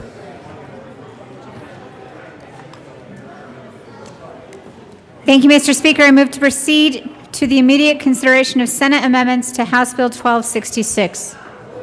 Seeing no objection, we'll proceed out of order for immediate consideration of House Bill 1266. Mr. Gregorio, please read the title of the House Bill 1266. House Bill 1266 by Representatives Jackson and Weissman, also Senators Winter and Buckner, concerning efforts to address the effects of environmental injustice on disproportionately impacted communities and in connection therewith making an appropriation.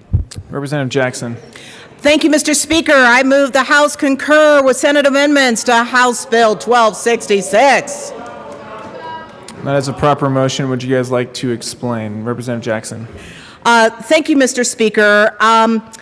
This bill is a combination of House Bill 1266. Y'all might remember 1266, Environmental Justice Bill, went through the House, went over to the Senate, and Senate Bill 200, which you may or may not know, went all the way through the Senate and was on its way to the House. Now, if you'll allow me to give you a little bit of a history lesson before we actually get on to the amendment. So, last year, I ran a bill, an environmental justice bill, that increased fines and fees and was going to set up this task force for environmental justice communities and disproportionately impacted communities. COVID happened. We couldn't do all of that. That bill had been negotiated for quite some time. I don't know, let's go back to 2019. There was this bill called House Bill 1261, Climate Action Plan to Reduce Pollution, been law for quite some time, which sets specific greenhouse gas reduction goals. Then, this January, the governor came out with something called a roadmap, which his team spent 18 months stakeholding, talking to people to figure out a sector-by-sector approach, which was the best way to reduce greenhouse gas emissions. The combination of these two bills is a culmination and combination of all of those elements that we have been working on for quite some time. So, the bill includes important provisions to address environmental justice issues, reduce climate pollution across several large sources of emissions, and to create a new source of funding for implementing all of those climate rules. I might say, to truly have environmental justice, we must reduce pollution. Very quickly, I will tell you about the amendment. So the amendment that brings Senate Bill 200 into 1266, again, 1266 defined a disproportionately impacted community, gave a suggestion to do so anyway, and created a task force. So the amendment has a technical fix on the number of people who are on that task force. It addresses something that's already done called APN fees, air pollution emission notice filing fees. Basically, how you pay for emission pollutions, but this deals specifically with greenhouse gas emissions, requires the Air Quality Control Commission to adopt rules to implement those very fees, allows for additional monitoring and modeling requirements for sources that affect those disproportionately impacted communities, establishes and pays for an environmental justice ombudsperson, and creates a 12-member advisory board. Both of those things were, again, in the legislation that I was going to run last year, which we also had discussed previously. Creates a community impact cash fund. This is basically, which was also in the bill that we had already from 2020, which we had already talked about, that would be used in community to actually mitigate the harmful impacts of pollution in one's own community. Here's the real deal. As it relates to pollution reduction, it directs the AQCC to focus on reducing near-term emissions to achieve the goals in 1261. That was from 2019.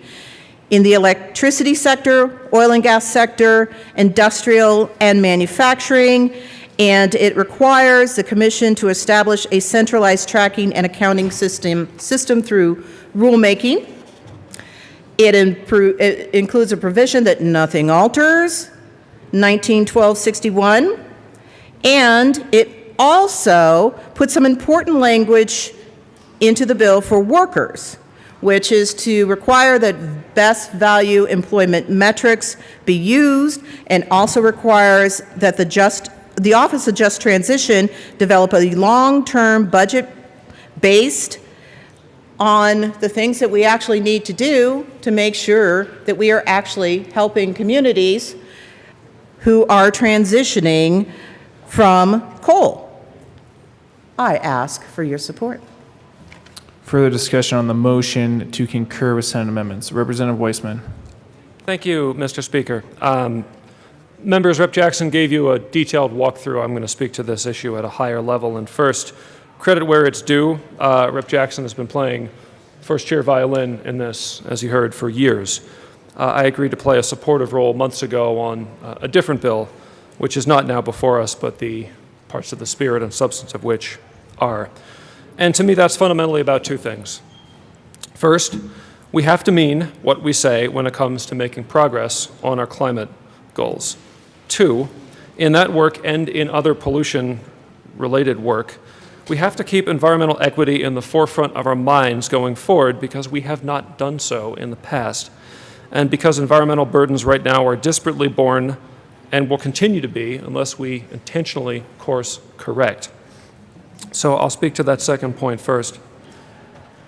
Conversations in this place and in other places about environmental inequity are led by those most directly impacted by that inequity, as they should be.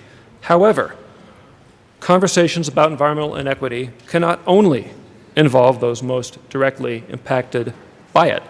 And that's why I wanted to speak to this point, because most people who are most directly impacted by environmental inequities, by environmental injustice, bluntly, members, don't look like me. They haven't walked the path that I've had the opportunity to walk. They haven't grown up in a small leafy suburb. They haven't had the chance to go to college and then law school. But the essence of environmental inequity is that although we all benefit from the ways in which we produce and use energy in our society and from all of the goods and services that we have access to in our modern lifestyle, we have not shouldered the costs of those accomplishments equally in terms of where facilities are located and where emission of certain pollutants happens and in what quantities. So to me, the path to environmental justice is that it is incumbent upon all of us, because we have all benefited, to address the historic and present inequities and try to set a better course going forward.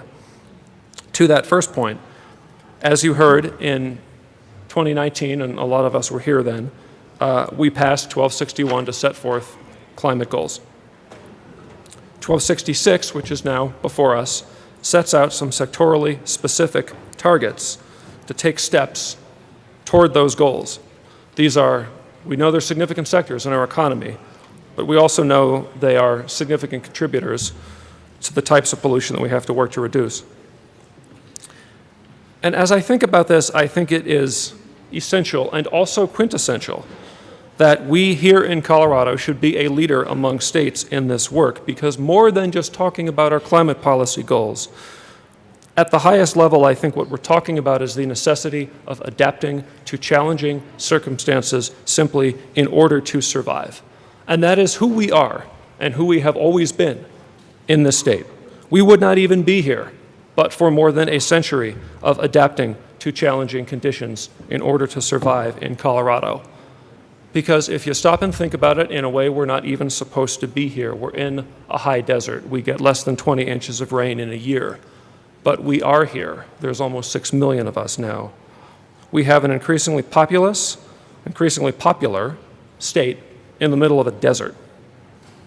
Mile from here, we've raised up canyons of glass and steel in the middle of a state otherwise framed by canyons of red rock on our eastern and southern borders. You know, if you look at the murals and the poem downstairs, it says, Men shall fashion glaciers into greenness and harvest April rivers in the autumn. We've done that. It's been miraculous. That's the history of this state. But increasingly, the April rivers run dry, and before the leaves turn golden in the autumn, the glaciers no longer contain enough ice to fashion the same greenness in the fields that they used to. So we have to continue to adapt to challenging conditions in order to survive in 2021, just like we did in 1851. Now, that work is a work so big that it is a work of more years than one and more bills than one. That said, 1266, as it comes back to us from the Senate, is a very, very significant contribution to that work, and I join my colleague in asking this chamber to concur and then repass. Thank you. So the motion before us is to concur with Senate amendments to House Bill 1266. I granted a little bit of leniency in terms of debate about kind of wandering around the actual concurrence. I think that's appropriate. I just wanted to set the record before we move on. Representative Pico. Thank you, Mr. Speaker. I appreciate the history behind it, but frankly, a lot of that history isn't relevant to what's standing before us. What's before us is the Senate amendment to a bill that this body passed. 1266, as passed by this body, was considerably different and much more restrained than what came back to us from the Senate. And I'm not entirely sure everything that, I don't know what the Senate added this afternoon, if anything. But from what I've seen of what came over, there are some huge differences. It's a whole new bill, and I think that is a very significant issue. The huge amendment that was dropped Monday morning at 7 o'clock,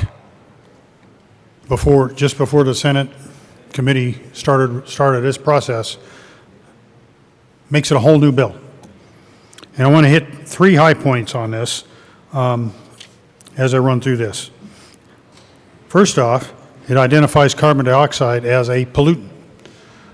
Now, there's a great deal, there's some basis for saying you've got environmental pollution around the vicinities of various industrial places and power plants and so forth. But carbon dioxide was not one of those identified as a pollutant for the Air Quality Control Commission to regulate. It is now in this bill.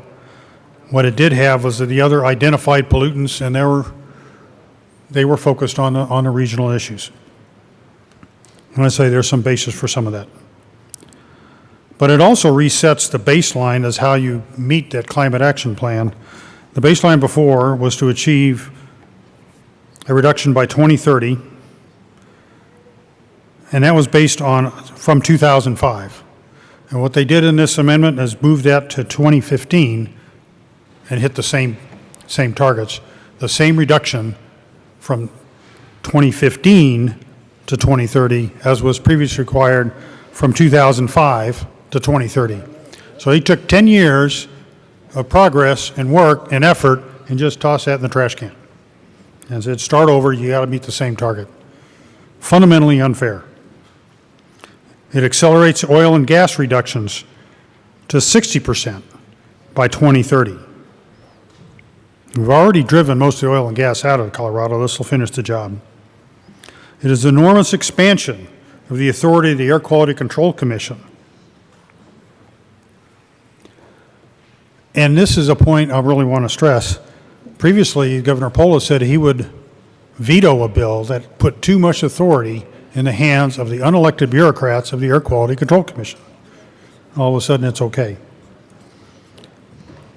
The cap and trade. This sets up a greenhouse gas accounting system. That's the precursor for cap and trade, and sets up a process for people to trade credits and sets prices and so forth. Again, that was something Governor Polis said he would veto before, all of a sudden now it's okay. This is a substantial reduction. Those are the 3 highest points, but we went from a modest size, so I think it was 55 pages, or was it 80 pages of bill. I think the scope of this thing is considerably beyond what the original title of the bill was. And Mr. Speaker, I ask for a ruling on whether this the amendment qualifies under the title provisions. The House will stand in a brief recess.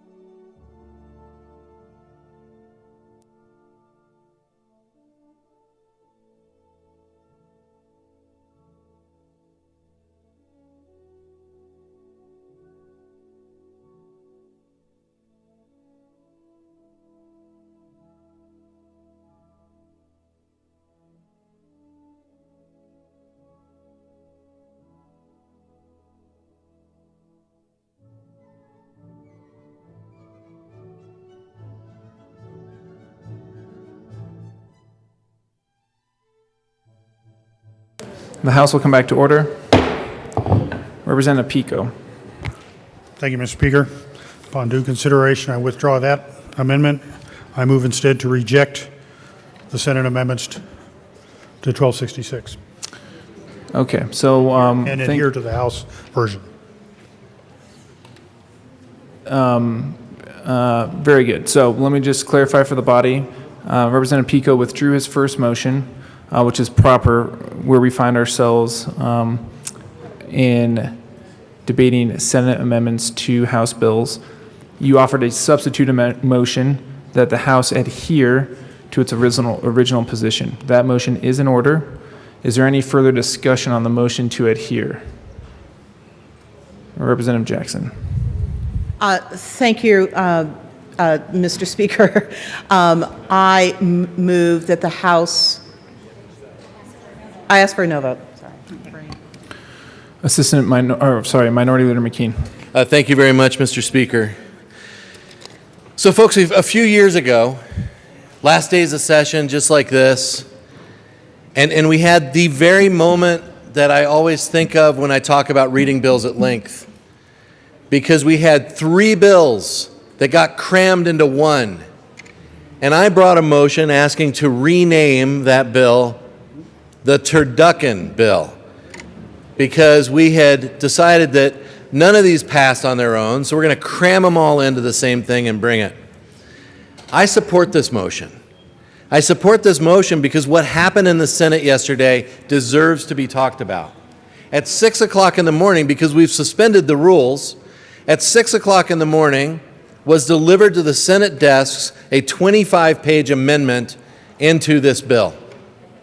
A 25-page amendment that largely consisted of the language from Senate Bill 200, which our governor had already said he would veto because he didn't want to give that authority to the AQCC. 25 pages of an amendment that brought language that was never considered by this body, never considered by this chamber. So think about that for just a minute. We've not seen this bill. So we just got it back from the Senate. I have no idea how it took so long to get from the Senate over here, because I walked like twice over to the Senate and talked to folks and came back. But we just got this. We just got a brand new bill. A brand new bill that has not had a hearing in a committee. A brand new bill that has not had any kind of stakeholding done to it. A brand new bill that arrived at our doorstep as a completely new document. And the reason why I get vocal about this is because years ago I should have asked for that bill, the Turducken bill, to be read at length, because none of us knew what was in it. So here we are in this moment where we have a brand new bill. Representative Doherty, I'm not going to ask for this to be read at length. I know, you got really excited about that. So here's the deal. We ought to know what's in here. We ought to know what this is comprised of, because it's brand new information. And if we are going to do our jobs, we should not accept that a 25-page amendment dropped on the desk in the morning gets over here and we have, what, 20 minutes? Maybe, to take a look at it? So, folks, I urge a yes vote on this substitute motion. This substitute motion says we did our work in the House. And just because the Senate didn't have time to consider it does not force that on us. What have we heard before? Lack of planning on your part does not constitute an emergency on mine. There's no emergency here. This language does not need to be included in this bill. If we adhere to our position and we say this was the bill we sent and you didn't treat it very well, then you're making the right vote. I urge an aye vote on this substitute motion. Further discussion. Representative Ransom. Thank you, Mr. Speaker. And I also urge an aye vote on this substitute motion. If you were following what was happening in the Senate, and also what the sponsors explained, is they rolled in Senate Bill 200 into House Bill 1266. Just so you know, I was just handed a copy of the bill and the re-revised bill that came from the Senate, and I just now thumbed through, and 40.5 pages are double underlined, meaning that those were Senate amendments that were added. The bill itself is 55 pages long.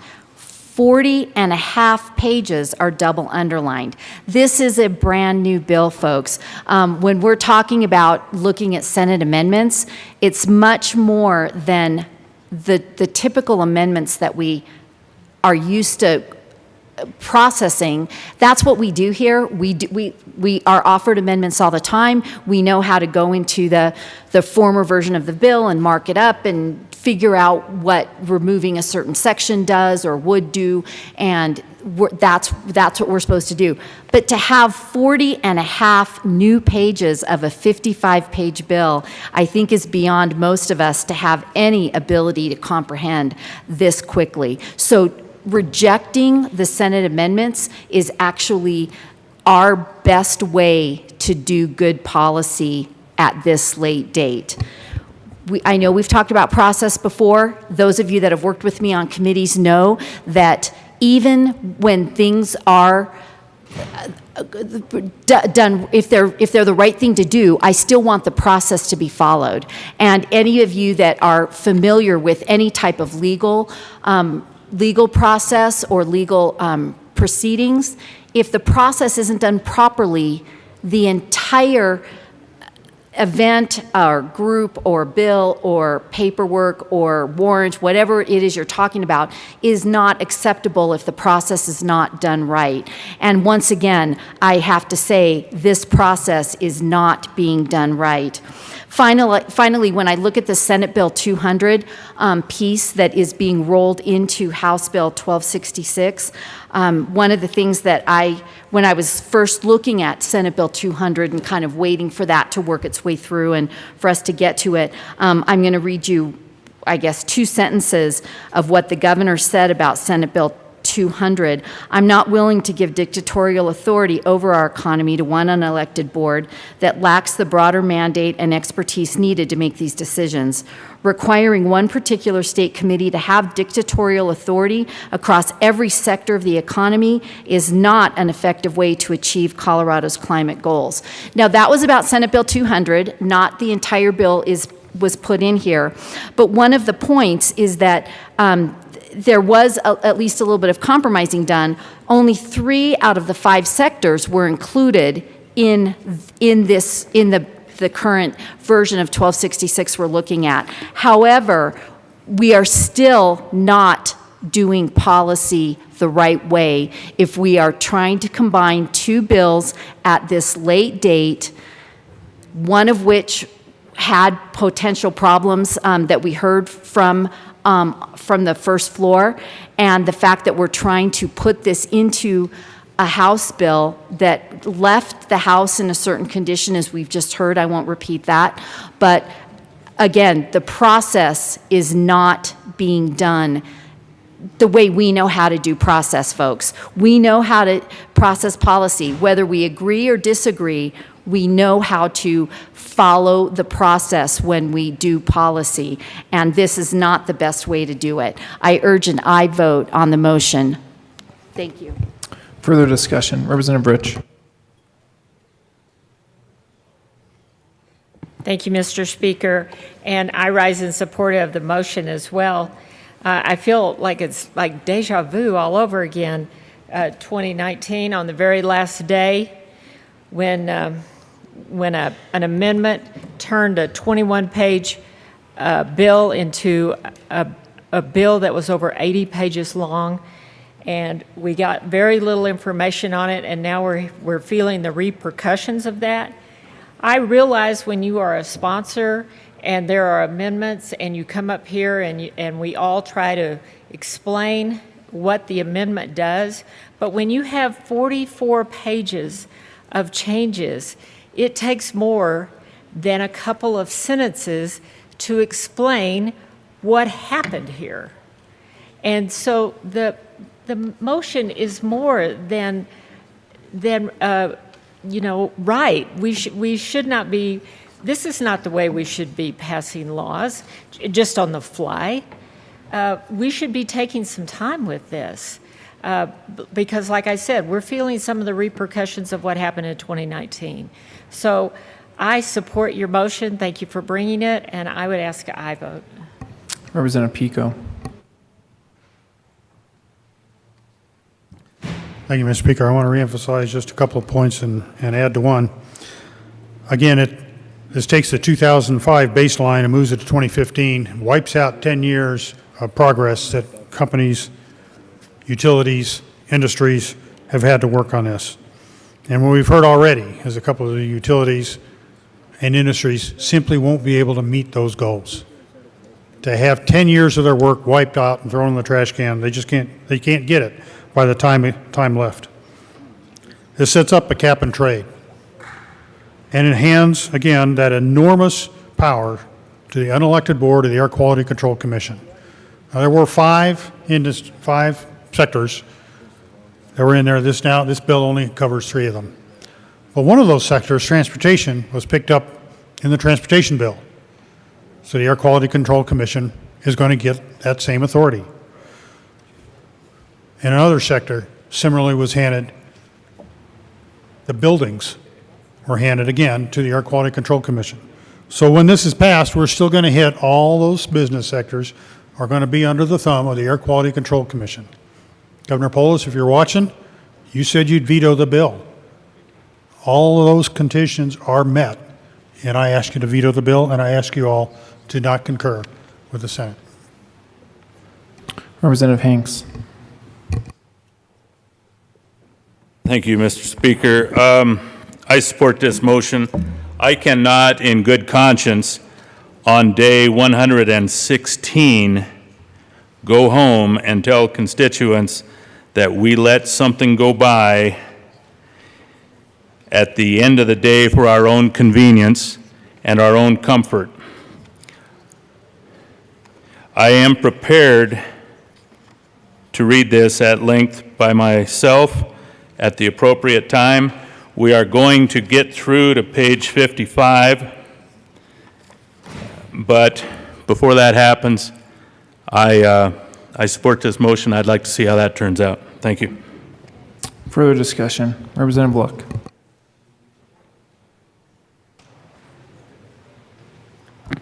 Thank you, Mr. Speaker. Words matter. We've heard that particular phrase specifically, if not that particular sentiment, repeatedly throughout this session. In fact, even earlier today, we talked about how words matter, that they can create environments within which actions come. Those red books that each one of us are given every time that we start a new year are full of words, words that we pore over, not for the fun of it, not because we're grammarians or love the English language so much, but because we understand that those very words have the power to create environments and to change behaviors. My colleagues have pointed out that we haven't had a chance to read the words that the Senate has brought to us.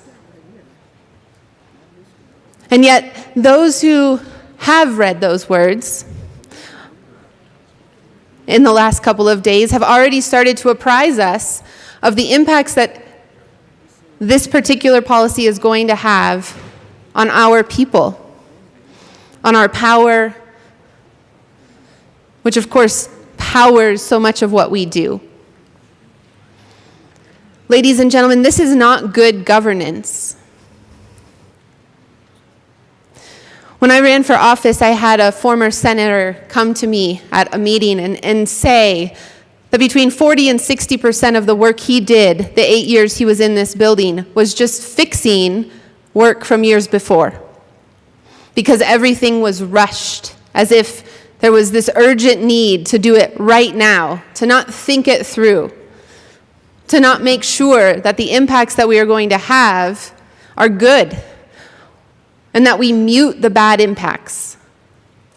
Because you see, those words in those books, we get to create, and that's wonderful. But our people, they have to live with them. And they rely on us to care. And so I would also ask for an aye vote on this particular motion. Thank you. Further discussion on the motion, substitute motion. Representative Will. Thank you, Mr. Speaker. It's an honor to serve with you. Honor to serve with you too, Representative Will. You know, my colleague and minority leader mentioned the turducken bill, and that was my first time here. And I remember talking to the speaker about that because I was new, and it was really eye-opening for me how that all came about. And it was explained to me that, well, get used to it, that's how the sausage is made. And that is not good government, and I don't like that kind of sausage. So this is not the way, in my opinion, to be wrapping up the session at all. And I truly think this strategy on this bill is truly disingenuous. And I heard this bill number in committee, but I never heard this bill. We heard that bill number in committee. We never heard this bill, never. And the one in front of us we haven't heard. We went from a 15-page bill to a 55-page bill. And, you know, it's been said this isn't good governance, and I have to agree, so I'm in strong support of this. Thank you. Further discussion, Representative Baisley. Thank you, Mr. Speaker. You know, we just learned, or I just learned, and I know at least one of my colleagues on the bench over here just learned a whole new term for us to feel guilty about, and that's environmental inequity. So those of you listening in at home, there's a whole new whole new guilt area for you to incorporate into your life. It's not based on your geolocation, but it's based on demographic factors. Representative Beasley, Yes, Mr. Speaker? to the motion to adhere, please. Representative Beasley. This amendment that we're dealing with brings concepts such as this environmental inequities that we have yet to debate. Not only does it bring environmental inequities, it brings an inequity to one of the rural electric associations, Intermountain Rural Electric Association, which is headquartered in my district. And it includes the shutting down of Comanche 3 coal plant, supplies about 50% of IREA's power when it's operating at full capacity. That's all okay. However, IREA will be required in this amendment to give reports on and be held responsible for the shutting down and all of the emissions filings on that plant that they have no authority over. They cannot control that. And here it is. This is just an example of just some of the many things that they would even be subject to fines for something they don't have a control over. So I take it personally as an area that has not been sufficiently debated. 44 pages just dropped on here. If it's just my district, that's some 79,000 people that I'm here to defend. If that number is multiplied times 24, that's 1,896,000 people that are not being appropriately represented when we rush through something like this. It's maddening. We need to reject this amendment that's been foisted on us by the Senate. Let's vote yes on this motion, please. Representative Holtorf.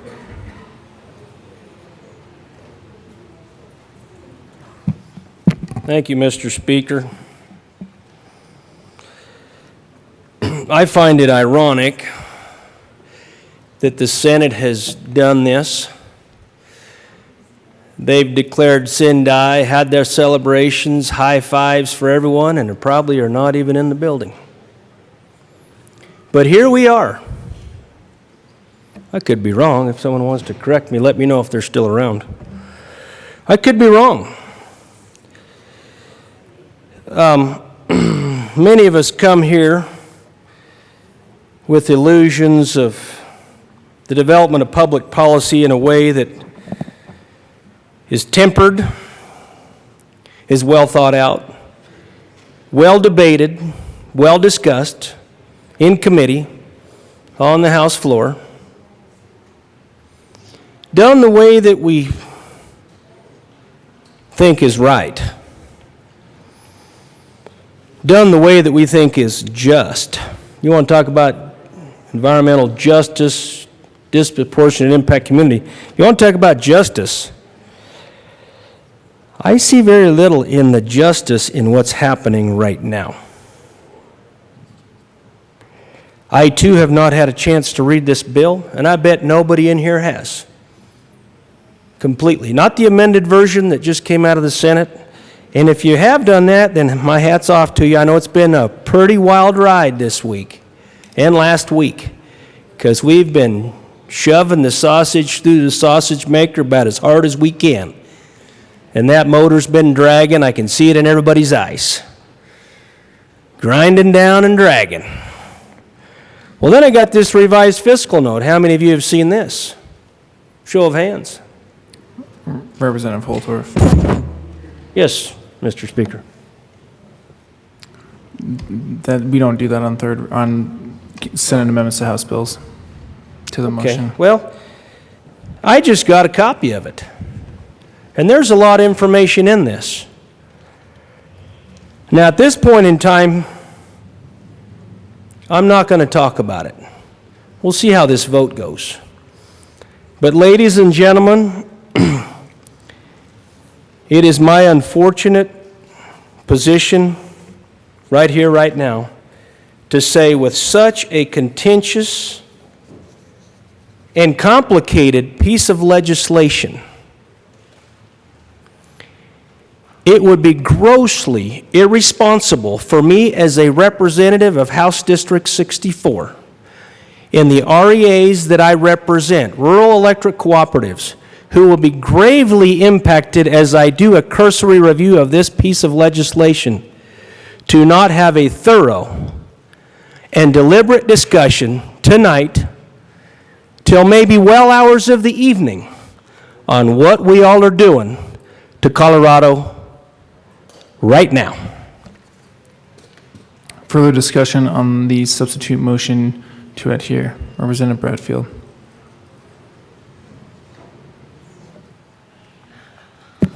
Thank you, Mr. Speaker. I would like to support this motion from Representative Pico. I heard this bill in committee. I was quite interested in disproportionately impacted areas, and felt that I had somewhat of an understanding of the bill, but requested to have more information as what were those areas that are disproportionately impacted. And I asked one of the bill sponsors to provide the list. That person said that the list would be provided, and I didn't see it for a couple weeks. So I asked again, and this time I asked in person. And again, it was a couple weeks. And then I sent an email. And then I followed up with another email. So I'm kind of wondering if there are really any disproportionately impacted areas. And perhaps we really need to delve into the bigger bill to see what's all in this, because my wanting to have some information was not supplied. Thank you. Is there any further discussion? Seeing none, the question before us is the substitute motion to adhere to House Bill 1266. Mr. Gregorio, please open the machine, and members, please proceed to vote. For those participating remotely, Representative McLaughlin, how do you vote? I'm sorry. Sorry, the motion, it was a substitute motion to adhere to the House position. I vote yes, I'm sorry. Representative McLaughlin votes yes. Representative Tipper, how do you vote? Yes. Yes. Representative Tipper votes yes.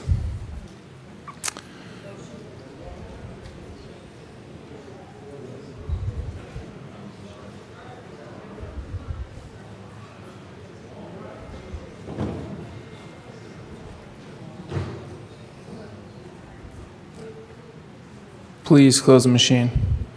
With 30 aye votes, 35 no votes, and 0 excused, the motion to adhere to the House position on House Bill 1266 is lost. We're back to the underlying motion to concur with Senate amendments to House Bill 1266. Is there further discussion? Seeing none, the question before us is the adoption, or is the motion to concur with Senate amendments to House Bill 1266. Mr. Gregorio, please open the machine, and members, please proceed to vote. Representative McLaughlin, how do you vote? Yes. Representative McLaughlin votes yes. Representative Tipper, how do you vote? Yes. Representative Tipper votes yes.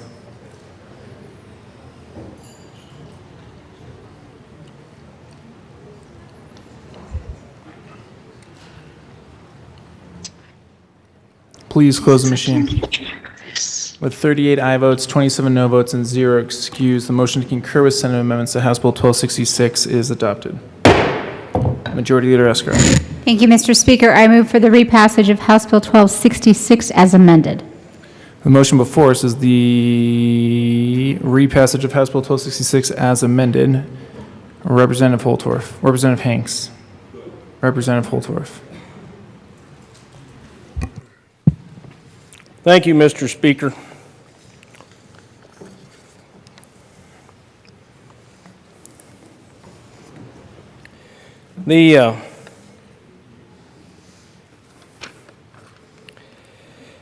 The monologue I heard when the bill sponsors came before you presenting this re-revised bill, House Bill 21-1266, with numerous pages of rewrite, substitution, addition. Some of the comments troubled me, and I just want to talk to a few things.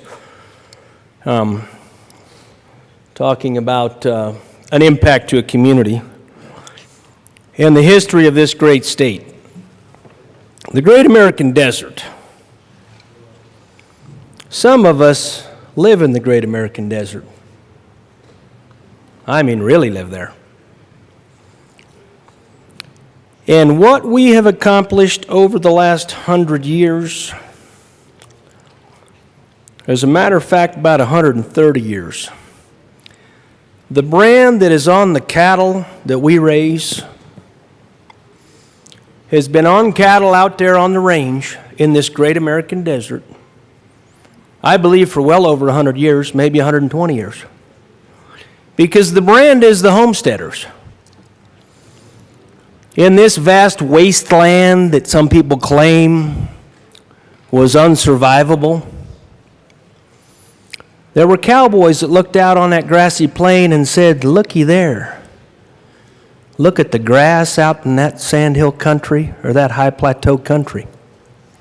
I bet we can raise cattle, we can raise sheep, we can raise other livestock on that." And they were not wrong. Some people call that American ingenuity. It's a magical thing that is very American and is Americana. Now, other things happened in this great American desert. There was water. There still is some water.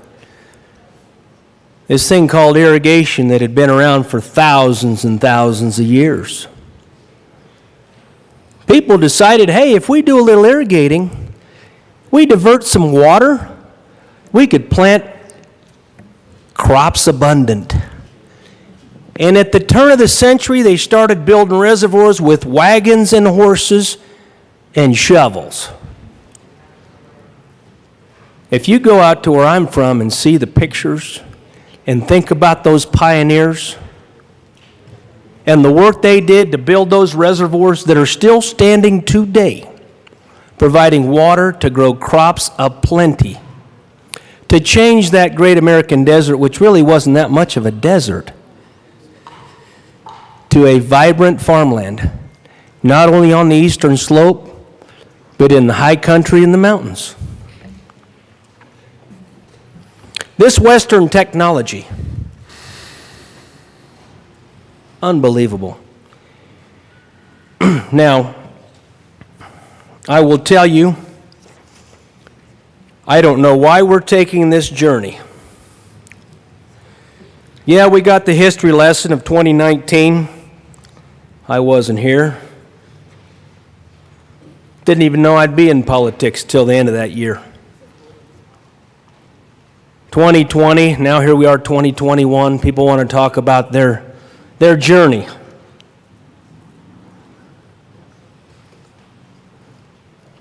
Well, what of it? Here we are at the end of session, and we're wanting to do that. But I don't think that motion is in order. But with that, the House will stand in a brief recess.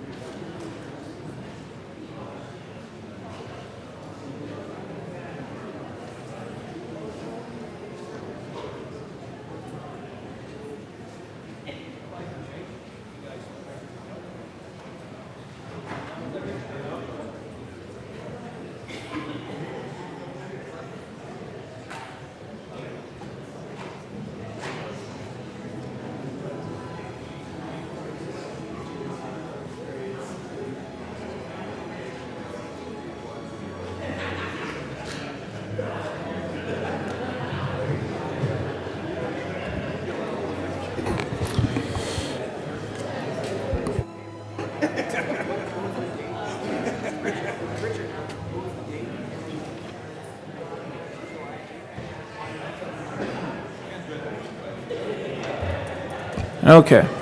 Well, the House will come back to order. Always happy to do this. I stand corrected. The motion is in order. Let me restate the motion. The motion is to postpone House Bill 1266 to a day certain, which was July 8th, stated by Representative Holtorf. That is in motion. Is there any further discussion on the motion? Representative Jackson. Thank you, Mr. Speaker. Members, I ask for a no vote. Representative Hanks. Thank you, Mr. Speaker. This seems reasonable to me, given that nobody has read this. There have been problems with this bill in previous years as the history was spelled out delicately and laboriously for us.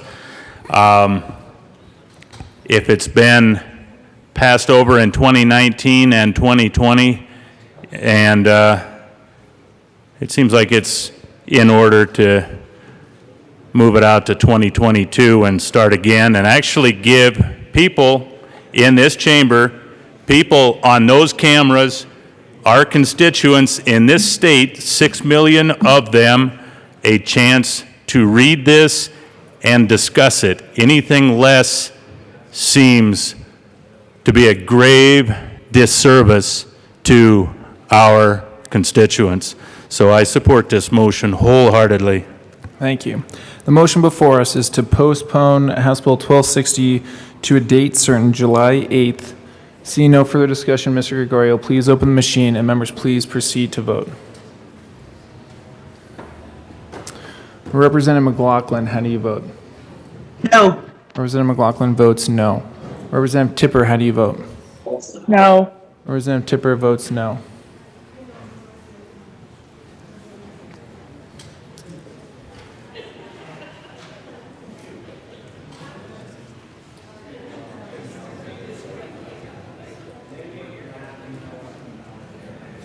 Please close the machine. With 25 aye votes, 40 no votes, and 0 excused, the motion to postpone to a date certain is lost. Back to the underlying motion, which is the repassage of House Bill 1266 as amended. Representative Soper. Thank you, Mr. Speaker.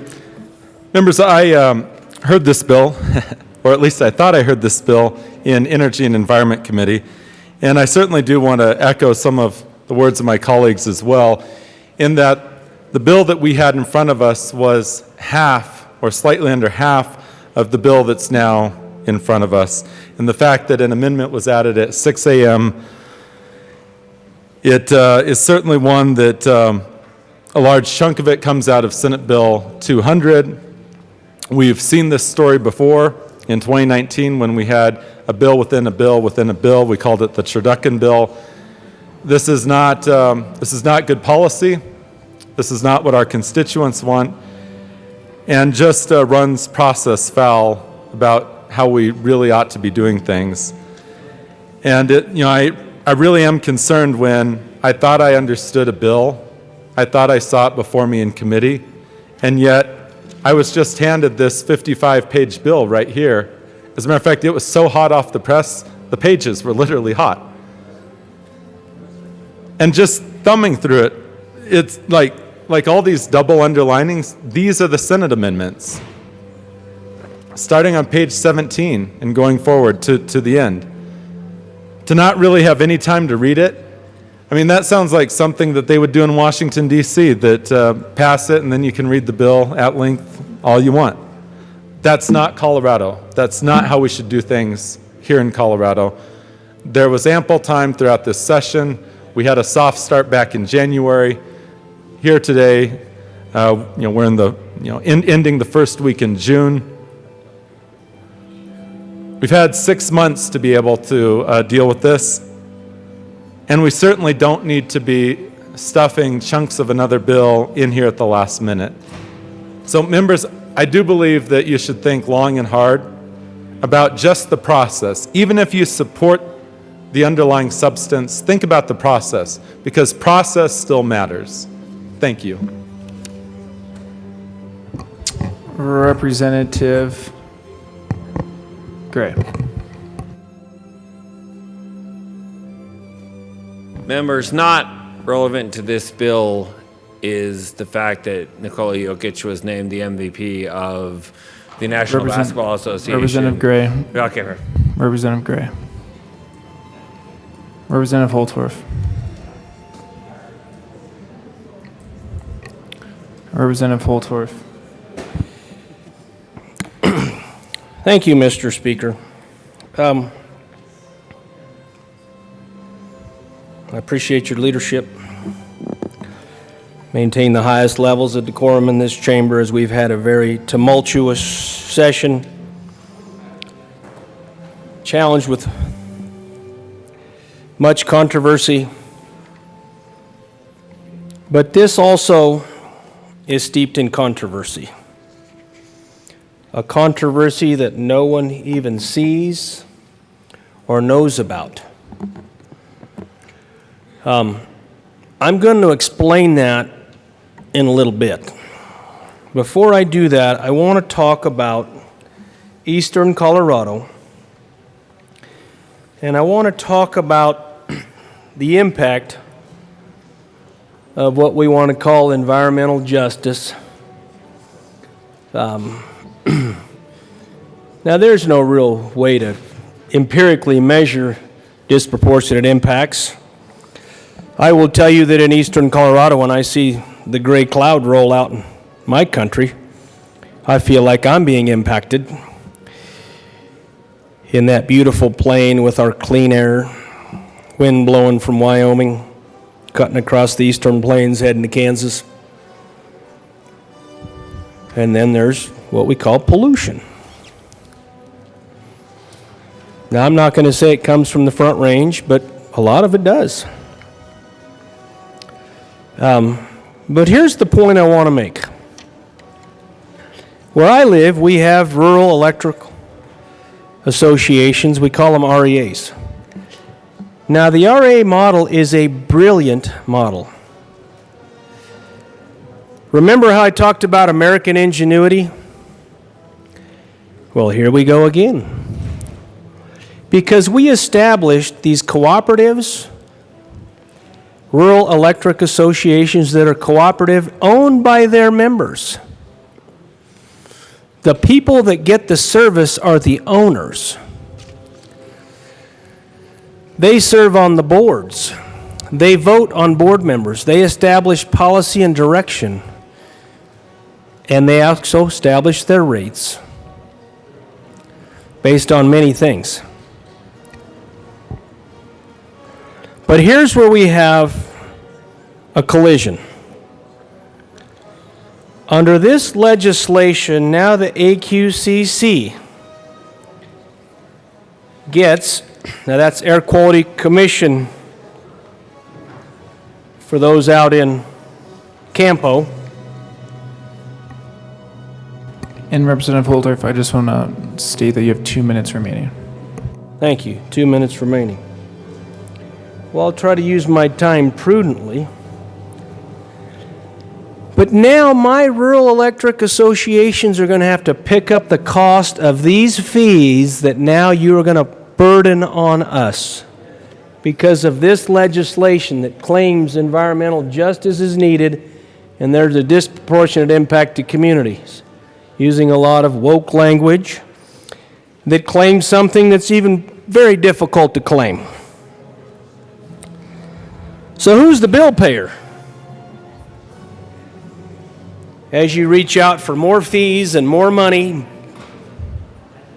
under this omnipotent board that starts, and I believe the fiscal note here says, hey, we're going to get $3 million out of this gig. $3 million, Mr. Speaker, is what we're going to fine people so we can set this thing up. Well, those REAs and those electric companies are going to be the bill payers, and those costs, Mr. Speaker, are going to be passed on to the consumers. So for those disproportionately impacted people that are low income in your big cities or out in rural Colorado, here we go again.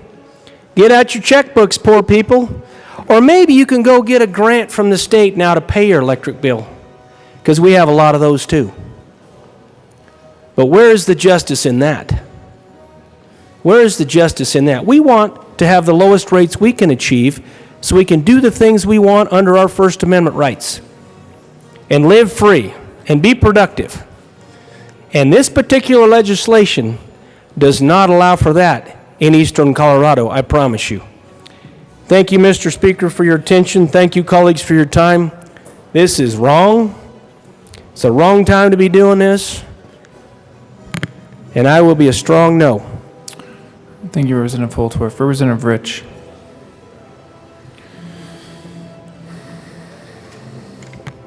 Thank you, Mr. Speaker. I'm, of course, up here to speak in opposition to this bill, but there'll probably be others that can speak more to the bill.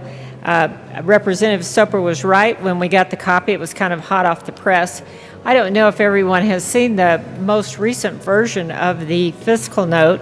It is dated June 7th, which was yesterday. And I found this kind of interesting.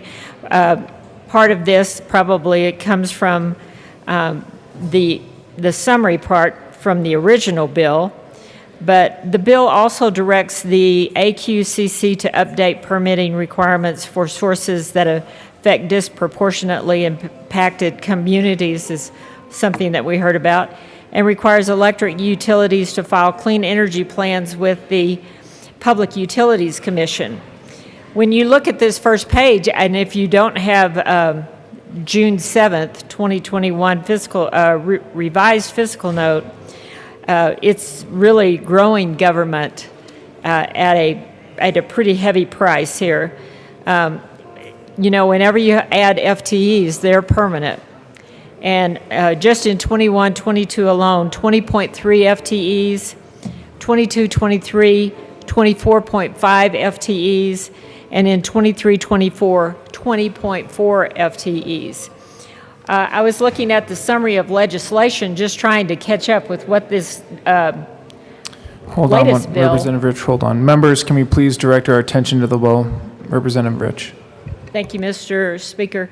Under the summary of legislation, when I was just trying to catch up with this latest bill and what it might mean, all of the different things that it's going to create, but one that caught my eye is that the bill creates an environmental justice ombudsman person and advisory board to promote environmental justice throughout the state and updates the mission of the Colorado Energy Office. Now, that's just on page 2. This fiscal note is 9 pages, and it gives a little bit of information of what each one of the new things that they're creating. But environmental justice ombudsman person creates a position of an environmental justice ombudsman person within the CDPHE, which must provide administrative support to this independent position. And the governor must appoint the ombudsman person no later than February 1, 2022. And this person is going to collaborate with the Environmental Justice Advisory Board to promote environmental justice, advocate for and be a liaison to disproportionately impacted communities, improve outreach regarding departmental programs, enable participation in the decision-making process, accept and resolve complaints, remove to the extent practical environmental burdens to disproportionately impacted communities, maintain a telephone number, a website, an email address, and mailing address for complaints and inquiries, and advise other state agencies in engaging with disproportionately impacted communities. Now, when you get over to page 5 and it starts to itemize the various expenses, that's just not one page. Table 3 goes into all of page 6. And under the Department of Public Health, we're going to create some new things. The GHG fees and the CEP review, and their portion of the fiscal note, they've got $654,000 plus in 2021-22, $765,000 plus in 22-23, and $539,000 plus in 23-24. Some of those FTEs I told you about will go there. Something else that's new is permitting, and there will be expenses in 22-23 of $138,000. But then there's the environmental justice ombudsman person again. There it is, and those expenses, and they go on over to page 6. In 21-22, for that one person, the budget will be $651,775 in 21-22, almost $1 million in 22-23, $997,424, and in 23-24, again, close to $1 million. Now, when you get to page 7, oh, I didn't tell you everything else. There's the Environmental Justice Advisory Board. There's the AQCC Community Engagement. There's the GHG Rules and Credit Trading Program. And those are all new, and they're all under the CDPHE. And then there's the Colorado Energy Office and their budget as well. I hope everybody's got June the 7th fiscal note. But when you get to page 7, and I'm looking at the Environmental Justice Ombudsman person, this is a pretty sweet gig. The CDPHE will require 1.0 FTE to fill the ombudsman person position and 2 FTE support staff beginning February of 2022. Staff will provide support facilitating meetings, processing complaints, and providing interpretation and translation services. Contractor services may be utilized for additional interpreter services when needed. The CDPHE will also require a 0.1 FTE accountant and 0.1 FTE human resources specialist beginning in February 2022. I don't even know how you advertise for 0.1, but increasing to 0.5 FTE in 22-23 to review complaints that involve state personnel. Now, the ombudsman will also incur travel and other community engagement related costs associated with the ombudsman person. Travel costs, that's over and above, include overnight stays and meals per diem amounting to approximately $39,000 per year. Facility rental, child care services, and interpreter and translation services are estimated at around $142,000 per year for the 45 anticipated larger community events, 25% of total community engagements per year. To support the diverse communication methods required by the bill, the CDPHE will also produce printed communication materials in the form of postcards, flyers, and newsletters. Publication and distribution costs are estimated at $33,750 for the 45 larger community events anticipated. So we're going to have a lot of almost convention size events here. It is anticipated that the ombudsman person and the Environmental Justice Advisory Board will also require legal support during the course of its work during the quarterly meetings. In total, an estimated 2,600 hours of legal services from the Department of Law and 1.4 FTEs are required on an annual basis. That's just part of this fiscal note, but oh my gosh, this is growing a government at a warp speed on a bill that we haven't even had a chance to comprehend.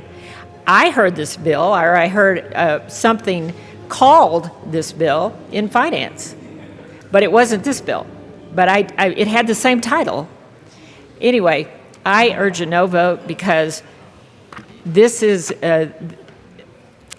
not the way we should be doing policy. Thank you. Thank you, Representative Rich. Representative Hanks. Thank you, Mr. Speaker. I want to confirm, have I got 10 minutes at this point? Yes, sir. Thank you, sir. If I might speak metaphorically and maybe throw in a little Shakespeare here, we have been on the battlefield in a collegial way, I don't want anybody to get alarmed, but we've been on the battlefield now for 116 days. And of all the cuts that we may have endured in battle, this may be the unkindest cut of all. And what I mean by that is, we have a bill here in my hand, 21-1266, that was seen by the House, amended on second reading May 12th. It was on third reading, unamended, May 13th. The Senate amended it on second reading June 7th, and they amended it on third reading June 8th. That's today. That's all stamped on here. But we have a bill that we have seen for a grand total of about an hour now as we've been talking on it, but yet we cannot speak on that bill for more than 10 minutes. And that's not to impugn anybody. Them's the rules as built for this chamber on third readings. So we have 10 minutes to try to, apiece, to talk about this and say, what a way to end a session. This has a horrible image to it, in my view. The public image of what we're seeing here, this thing comes in at 4:30 approximately. We're at 5:30 p.m. Everybody wants to go home. Nobody wants to hear this at length, but nobody knows what's in it because we've only had it for an hour. And we can't talk about it for more than 10 minutes. I mean, it's a quandary. The only solution I see that even considers the people of Colorado, the constituents whom I pled for before in previous comments in support of a motion, is that we let this one go. We start again in the next session. We got 55 pages, and we can't leave here early for our own comfort when this is going to be law of the state. I think we have to do it much, much differently. I have about 7 minutes left, so let's get started on this.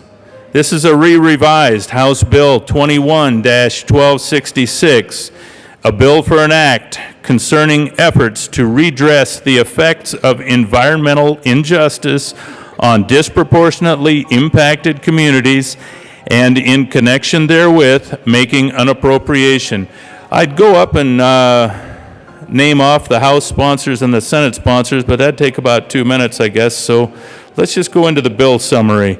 And I would encourage people at home, I would encourage the media to take a look at House Bill 21-1266, the revised version that was amended on the Senate third reading on the 8th of June, 2021 at about 16:30.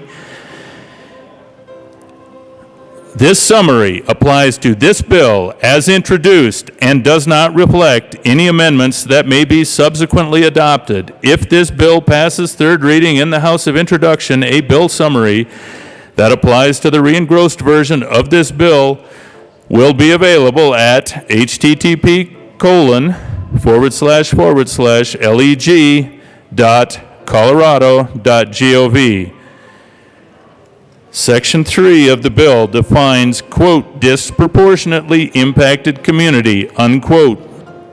Section 4 requires the Air Quality Control Commission to promote outreach to and engage with disproportionately impacted communities by creating new ways to gather input from communities across the state using multiple languages and multiple formats and transparently sharing information about adverse effects resulting from its proposed actions.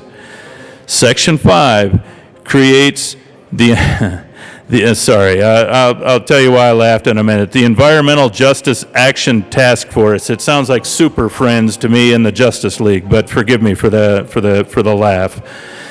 creates the Environmental Justice Action Task Force, parenthetical task force, in the Department of Public Health and Environment, parenthetical department, the goal of which is to propose recommendations to the General Assembly regarding practical means of addressing environmental justice inequities.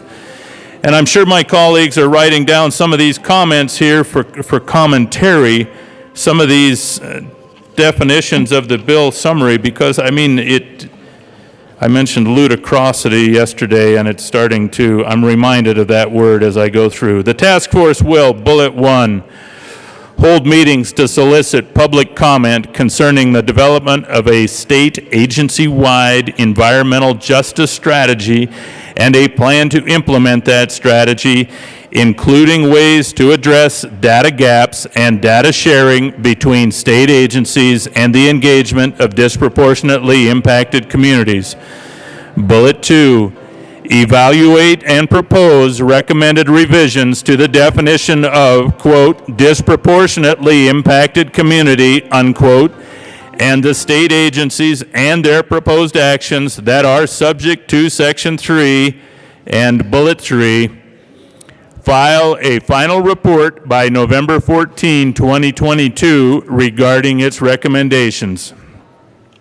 The department will report on the task force during the department's SMART Act presentations.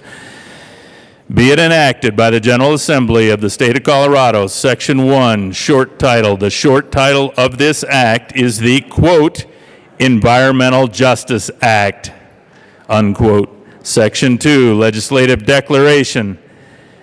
The General Assembly hereby, A, finds that, Roman numeral 1, all people have the right to breathe clean air, drink water, participate freely in decisions that affect their environments, live free of dangerous levels of toxic pollution, experience equal protection provided by environmental policies, and share the benefits of a prosperous and vibrant pollution-free economy. Roman numeral 2, certain communities, both in Colorado and internationally, have historically been forced to bear a disproportionate burden of adverse, page 3, adverse human health or environmental effects as documented in numerous studies, including the, quote, Toxic Wastes and Race at 20, 1987 to 2007, unquote, report by the United Church of Christ Justice and Witness Ministries, Federal Environmental Protection Agency Annual Environmental Justice Progress Reports, and a 2021 report from the, quote, Mapping for Environmental Justice, unquote, project at the Berkeley Public Policy / the Goldman School that shows how the pollution burden is distributed in Colorado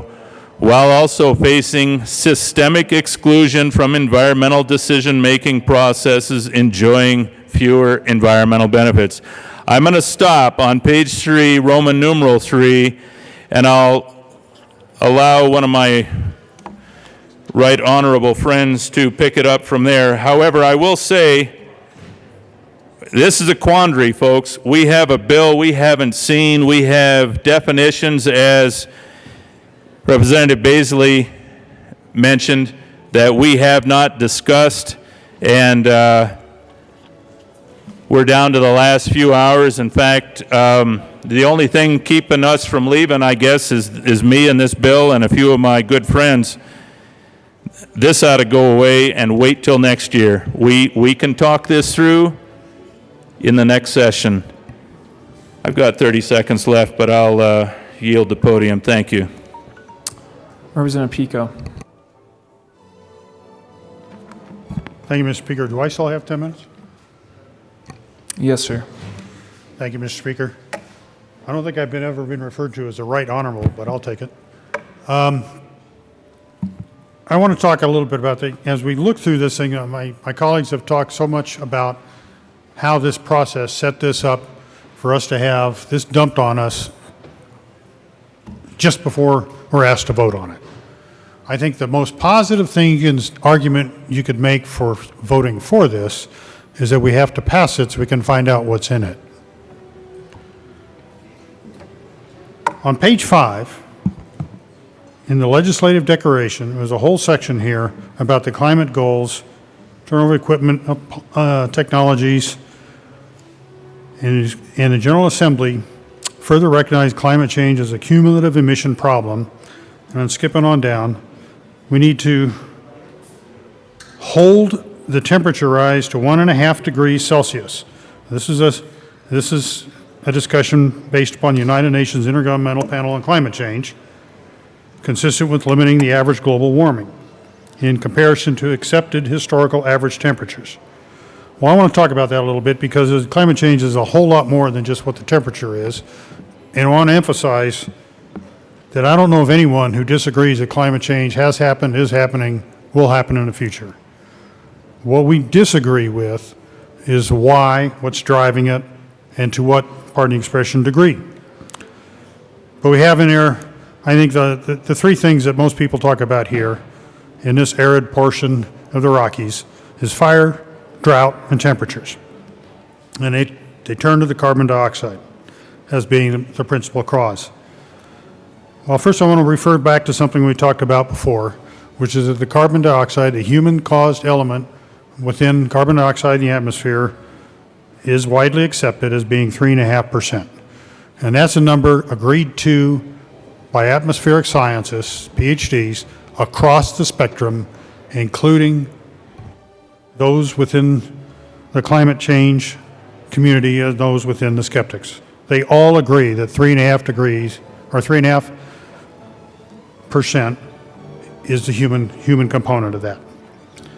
Despite that, the carbon in the atmosphere has increased now. The last reading that just came out a few days back has rise to 419 parts per million. And that is despite the fact that the entire world shut down its economy for 2020. And the carbon dioxide continued to rise. Why? Because there's a naturally occurring component, and destroying our industry isn't going to make any difference in that. But it is going to destroy our industry. Let's talk about fire for a little bit. We talked about how much the fires have increased. And yet, you go on the website for the National Fire Incident Command Center, and their records go back to the 1920s. And last year's record-breaking fires was 1/4 the amount of fires, acreage burned, and number of fires across the Rocky Mountains. 1/4. On drought. We're having a drought, and yet it broke recently because of the El Nino La Nina cycle. So the droughts come and go, and you look back on the records in the 1930s were worse than today. You look back on the climate reconstructions, and far more devastating droughts have occurred naturally in this region going back for 2,000 years. What our current arid climate is the average for the last 2,000 years. So is drought an issue? Well, it's tied to the El Nino La Nina cycle, and no one has tied that cycle to carbon dioxide. The El Nino cycle, it comes and we get a lot of rain in this part of the country, and the global temperatures go up. The La Nina cycle comes in and the global temperatures go down, and this place dries up. That's been the cycle for tens of thousands of years. That's not going to be affected by any of this nonsense that's in this bill. This is a justification for handing near dictatorial power to the Air Quality Control Commission. They're going to have complete control when you add this bill, the transportation bill, the building emissions bill, all together are going to hand near dictatorial power to the Air Quality Control Commission. Unelected board, they will be able to make those determinations, write the rules, and they will determine what everything is going to happen. What's buried in this bill is a requirement for every utility, every electric utility, to come up with a clean energy plan that has an 80% reduction within their target times. And if they don't, or if the Air Quality Control Commission don't like it, the Air Quality Control Commission has the authority to rewrite their plan. Not the utility company, not the board of directors of each utility company, not the elected representatives in municipalities or counties, or all the others. The Air Quality Control Commission, people who are not invested in generating electricity and don't have that experience. This is what this bill is going to put into place. This is not the right way to do legislation. To have this dumped on us at 4:30 in the afternoon and have this much of an impact across Colorado. This is going to severely impact Colorado. And again, Governor Polis, you said you'd veto anything that gave this level of power to the Air Quality Control Commission. And I call on you to stand up and live up to your word. Members, this is not the way to do legislation. This needs to go back. We need to take a second look at this and have the time to actually look it over and understand what we're being asked to vote on. This is impossible to read this in the time given that we have to do this. The fiscal note is pretty impressive. The fiscal note that just dropped on us increases this to $3 million per year, increases in FTE to hand this to Air Quality Control Commission. Never mind the impact, the economic impact across all of the business sectors, all of the economic sectors of this state. The fiscal impact was written in this bill when it has not gone through the appropriations. Mr. Speaker, I move that this bill be referred back to the Appropriations Committee. Thank you, Representative Pico. We will stand in one quick, brief recess.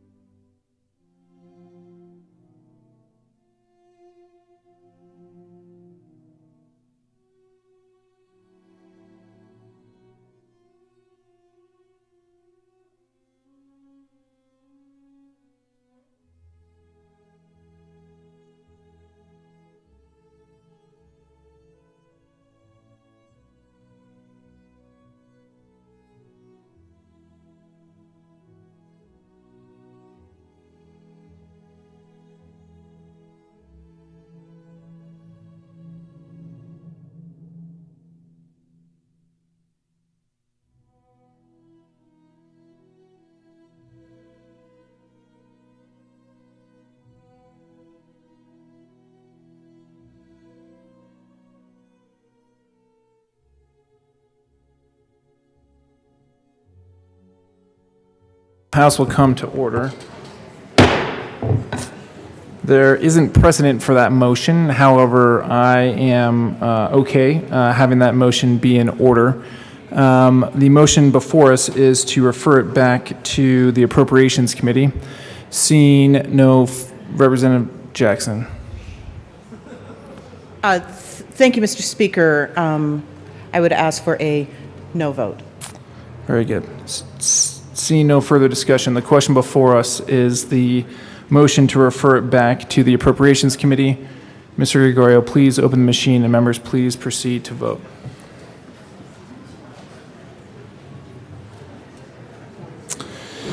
Representative McLaughlin, the motion is to refer House Bill 1266 back to the Appropriations Committee. How do you vote?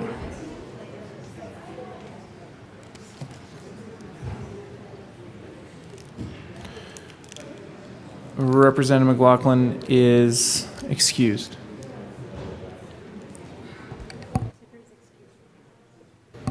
Representative Tipper is excused.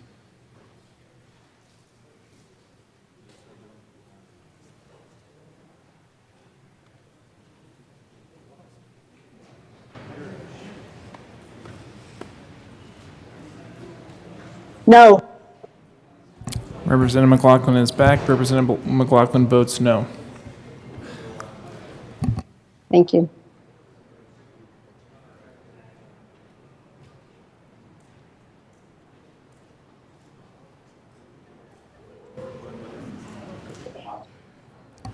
Representative Hoon is excused.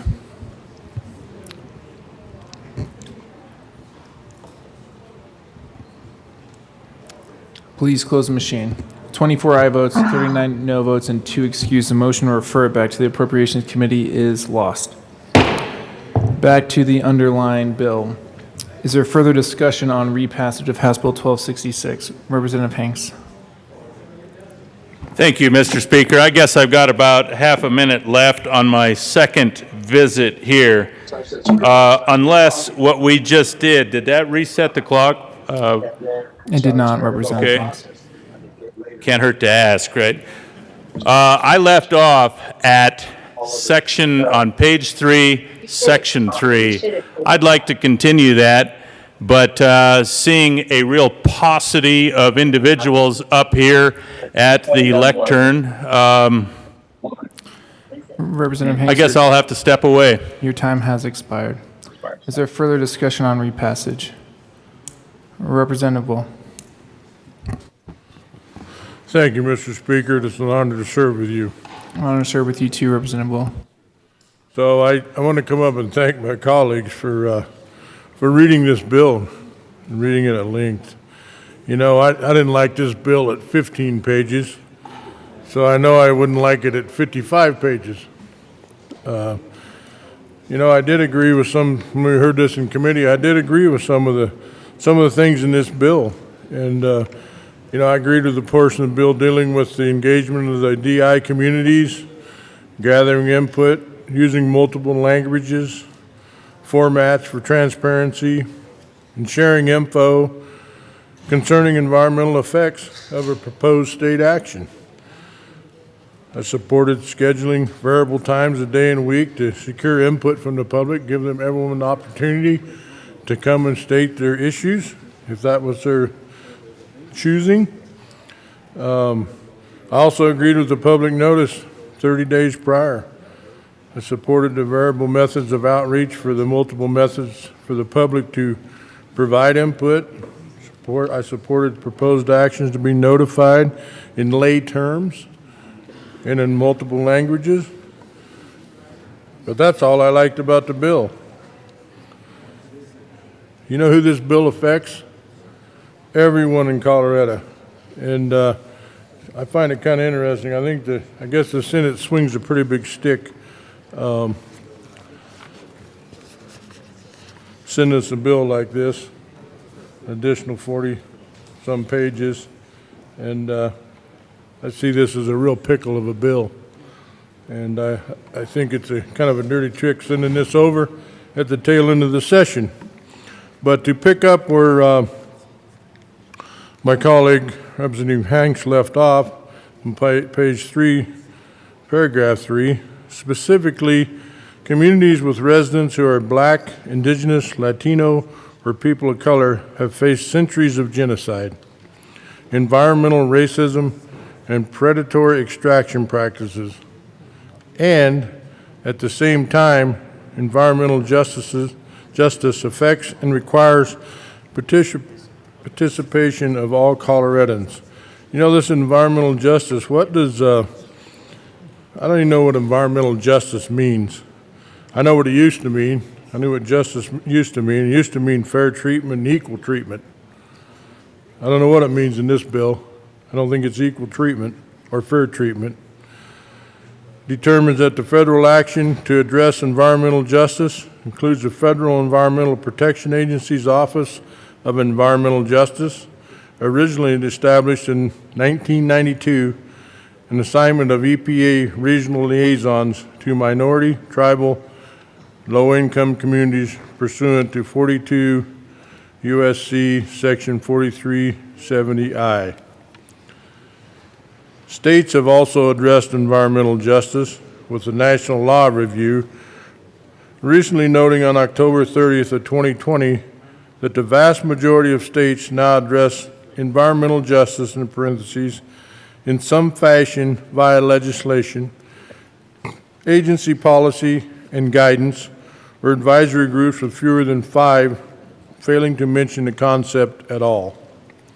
Environmental justice laws that promote outreach to and facilitate feedback from disproportionately impacted communities and require that agencies consider that the feedback have been upheld by the courts as legitimate exercise of legislative authority, such as in Friends of Buckingham versus State Air Pollution Control, 2020, vacating the issuance of a permit due to the board's failure to properly consider the permit's environmental justice impacts. State action to correct environmental injustice is imperative, and state policy can and should improve public health and the environment and improve the overall well-being of all communities. Efforts to right past wrongs and move toward environmental justice must focus on disproportionately impacted communities and the voices of their residents. Less burdened communities, I'm not sure what a less burden is, but less burdened communities have benefited from relationships that impose burdens on other communities, which is a tangible debt that must be repaid through financial reinvestment. And these relatively privileged communities have a responsibility to acknowledge the harms to which they contribute and a duty to find ways to give back what has been taken. And environmental justice is a net, not a zero-sum game. The better we take care of all communities, the more we grow. And by focusing on the communities that are hurting the most, all communities will find opportunities to heal and thrive. I can tell you about hurting communities. I can tell you about House District 57 that I represent. You know, coal mine workers, oil and gas workers, power plant workers, in the main streets of America in northwest Colorado. That's a hurting community. So for opportunities to heal and thrive, and declares that the state government has a responsibility to achieve environmental justice, health equity, and climate justice for all communities by avoiding and mitigating harm. It's necessary for disproportionately impacted communities to be meaningfully engaged as partners and stakeholders in government decision-making. I agree with that. Potential environmental and climate threats to communities merit a higher level of engagement, review, and consent. This is an act necessary to ensure that communities are not forced to bear disproportionate environmental and health impacts. Now we get into this. The Senate. The General Assembly also hereby finds that prompt action is essential for Colorado to meet its climate goals, given, among other things, the slow turnover of equipment, vehicles, appliances, and other technologies that burn or release fossil fuels. We've heard that in many other bills this year. The General Assembly further recognizes that climate change is a cumulative emissions problem. This is because long-lived climate pollutants can persist for centuries in the atmosphere, thus committing us to warming for generations to come. As we continue to emit greenhouse gases into the atmosphere over the next decade and even over the next few years, we will continue to exacerbate the climate damages we're already seeing and increase the risk of catastrophic disruption. Therefore, early action to reduce the pollutants that contribute to climate change, thereby reducing overall atmospheric greenhouse gas concentrations, is essential. Colorado needs to secure reductions in pollution over time in amounts that align with the estimated carbon dioxide budgets identified by the United Nations Intergovernmental Panel on Climate Change, consistent with limiting the average global warming in comparison to accepted historical average temperatures to 1.5 degrees Celsius. You know, all this stuff we're doing, I still haven't heard how much global cooling we're going to get from this. You know, also, we know we talk so much about carbon sequestration, and, you know, one redwood out there in the west coast can secure enough carbon to meet about 500 families here in the United States. 500 families, one tree. But it determines that due to historical systems and practices and intentionally targeted Black, Latino, Asian, American, and indigenous people, communities of color, and low-income communities, there continues to be racial. You have 1 minute social- remaining, Representative Will. 1 minute. Thank you. Thank you, Mr. Speaker. Social economic inequity in regard to the impact of climate change and pollution, as documented in multiple peer-reviewed scientific studies. Communities with predominantly Black, Latino, Asian American, or indigenous populations suffer from higher rates of air pollution and damage due to changing and more severe weather and have been systematically excluded from governance and decision-making. It is therefore a responsibility of the state to include and engage these communities more fully in policymaking at every level and ensure that environmental policy work towards restorative justice and benefiting these communities. General Assembly recognizes that the key to addressing these historic wrongs is to rapidly reduce pollution in disproportionately impacted communities, including from electric power, industrial, and manufacturing processes. I will end at line Representative Will, your time has expired. Page 16. Representative Pico. You know where I quit? I got another point. Thank you, Mr. Speaker. I'd like to pick up where I left off. The IPCC scientists have put out the 1.5 degrees Celsius rise, and generally speaking, they have referred to by the end of the century. And he was in a conference on camera, and I said, the leading scientists were in there, and they were asked, where did they come up that 1.5 degrees? And he said, on camera, for the record, that they just made it up. They didn't have any basis for that. So a made-up target is the basis for putting this dictatorial power in the hands of the Air Quality Control Commission. But they said that holding it to 1.5 degree rise by the end of this century would be acceptable. So I turned to the sponsors and I asked the sponsors that if the temperatures are held to those degrees, held to that amount, if we accomplish the goal, can we set aside this bill for that period of time that it does? That equates to 0.2 of a degree per decade. That's according to the IPCC scientists on a record, on camera, that's okay. So if we hit that, if we're below that, if we achieve the objective, can we put this in abeyance? So I asked that of the sponsors as they turn around and walk the other direction. Why not?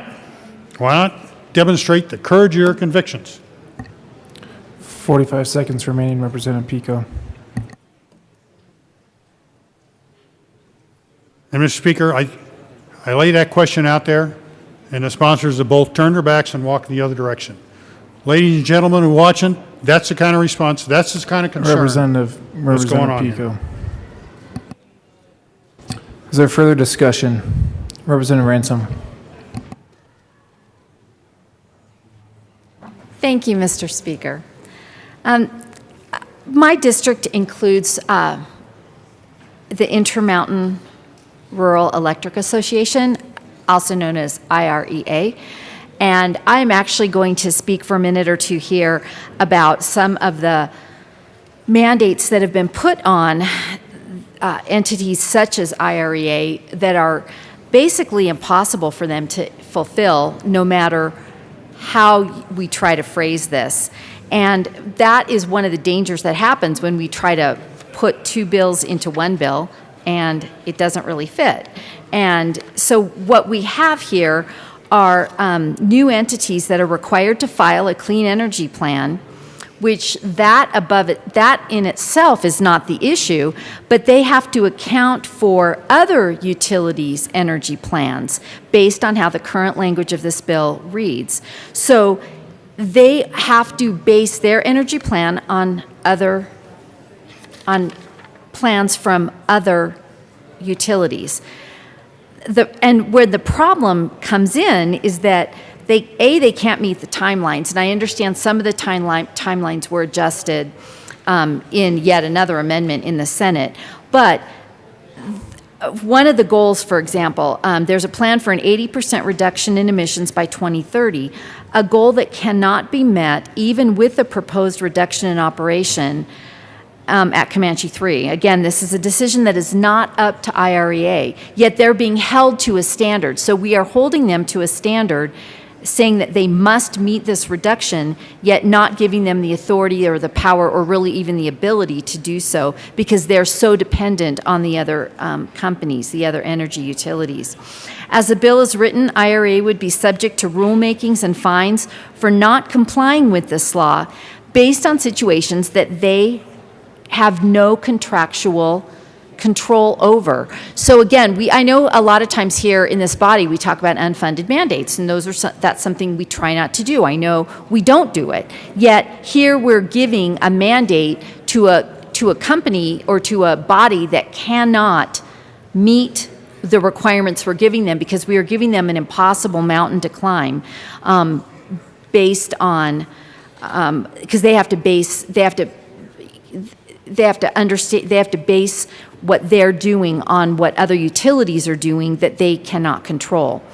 IRA membership has voted for local control of the electric cooperative, and this bill disregards the will of their members by subjecting them to the commission control of those plans. So we're also taking away local control from a company that has actually worked really hard.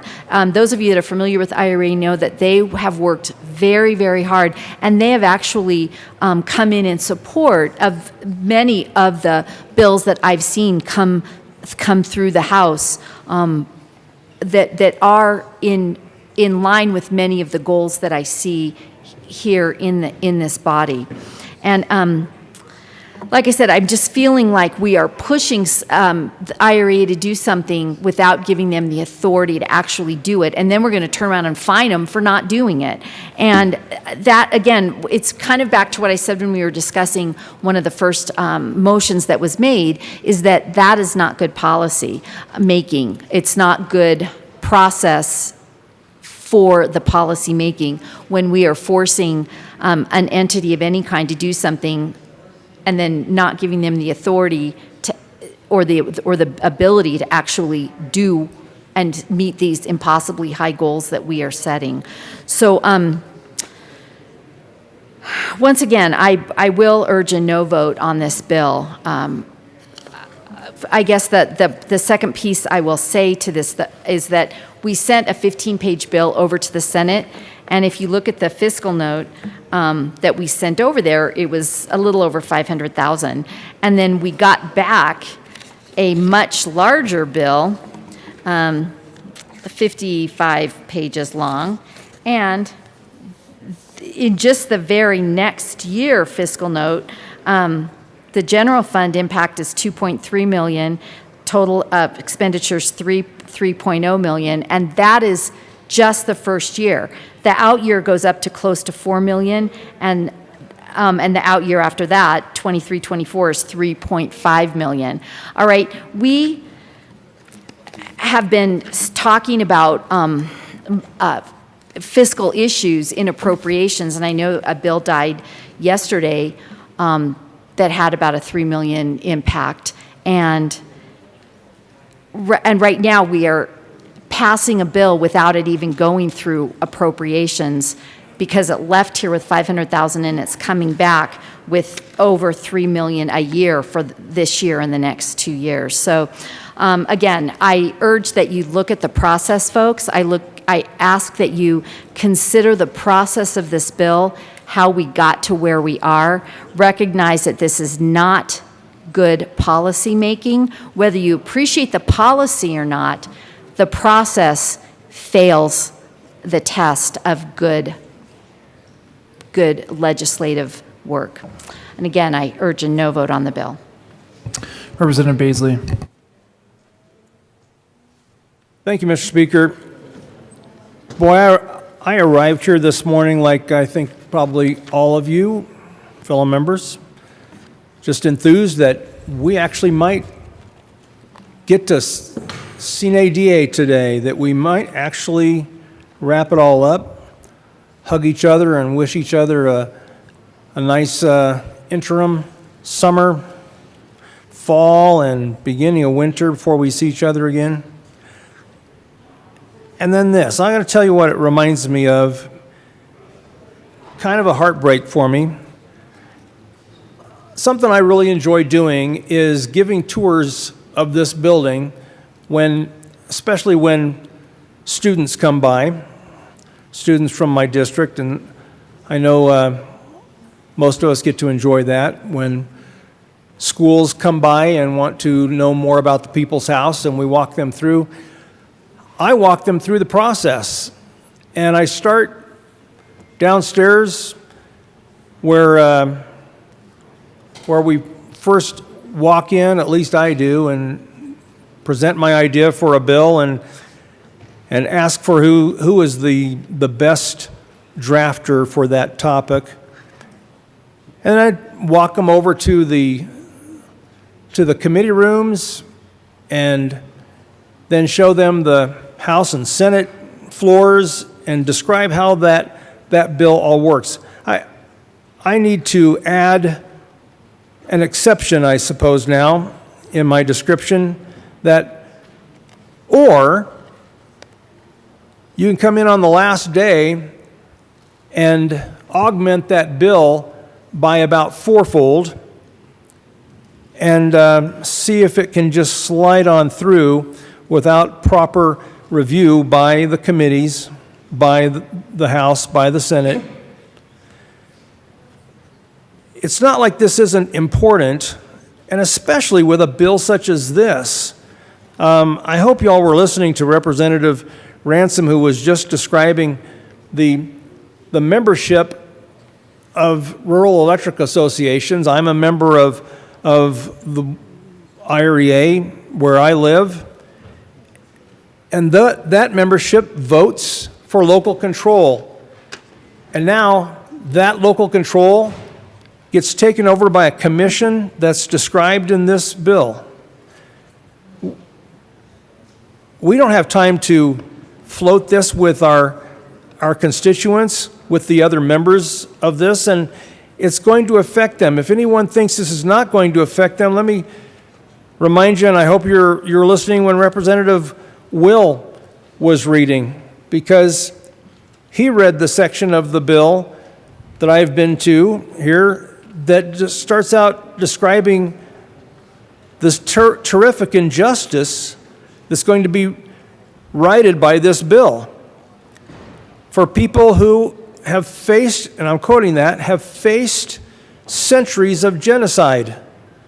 That's the underlying motivation in this bill, that it's going to right the wrong for folks who have faced centuries of genocide and environmental racism.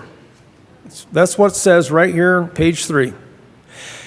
Now, if you think it doesn't affect you, well, the next line, as Representative Will had read, says, at the same time, environmental justice affects and requires the participation of all Coloradans. So congratulations, you are all involved. So not only will there be a commission, but you ever heard of that cool, the Justice League? The Marvel characters, I believe it's Marvel, but the superheroes. Well, this one comes up with one. It's called the Environmental Justice Task Force. Doesn't that sound great? 27 members that will be appointed. And if you were paying attention to when Representative Rich was reading the fiscal note, and all those 20-some-odd FTEs, that's full-time equivalents. Those are full-time employees that they'll be working on this on your dime. So all of these impacts, and the impacts include punishments, permits, reporting requirements. It goes on and on and on, 40 some odd extra pages that we just got delivered that are not going through the system that I brag about to the students that come through. But rather, we're having to try to figure it out now on paper that was just handed to us, as Representative Soper described, hot off the press to the point where we could still feel the heat on the paper, having been so recently printed out for us. So, you know, the friendly send-off for CNADA is tarnished for me. I think it's tarnished and leaving a bad taste in the mouth of a lot of folks, and I'm certain a good number of the 79,000 people or so that I am honored to represent. We've got to do better, fellow members. This is the representation, a representative government, this republic that we're a part of and that we are honored to participate in is being sullied in a big way by this bill because of the last second cramming through with this amendment coming from the Senate. I don't see how anyone in good conscience can be voting for this when it has not seen the process that is due to our constituents. So I appreciate your listening, and in the strongest manner I can muster, let's try to salvage the good mood of the day and say no to this bill. Thank you, Mr. Speaker. Representative Larson.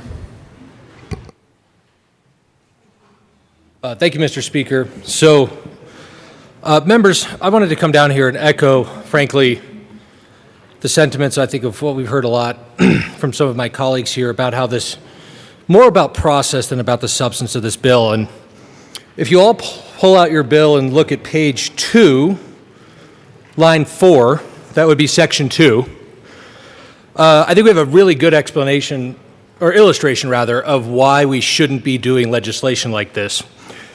Because as this bill is currently written, lines 1, starting on page 2 all the way through page 7, aren't going to be added to statute, because section 2 is not put in statute, because this bill was done on the fly, and that is a huge error. So this entire legislative declaration will not become law. I know that's probably good news to my colleague, Representative Baisley's ear, because he did have some issues with some of that language. But the good news is, even if we do pass this, it's not going in statute. Why? And again, if that was an intentional omission, I apologize, but I somehow doubt it. And members, this goes to illustrate, this is why we don't do the process like this. And now we're in this situation. What we should do, and I think we all know, is we should draft a third reading amendment. But we can't do that because the Senate has gone home, because the bill sponsor of this Senate was on a plane to Mexico. And he didn't want to wait. So here we are now having to pass a piece of legislation that we all know is flawed, at least in a technical sense, if not on the policy. But that is how we are going to send off the 2021 legislative session. Too fast, no time for details, slapdash. So members, I'd love to draft up an amendment to add the Section 2 of the bill to statute. Probably would vote against it for the record because I find a lot of that objectionable. But the point is, if that is on the first page of this piece of legislation, what other things are missed throughout this? What else are we going to throw into the statute books at 11:59 and hope that it works out for the best? Any further discussion? Representative Luck. Thank you, Mr. Speaker. So I am going to pick up in reading this bill where my colleague stopped, which is page 6 for those who are following along, though as Representative Larson just stated, if indeed that is an accurate understanding, then at least the next few paragraphs won't matter vis-a-vis law once this gets enacted, if it does. So starting on line 15, the public should have a meaningful opportunity, catch that, meaningful opportunity to participate in rulemaking proceedings before the Air Quality Control Commission. This requires that members of the public be provided with timely access to information needed to understand proposed rules and to develop alternative proposals. As an aside, I find that pretty ironic, seeing as the public hasn't been given meaningful opportunity to participate in these proceedings and timely access to understand the information needed for this bill. I am not one to believe that we should be abdicating our authority legislatively to the executive branch and the administrative state, and yet it's, again, ironic that we want to impose on the administrative state, the executive branch, a higher standard than we ourselves are willing to embrace, i.e. a meaningful opportunity for the public to participate by being given timely access to the information needed to understand these proposed rules. Next section, starting on line 20. The Commission is encouraged to use language that is understandable to citizens who do not have specialized knowledge of the matters before the Commission, and declares that nothing in this Act, A, alters the greenhouse gas emission reduction goals previously established in Section 25.7.102(2)G CRS in either amount or timing, B, detracts from the Commission's existing authority to require more than the minimum greenhouse gas emission reduction goals and deadlines previously established in Section 25-7-102(2)G CRS. And this Act adds to, but does not otherwise alter, the Air Quality Control Commission's authority and obligation to publish and promulgate rules pursuant to Sections 25-7-105, 25-7-102(2)G, and 25-7-140. Section 3. In Colorado Revised Statutes, add 24.4.109 as follows. And just as an aside, members, I want to echo Representative Baisley's comments about this not being particularly how I saw this day going, and not really being what I desire to be engaged in at 6:20 on this fine day. But I do, again, think it's important for my constituents who have texted me on this, on SB 200, which is largely incorporated into this bill, that I stand up here and advocate for them, since that's what they elected me to do. So, proceeding, 24-4-109, state engagement of disproportionately impacted communities, definitions, repeal. 1, goal.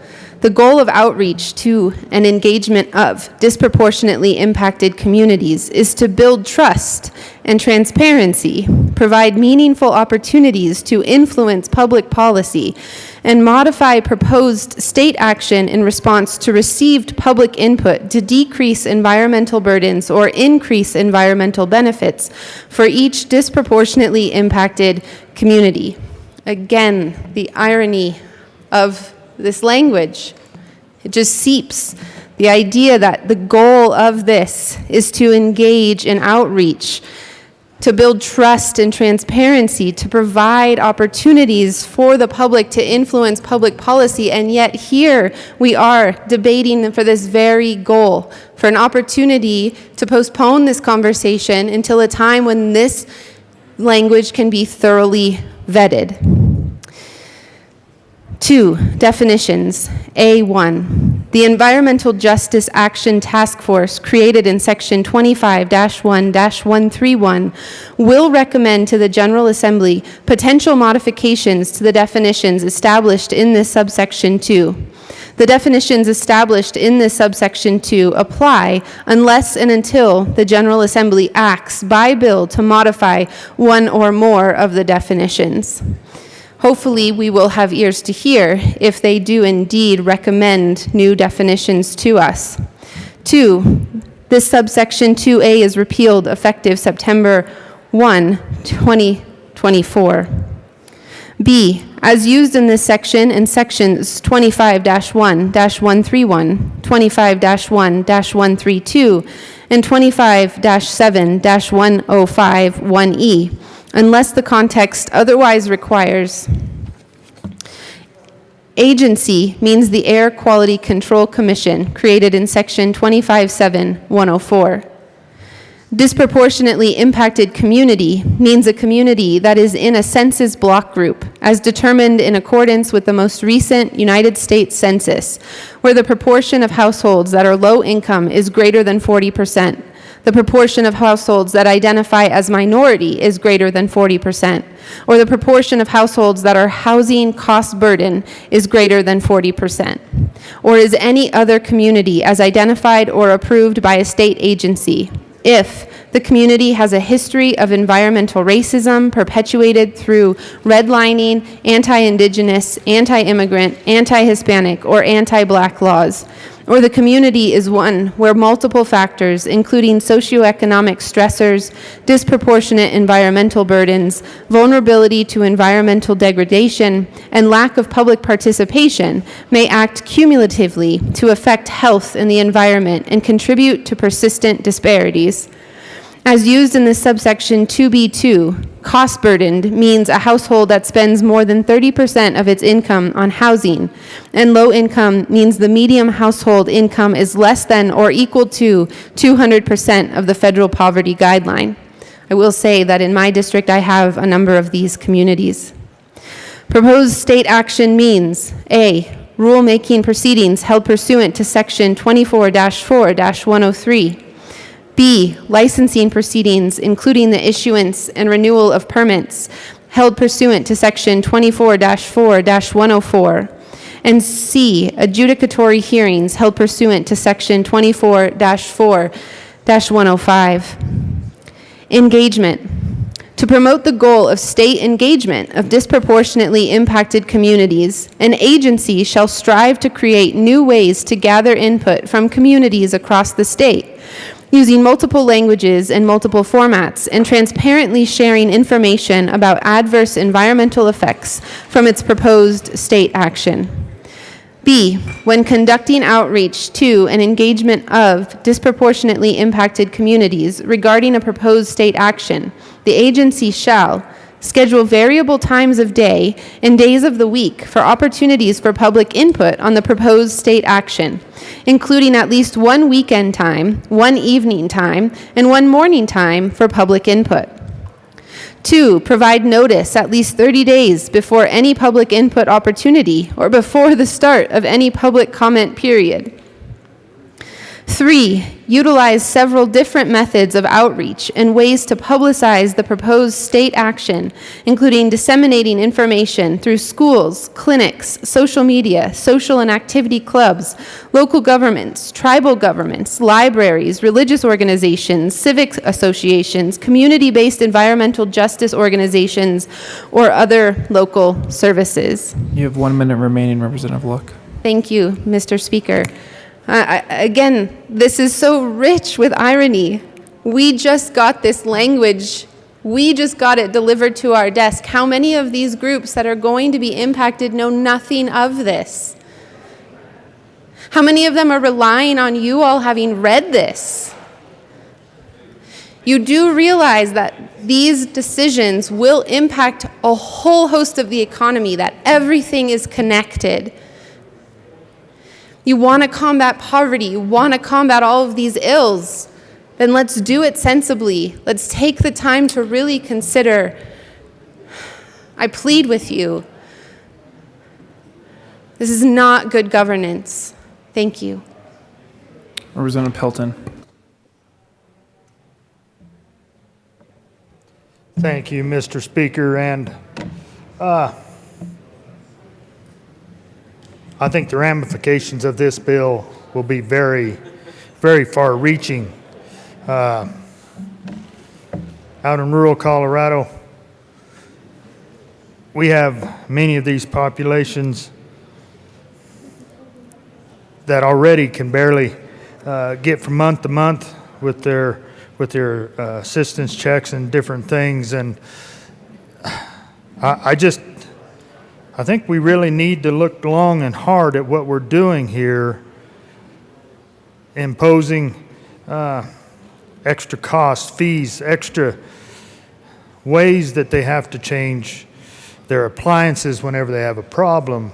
You name it. I mean, this is going to pile on so deep that it's going to be tough for the ordinary man and family to get around this and to still survive in a meaningful way.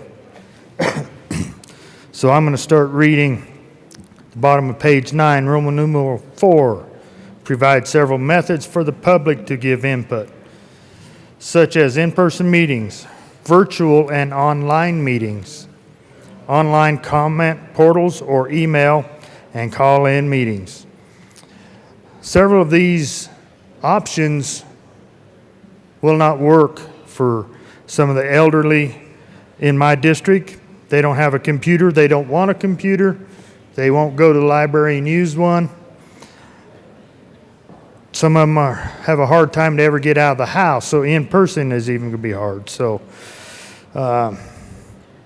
Roman numeral 5, consider using a variety of locations for public input on the proposed state action, including meeting locations in urban centers and neighborhoods whose populations are predominantly Black, Indigenous, or people of color and have an average income below the state's average, and in rural locations in various regions of the state. I don't know what that'll look like in rural Colorado. Someone goes out to my district, goes to the local coffee shop or something and starts talking about some of this. It is going to be an ugly, ugly meeting. So I hope people come prepared for just what they'll be faced with in that situation. Roman numeral 5, consider using a variety of locations for public input. Oh, I already read that. Roman numeral 6, create outreach materials concerning the proposed state action in layperson's terms, translated into the top 2 languages spoken in a community, that inform people of opportunities to provide input on the proposed state action, their rights, the possible outcomes, and the upcoming public input process. Section 4, in Colorado Revised Statutes, add 25-1-131 as follows. 25-1-131, Environmental Justice Action Task Force. Report, repeal. Creation.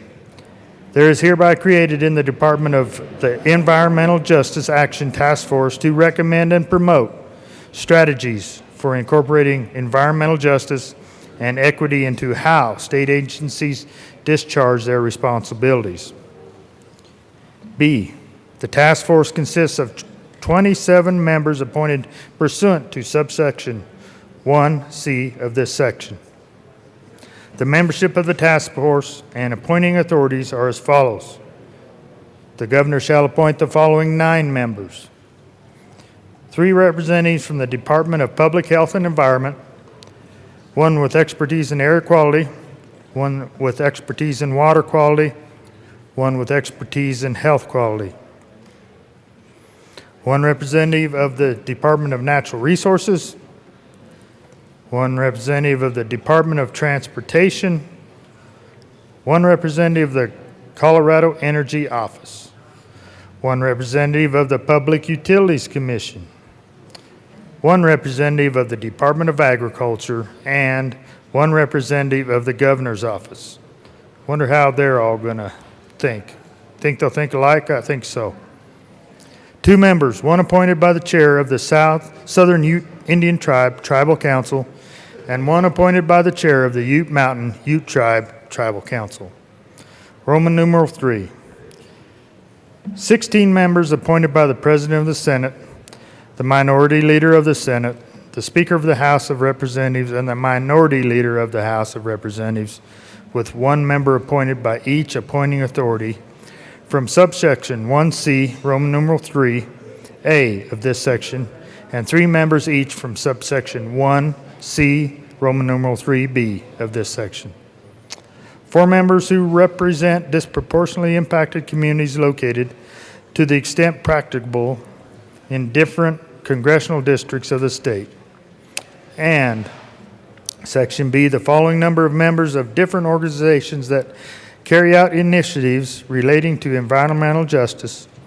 3 members represent workers' interests in disproportionately impacted communities. 1 member represent the interest of people of color. 4 members represent the renewable energy industry. 1 member represent the non-renewable energy industry. That seems a little lopsided to me right there, 4 to 1. 1 member represent local government into disproportionately impacted communities. 1 member and work to support public health. 1 member who be an environmental toxicologist. I'd like to see more local government involved in this group. So we go on to Section D. The appointing authorities shall fill a vacancy as soon as possible. In making appointments to the task force, the appointing authorities shall ensure that the membership of the task force reflects the racial, ethnic, cultural, and gender diversity of the state, including representation of all areas of the state. Mission of the task force. The mission of the task force is to propose recommendations to the General Assembly regarding practical means of addressing environmental justice inequities by promoting environmental justice across state agencies and improving collaboration among state agencies in identifying and addressing the human health and environmental effects of programs, policies, practices, and activities on disproportionately impacted communities. Improving cooperation of environmental justice initiatives between the state government, tribal governments, and local governments. I am now at the top of page 13. Ensuring meaningful involvement and due process in the development, implementation, and enforcement of environmental laws and policies, and addressing environmental health, pollution, and public health burdens in disproportionately impacted communities, and building healthy, sustainable, and resilient communities. Duties of the task force. The task force shall consider proposing recommendations concerning the following: developing a state agency-wide environmental justice strategy and a plan to implement that strategy, which could include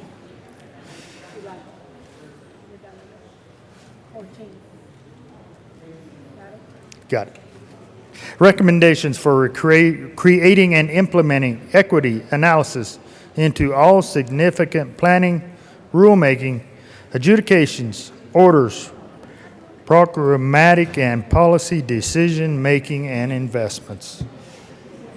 You have 1 minute remaining, Representative Pelton. Thank you, Mr. Speaker. People, I don't like the way this bill has come to us. I don't like the way there was one bill that was going to be vetoed that was folded into this bill. It makes very, very ugly policy, very ugly process. Colorado can do better than this. This isn't something we have to do right now.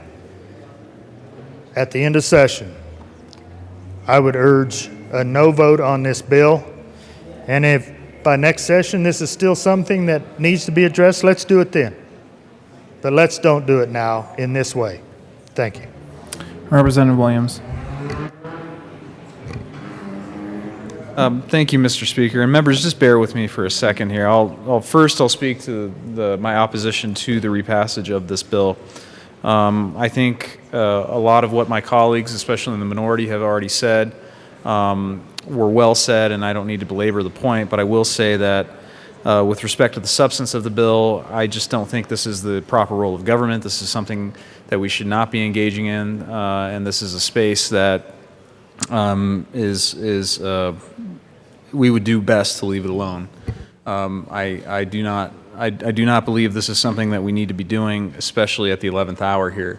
With respect to the process, I agree with everything my colleagues have said in the minority, that this is not good governance, this is not how the process should work, and the fact that the Senate has already adjourned for the year, I think puts a finer point on the problem that we're facing right now. We're trying to get legislation correct and properly crafted, but we don't really have an opportunity to do that.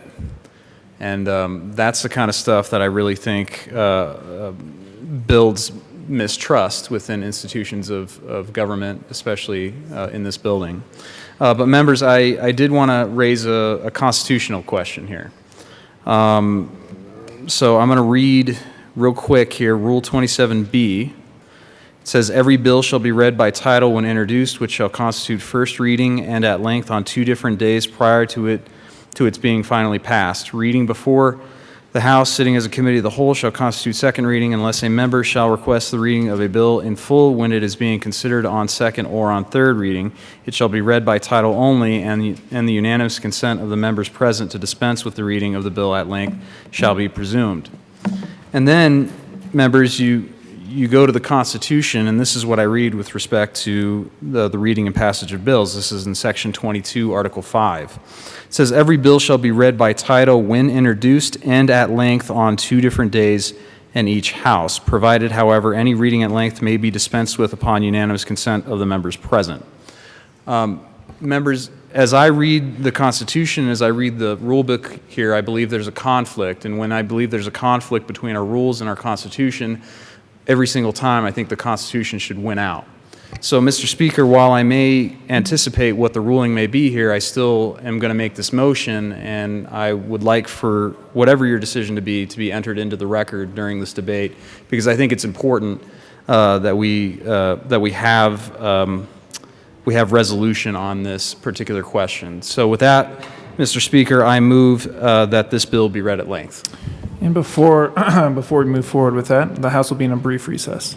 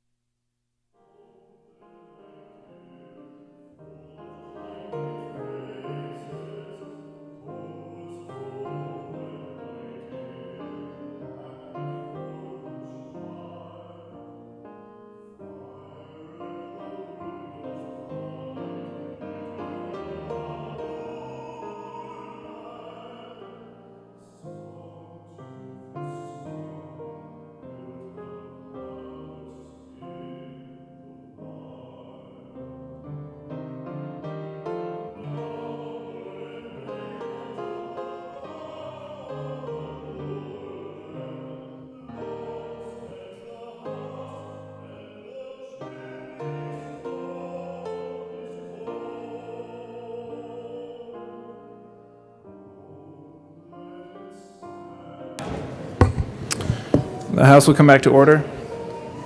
I thank Representative Williams for bringing that forward. I just want to explain my ruling. Article 5, Section 12 of the Constitution gives each chamber, each house, the ability to set their own rules. Rule 27B clearly states when bills can be read at length, on second and on third reading. It complies with the Constitution on having bills read at length. We are not in either second reading or third reading. We are on concurrence of Senate amendments to House bills, which is treated very differently than third reading of bills.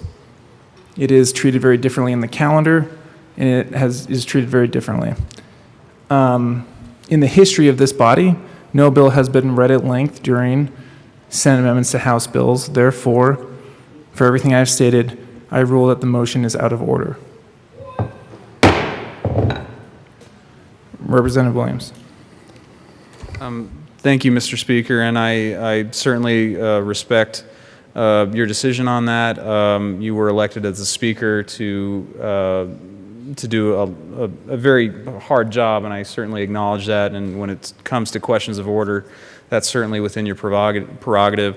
Members, I do disagree with that decision, obviously, and one of my arguments for that is the fact that this is a completely different bill than what we've originally heard on second and third reading. And so I would argue that it necessitates at least the potential for us to have this read at length, because this, again, is a new bill that we certainly didn't anticipate what it would look like when it got to this position. And so I think it's unfortunate. However, I certainly understand the Speaker's ruling on this, and I would just come up here and I would renew my call for a no vote on this. This is not good governance. This is not how the process should work. We are doing a disservice to our constituents. We're doing a disservice to this institution, in my estimation, by crafting and passing legislation in this manner. And the fact that we can't even have it read at length, even though I believe the plain reading of the Constitution would demand it, since I'm a member of this body and I do not give my unanimous consent, I think is troubling.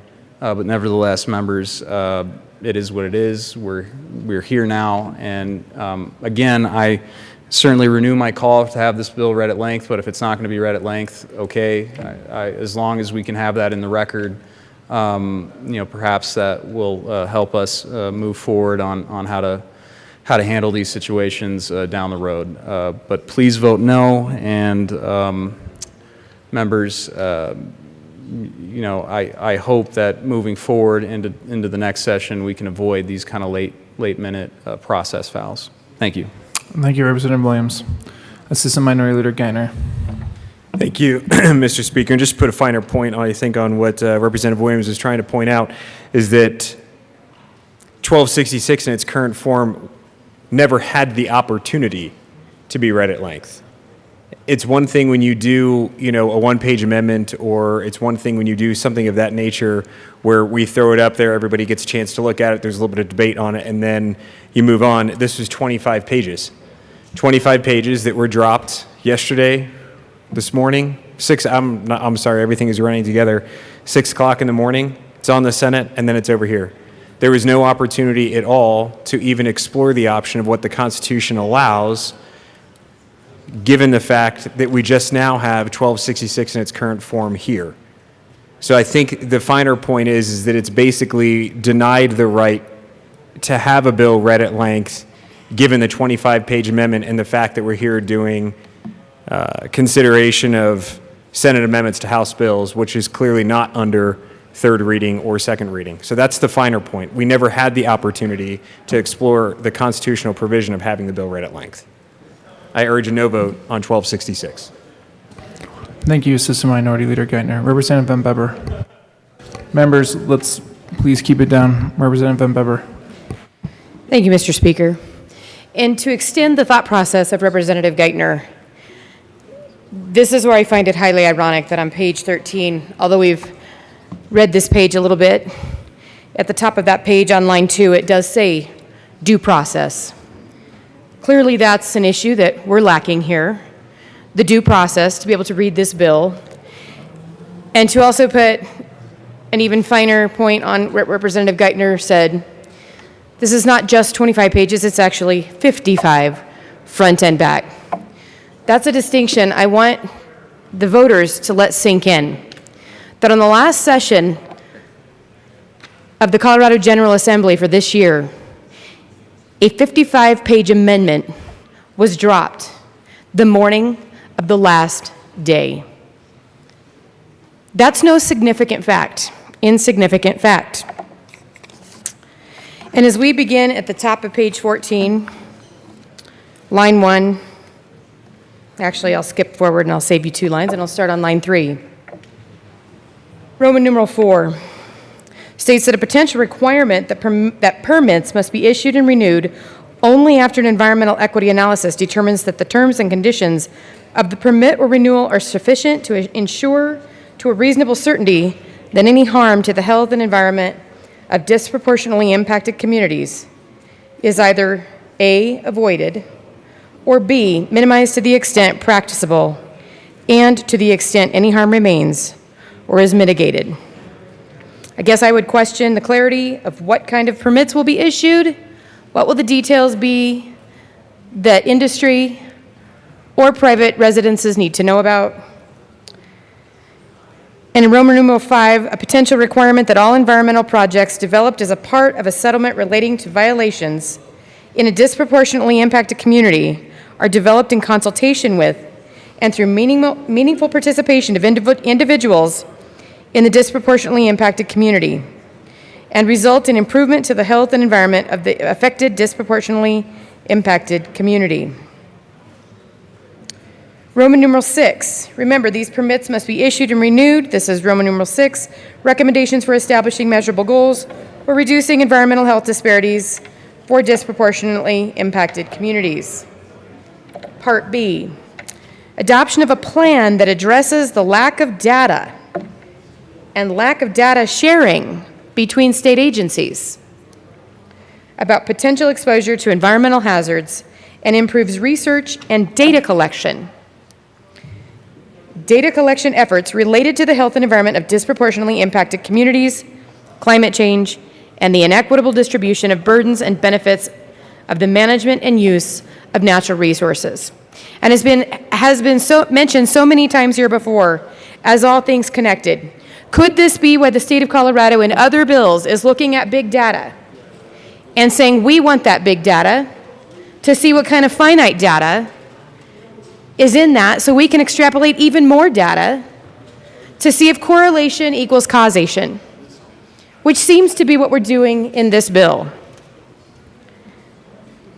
C, the provisions of section 24-4-109 regarding engagement of disproportionately impacted communities, taking into account barriers to participation that may arise due to race, color, ethnicity, religion, income, or education level.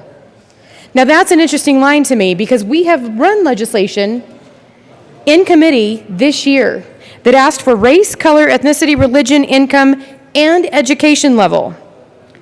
And when we ran that bill to save lives using this exact data, these finite data points, it was rejected unilaterally by party lines. That's real irony. D, evaluating and proposing recommendations or revisions to the following definitions.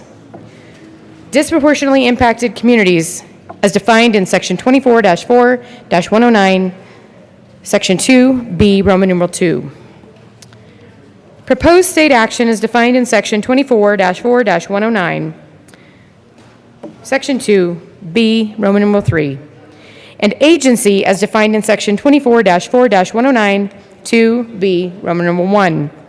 In formulating its recommendation, the task force shall consider including within the definition at least the following state entities specified in subsection 1C, Roman numeral 1 of this section.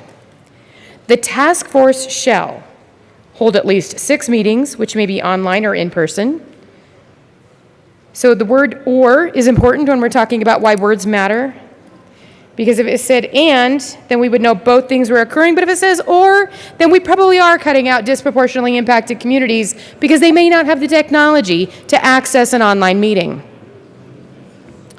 So hold at least 6 meetings, which may be online or in person, to seek input from, present its work plan and proposals to, and receive feedback from communities throughout the state.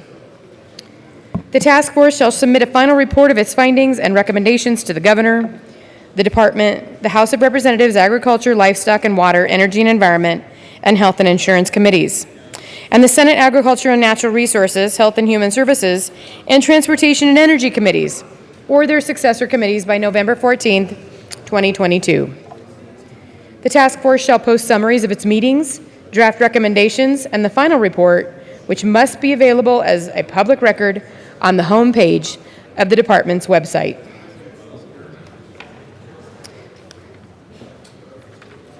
The department shall include updates regarding the task force activities, including in its final report in its departmental representation to legislative committees of reference pursuant to Section 2-7-203. This section is repealed effective September 1st, 2024. In Colorado Revised Statutes 25-7-103, we'll add 8.5 as follows. 25-7-103, definitions, as used in this Article 7, unless the context otherwise requires. Disproportionately impacted community has the meaning set forth in Section 24-4-109, Section 2B, Roman numeral 2.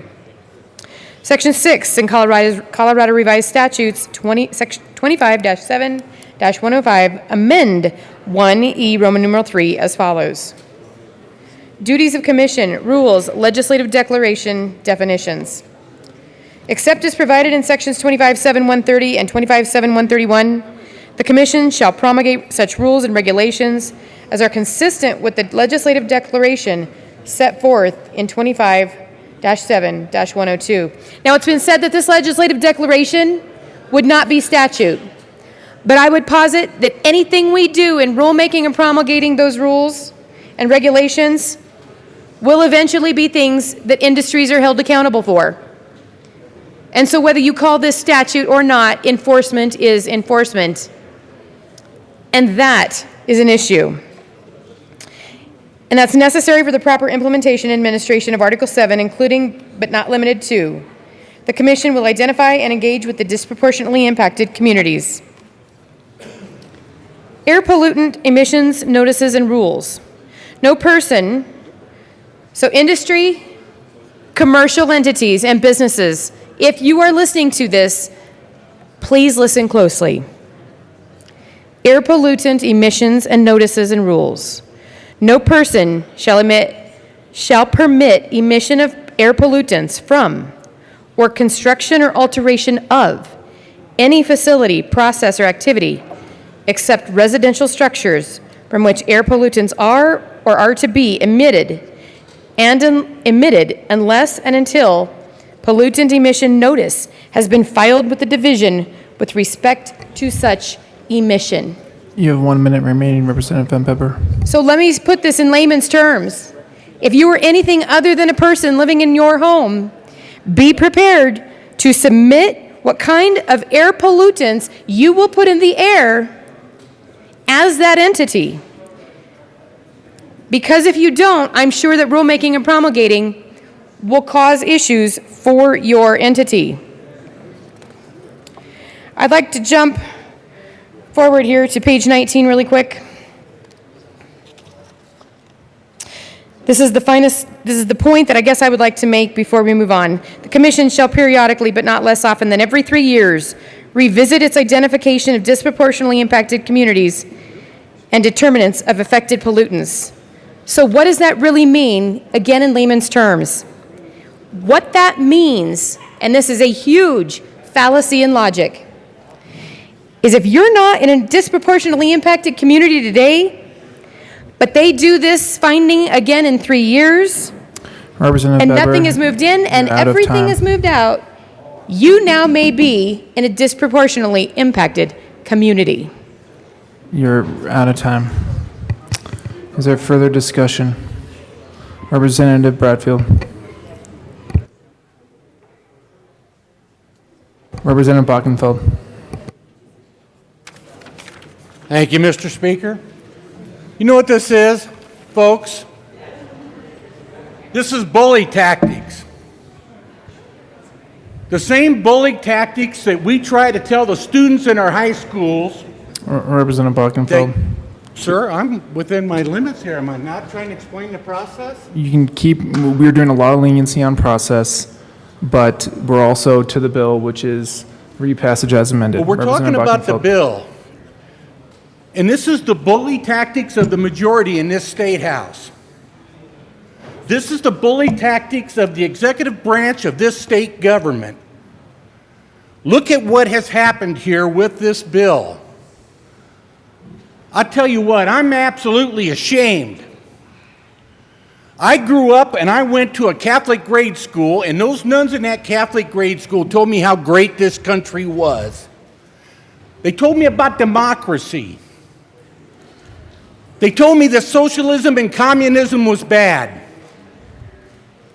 And I believed, and I grew up and believed, that government, if you work hard, that you can accomplish whatever you want to accomplish in this country. And then we come here and we use these bully tactics to shove this bill through like this at the last minute. I plead with my members and the colleagues in this chamber to put an end to this. There's a right way to do this. I have a district, a large segment of my district is Intermountain Rural Electric. And I'm down here trying to fight every step of the way for my constituents. I'm trying to let them know that we're trying to strike a balance here. Now, I don't disbelieve for 1 minute that there's not good intentions in this bill. But you don't have to roll over everybody and then sit there and smile. You don't have to use these kind of tactics. Let's sit down and let's have a meeting and let's talk about what we can do to try to smooth things out in this bill. The majority's going to win at the end of the day. But you don't have to mow over everybody like they're a blade of grass.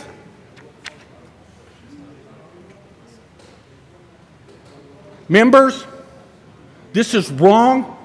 We wouldn't tolerate it in our schools. So why are we doing it here? We're sitting there passing bills about bullies and how to prevent bullying. Representative Holtorf, let's not impugn anyone's motives. Well, I'm Representative Bockenfeld. Yeah, sorry, that's the second time I've done that. I am sorry. I don't think I'm impugning anybody's motives. I'm impugning the motives of this state government and how it's handling its legislative work. It's fine to go there, and I apologize for calling you Representative Holtorf. I have no idea why I did that, but it's the second time. My apologies, Representative Bockenfeld.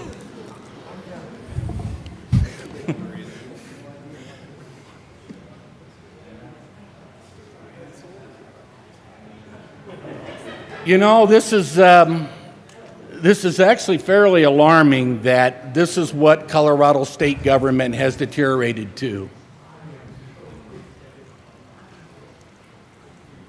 And I have to be honest, Mr. Speaker, I thought we had, a lot of challenges in this legislative session. But I thought we've been able to work through all these challenges. And here we are in the last day, sitting here pulling this stunt, and it's a stunt. Oh, you may not believe it's a stunt, but believe me, it's a stunt. It started down the hall over in the Senate, and they've gone home. The bill sponsor went to Mexico. Well, wherever he went, he wasn't around. They had to sit there and had to wait in the Senate till they could get the bill sponsor to communicate with him. Is this the way we run our state government? Come on, the people in this state deserve better than this. Thank you much. Thank you, Representative Bockenfeld. Representative Neville. Thank you, Mr. Speaker. And members, I just wanted on the record as well that I also do not give my unanimous consent not to have this bill read at length. I do think this is an entirely different bill than what we've seen in the past. And furthermore, I do think the plain language of the Constitution clearly states that it shall be read at 2 separate days. And the Constitution, which is the supreme law of our land, does not specify that that can't be done on concurrence, especially when it's in a completely different bill that's gone from 15 pages to almost 50 pages. And my constituents who I represent, who will be completely affected by this bill, haven't had a chance to look at it. And I find it disturbing that we don't even have a chance to have this bill read. I think that's the reason why our Constitution has this in place, is so that we can at least look and review legislation so we don't act like Washington, D.C. and pass legislation without reading it. And I think by foregoing that process today, that's exactly what we're doing. We're becoming more and more like Washington, D.C. with this process. And so I encourage a no vote on this bill, and I just want that clearly in the record as well, that I also do not give my consent not to have this bill read at length. Thank you, Representative Neville. Further discussion, Representative Sandridge. Thank you, Mr. Speaker. Yeah, I'm kind of just evaluating really what's going on right now associated with the process. It appears that in the final hour, another bill was pushed into this bill, possibly another bill that couldn't pass earlier in this year. Possibly, I'm not saying this is happening. Another bill that couldn't pass earlier this year is possibly pushed into this bill in the final hour as an amendment. And now we're saying it's the same bill and it can't be read at length. So what I'm concerned about is why, if the information within this amendment is so great, why wasn't it introduced when the bill was originally introduced? Now, this amendment isn't just a few small points. If you look at the amendment, it's been worked on for a good amount of time. There's a lot of information there, a lot of changes.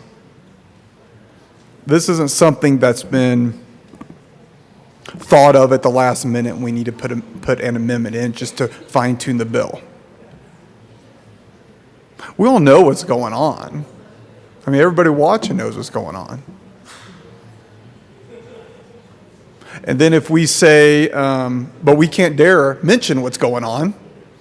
I know some people have different, I guess, verbs for actions or descriptive words to decide what's going on. I know Representative Bockenfield called it bowling. People all have different words for it. But this makes me reflect to actually the first day of session when there was a speech about all this unity and bipartisanship and respect. And that has to do with legislation. I mean, that's what we do here. About respect. And do you think any of our constituents are watching thinking what's going on is respectful, is fair, is how they want their government ran?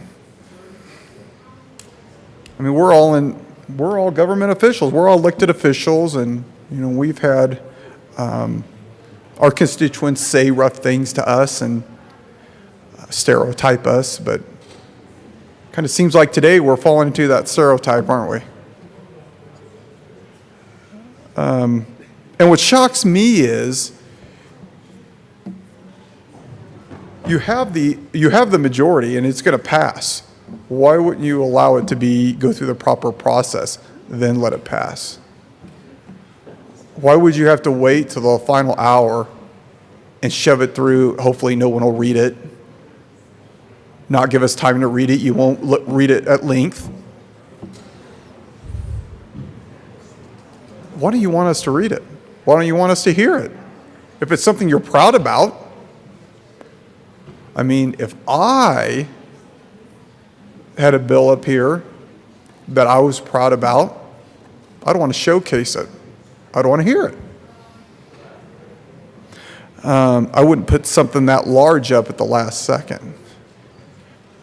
So hopefully, everybody can understand why some of us and maybe some of our constituents are a little suspect. We hear about these bills, similar situations down in D.C. where where the legislature gets huge bills and has an hour to get through it, then vote. And you know they're not going to get through it. Why is that? Well, we all know why. We all know why. Because this amendment could have been brought, all this information could have been brought at the very beginning. Maybe it was brought, but in a different bill. And maybe it was rejected. I'm not sure. But for you to bring this type of information, with this type of strong wording, I mean, some of the words, I was skimming through the amendment, and there was very powerful words in this. Very powerful words that had to do with justice and had to do with race. And it's something that I think we need to have time to discuss. I know this body has dealt a lot with justice and racial issues. We've had a lot of discussions. But why wouldn't you want to have a discussion over this? Why wouldn't you want to have it in committee, have people testifying for and against, and have a discussion over it? What's there to be afraid of? I don't know. I haven't got through all those pages yet. So as somebody who's representing a group of constituents, they want me up here representing them. They want me to make sound decisions. They want me to read the bills. They want me to have time to make decisions, do research, maybe go back to constituents, ask their opinion, especially on politically charged bills, especially on bills where people in the business community feel could harm them, where bills where people may come back to us and say, is what's going on? Is the problem in the bill really a problem? And if it is, how significant is it? This is not a license plate bill. This is a big bill, okay? Where we can just get through it within 5 minutes and say, yeah, we like the license. Yes, we love the license plate. And then we'll have, me and Representative Benavides saying, no, we don't like it. But this is something that takes time. And I can't represent my district well and make sound decisions if something is given to us at the final hour. And it makes me really suspect. I'm not saying that anything in the amendment is suspect. Maybe it's great. But when you use these kind of tactics, it puts up the red flags. And maybe it puts up the red flags where red flags shouldn't be put up. Maybe this amendment makes the bill so much better in my eyes. But now we're talking about the process here, when maybe if this amendment was brought to the bill in a sound and fair process at the very beginning, we wouldn't be discussing all this today. Heck, we may be home by now. But I ask, like I said, I reflect back to the first days of this session and the hopes that we had. Representative Sanders, you have 1 minute remaining. Thank you, sir. The hopes that we had about, and this excitement we had from the speeches about how we were going to do bipartisan actions and and respect. I'd like to know if anybody out there watching feels this is respectful. Not just to this side of the aisle, but to my constituents. To my constituents who want me to make a sound decision over a bill. The business owners who want me to make a sound decision on a bill that will impact their business. Over people in my community who are concerned possibly about this issue and want me to make a sound decision. With that said, I ask us, is this something that cannot be moved to January? Is it such an emergency? I ask us to consider that. Thank you. Thank you, Representative Sandridge. Members, let's please keep the noise down in the chamber. Representative Carver. Thank you, Mr. Speaker. I just need to put on the record what a grotesque abuse hold on, this Representative is of Carver. the legislative Hold on. process. Representative Carver. Members, please keep the volume down in the chamber. Representative Carver. Thank you, Mr. Speaker. This is a grotesque, and I mean that. This is a grotesque abuse of the legislative process. We saw this at the end of 2019. It was disgraceful then. And to see it again now at the end of this session. These are huge changes in this language that have impact on utilities, customers, businesses, a lot of sectors of our economy. The kind of bill that we would reach out to multiple sectors in our economy to find out what is the impact on you. And we are getting this huge amendment at such a late date that has not gone through the legislative process, no time to read, no time to talk to our constituents, no time to find out how they are impacted. What else have we denied in this grotesque process? The denial of the public to be part of seeing what has been proposed and to give their input. We should not be legislating this way, members. And that is true regardless of which party holds the majority. This is wrong. Thank you, Representative Carver. Representative Woog. Thank you, Mr. Speaker. And just to add on to that, members, this isn't the first time, as was mentioned, and we even had something similar last week. I think it was on Friday, that 4 amendments came through last minute, late at night, and here we are, not knowing what the heck they say. It's embarrassing, it's unacceptable, it cheapens the process, and it cheats constituents out of this process.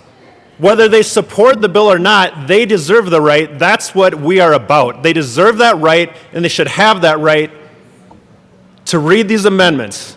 This is absolutely unacceptable. Representative Van Winkle. Thank you, Mr. Speaker. This truly is a shame. It's a black eye in the 73rd General Assembly. And I regret that we are even here right now. I thought we would be home weeks ago. And it is terrible that we are here dealing with this 55-page bill. I do not give my consent to have it read by title only. The title doesn't even reflect what's in the actual bill itself. I ask for a no vote. Thank you, Representative Van Winkle. Minority Leader McKean. Mr. Speaker, thank you. It is an honor to serve here with you. Honor to serve with you, too. I could call each one of you by name, tell you it's an honor. Representative Jackson, it is an honor to serve with you. It is an honor to work in the National Renewable Energy Lab program with you. I think that these are the things we find that bring us together, not separate us. This separates us. None of us want to be here right now. There's not one person in this chamber that wants to be here right now. There's not one person in this chamber that is not frustrated with where we are. Rep. Jackson, I will actually assume something on your behalf, that you probably don't want to be here right now. That this bill, while it's important to you,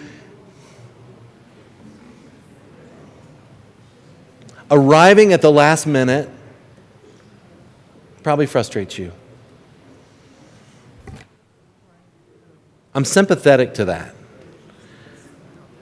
I just had a meeting in the antechamber, and one of the things that I mentioned in that meeting was that I've been here before. I've been here in 2019, but others have been here before that as well. None of us want to be here listening to speeches, listening to people, paying attention to a clock. Am I using my whole 10 minutes? Am I allowed to read the bill at length? Am I allowed to do these other things? The reason why we are standing here tonight is because it's wrong. It is wrong. I don't care who brings this bill. Rep. Williams, I agree with everything you said, and that's probably a date somebody should circle on a calendar. Because I don't care if you brought this bill at the 11th hour and said, I want to amend another bill into this and change dynamically what this bill does. I would still say, shame on you. Shame on any of us if what we accept is this degree of a process foul. If we accept this as what our institution becomes in the last few minutes of the session, oh, it's too bad we ran out of time. That's too bad. You don't have time to read this. You don't have time to understand it. You don't have time to reach out and say, what does this do to you?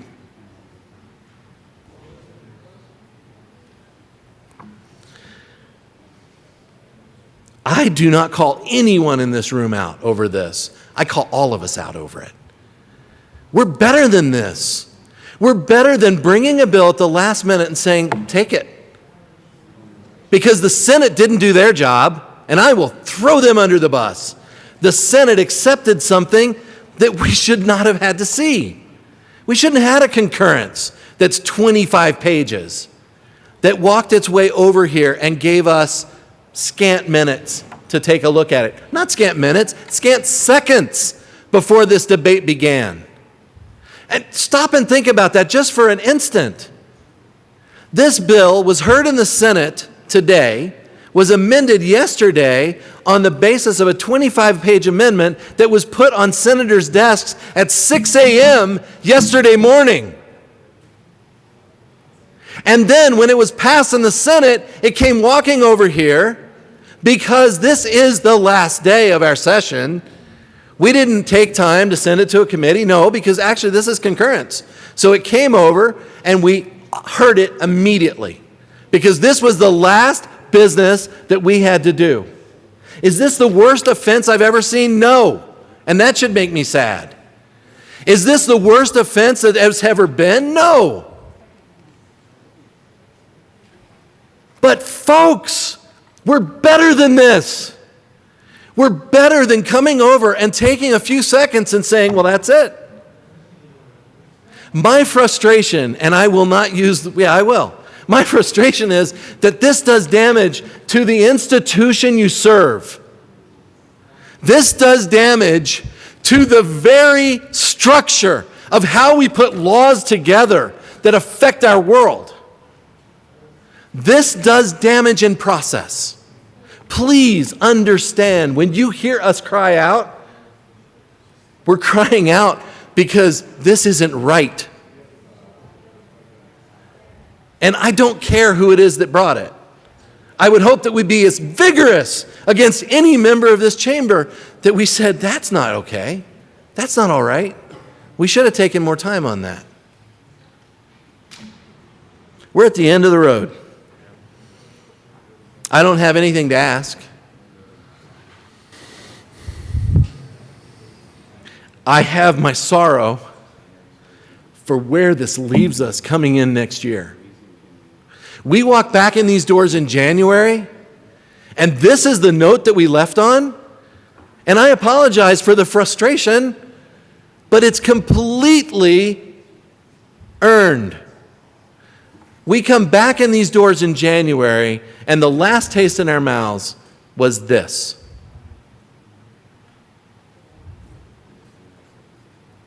I appreciate every single one of you.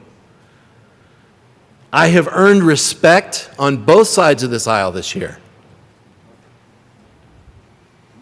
And I think somewhere, even though we disagree viscerally on things, we serve something bigger than ourselves.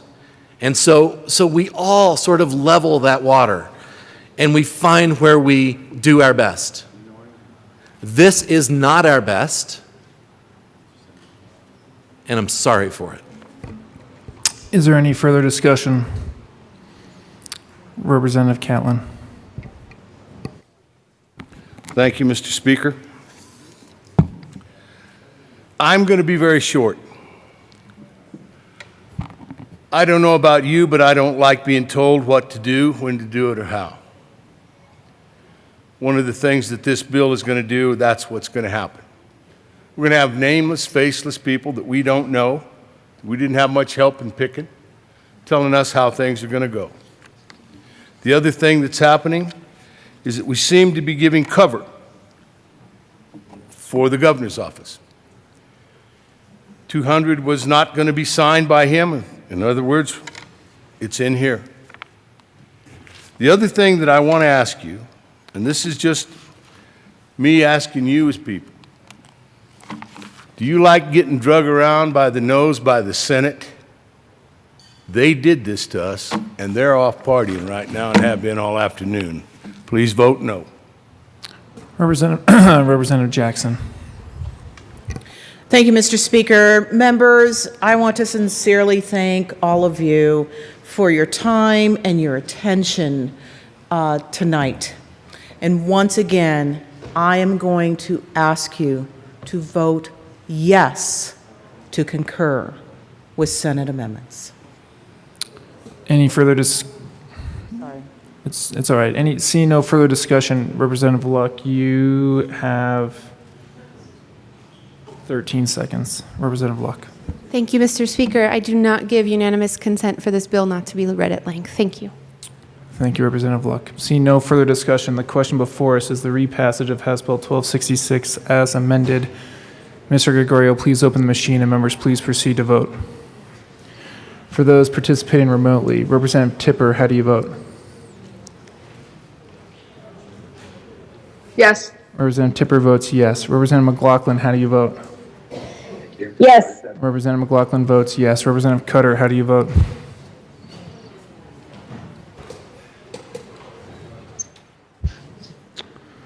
Representative Cutter, how do you vote? No. Sorry, one more time, Representative Cutter. The motion before us is the repassage of House Bill 1266 as amended. Representative Cutter, how do you vote?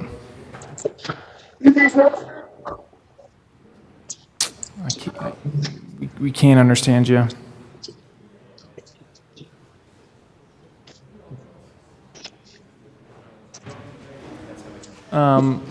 Representative Benavides, Representative Hanks, Representative Ortiz, Representative Young, Representative D. Valdez, Representative Soper.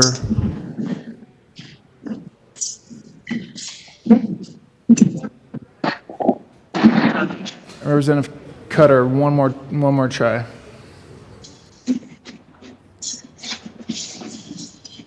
The motion before us is the repassage of House Bill 1266 as amended. Representative Cutter.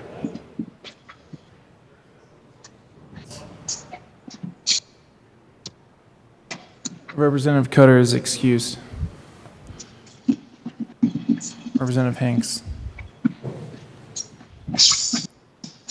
Please close the machine. With 37 aye votes, 27 no votes, and 1 excuse, House Bill 1266 is repassed as amended. Co-sponsors.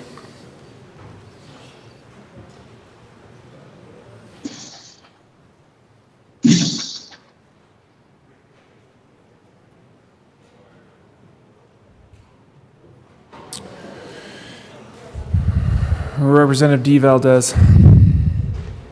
Thank you, Mr. Speaker. I request to remove my name as a co-sponsor on House Bill 1266. That is a proper motion. Representative Benavides. Thank you, Mr. Speaker. I ask that my name be removed as a co-sponsor. That is a proper motion. Representative Snyder.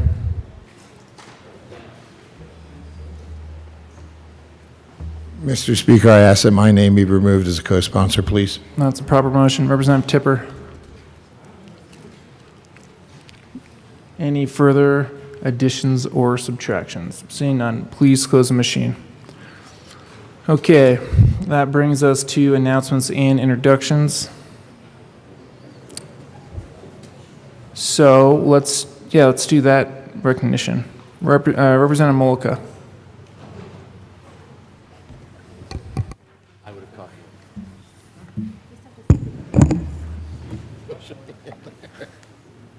Representative Mollica. Thank you, Mr. Speaker. Members, we have staff in this building that make this place go round. And these nonpartisan staff are the reason that we're able to do the work that we are able to do. They are here with us on late nights. They do their job without complaining. And not only should we be thankful for them, but the people of Colorado should be thankful for them. It's tough to even put into words. I was talking to them this morning to share the thanks that we have for them and for the work that they do. But we're gonna say a few words, and then we want to name off these people if they're still here and these staff members, so that they can be recognized, and as a chamber we can thank them for the work that they've done. Sorry, Minority Leader McKean. Thank you, Mr. Speaker. You said most of it, but what I think we don't realize is that when we leave, we always hear, they're going to stay here working. You guys have an idea about how much we've worked in the last few days. Carl over here has had over 100 pages to add to the journal every single day, and then we dispense with it with a few minutes, a few seconds at the well. The enrolling clerks are back there making sure that every single bill has every word right, every single thing in it, before it can go off either to the governor's desk or to the Senate. Everybody at this front desk does every bit of their job to make sure that what we do matters and is memorialized in a way that's legal, so that what we do stays. We can't do it without them, but most importantly, probably we would never want to. These are the folks that we see every day when we look down here, looking back at us, and we know they have our back and they do everything they can to make us successful in our jobs. Representative Mollica. Thank you, Mr. Speaker. And members, they deserve to be recognized. They deserve to have their names be read from this well after the year that we've had and everything that we've gone through. And so we're going to start off with the front desk here with Mr. Matt Becker, Jared Gregorio,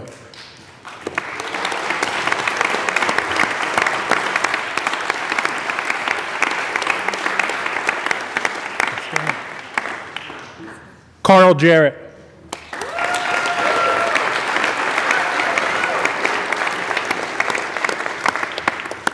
and of course Robin Jones.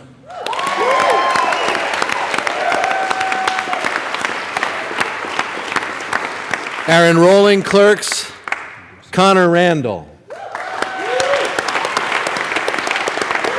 Trish Garber, and Brittany Rodriguez. And our incredible assignables, Kathy Hahn,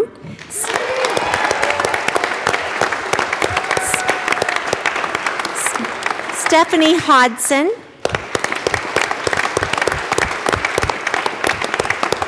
Mary Hollander, Liz Miller, and Jenna Schmidt.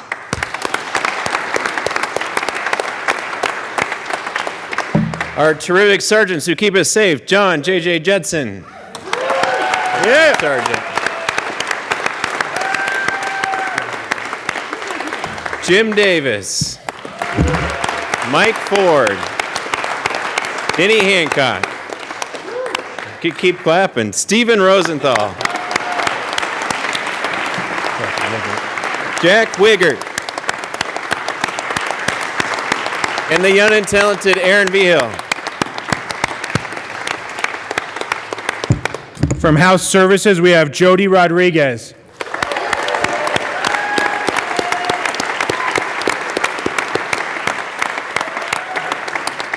And Savannah Lopez.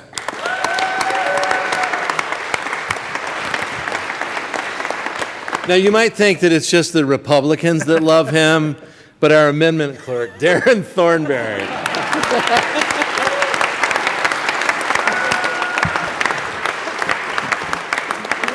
And of course, our wonderful State Patrol. And also one group that, yeah, State Patrol.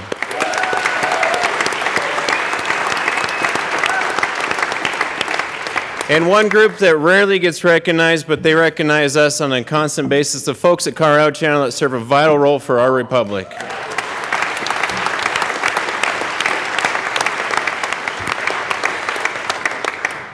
Folks, when we leave here, somebody comes and cleans up our mess. And I will tell you, you guys talk to Chris every day, out polishing brass. All of our Capitol Service folks deserve a huge round of applause for everything they do every day.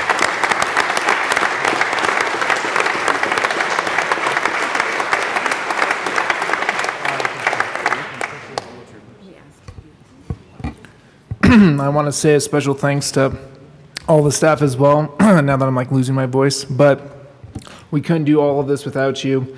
You all deserve so much thanks from the people of Colorado. You help this institution serve the people of Colorado. Thank you to the bottom of my heart. One person we didn't thank is Marco. Marco, who is here every night cleaning up.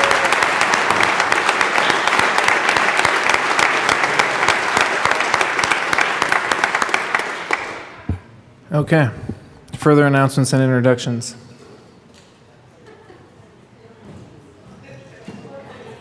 Representative Luck.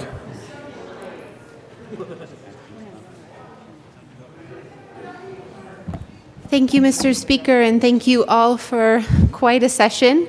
The statement that I made at the beginning of this session holds true. And I wish that I had had time, as I had wanted to give you each a personalized affirmation to send us off.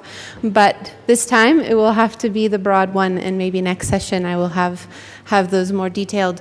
But know from the bottom of my heart that you are each dearly loved.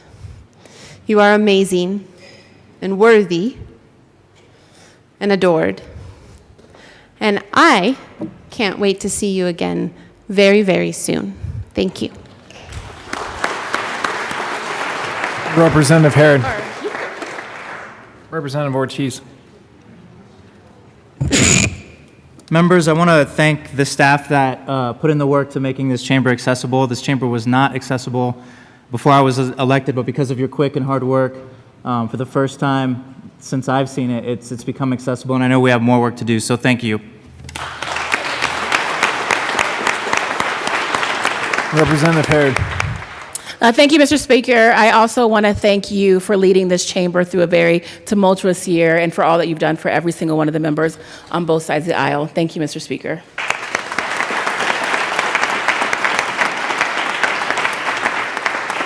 Representative Callan. Thank you, Mr. Speaker. Thank you from me to you. You've made this a very interesting year. Secondly, I wanted to mention I met a guy outside, said that he was retiring. Tom Morris, Bill Rider? Yes, is Tom here? No, he just left. But I wanted to put his name in the record. He's the first Bill Rider that I met when I got here. They kind of gave me to him, and he took care of me. He raised me up right. And the first bill I asked him to write, he got this odd look in his face, and he said, okay, I'll work on it. The next day he came to me and he said, Mr. Catlin. I said, yeah, what can I do for you? You can call me Mark. No, I can't. I just wanted you to know that that's unconstitutional. And that's how I got started here, and thanks to him, I'm still here. Thank you very much. Yeah, special thanks to Tom Morris. Minority Leader McKean. Thank you. You know, Tom was standing in the back of the room and mentioned it was his last day, and I couldn't stop smiling. Not because I wanted to see him go, because I adore his brain, but because I'm so happy that he gets to move on to the next thing in life. So, Tom, Godspeed. Following cease.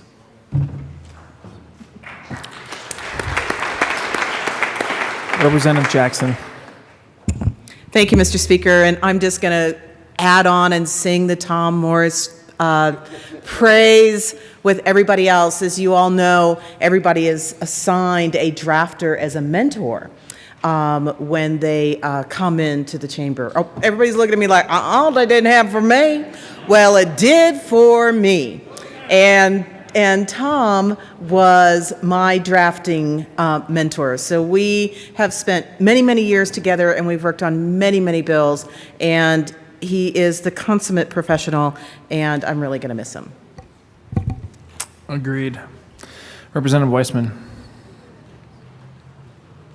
Thank you, Mr. Speaker. And there's one more group of folks that we need to thank. You know, we started with our nonpartisan staff who don't work for any of us, who don't work for any party, who work for the institution.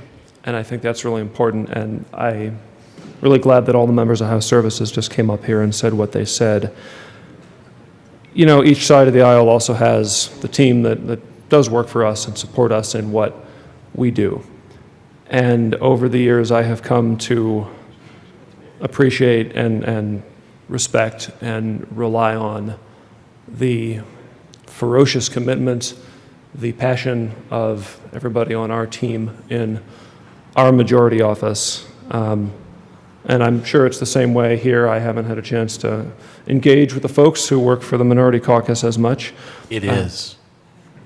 I have no doubt, Mr. Minority Leader. I mean, I think of all of us here who are lucky enough to have our names up there as the Black Badge Society. That's just the color that they make it.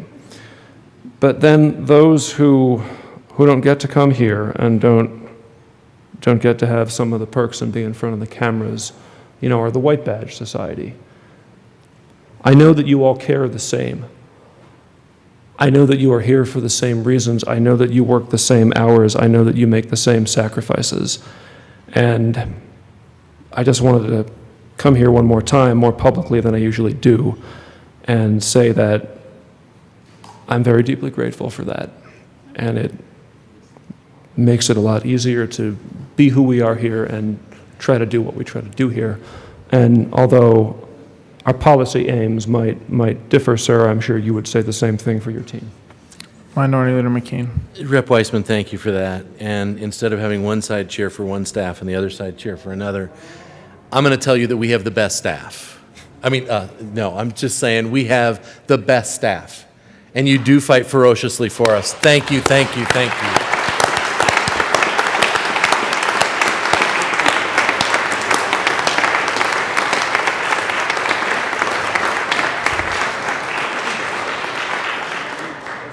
Any other announcements or introductions?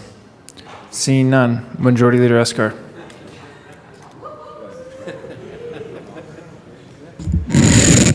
Members, before I make the all-important motion, I just want to give a genuine thank you to all of you as well. I know it's been a hard year. It's been a long year. Hell, it's probably been 2 years wrapped into one, depending on how you look at how session started and when it started. But truly, especially as the 9-month pregnant lady whose temper is very, very small right now, ready to go at any time, thank you for your patience. Thank you for working as hard as you do and believing in this state as much as you do. We've done incredible work this session, and I really, truly hope you all get some time now to reconnect with those you love and to get some rest. And with that, I move the House adjourn sine die.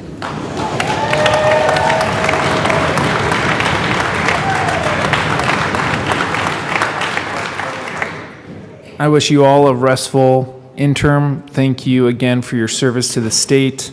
At the hour of 7:41, what I will say is, I ended last session with, are you guys just ready? Is everyone ready? I'll say this. Last year at the end, I said sometimes history makes us and sometimes we make history. In last session, history made us. This year, I believe we made history. Thank you for your service to the state. At the hour of 7:41 p.m., with both the House of Representatives and the Senate being in agreement, and on motion of the Majority Leader Esker, the first regular session of the 73rd General Assembly is declared adjourned sine die.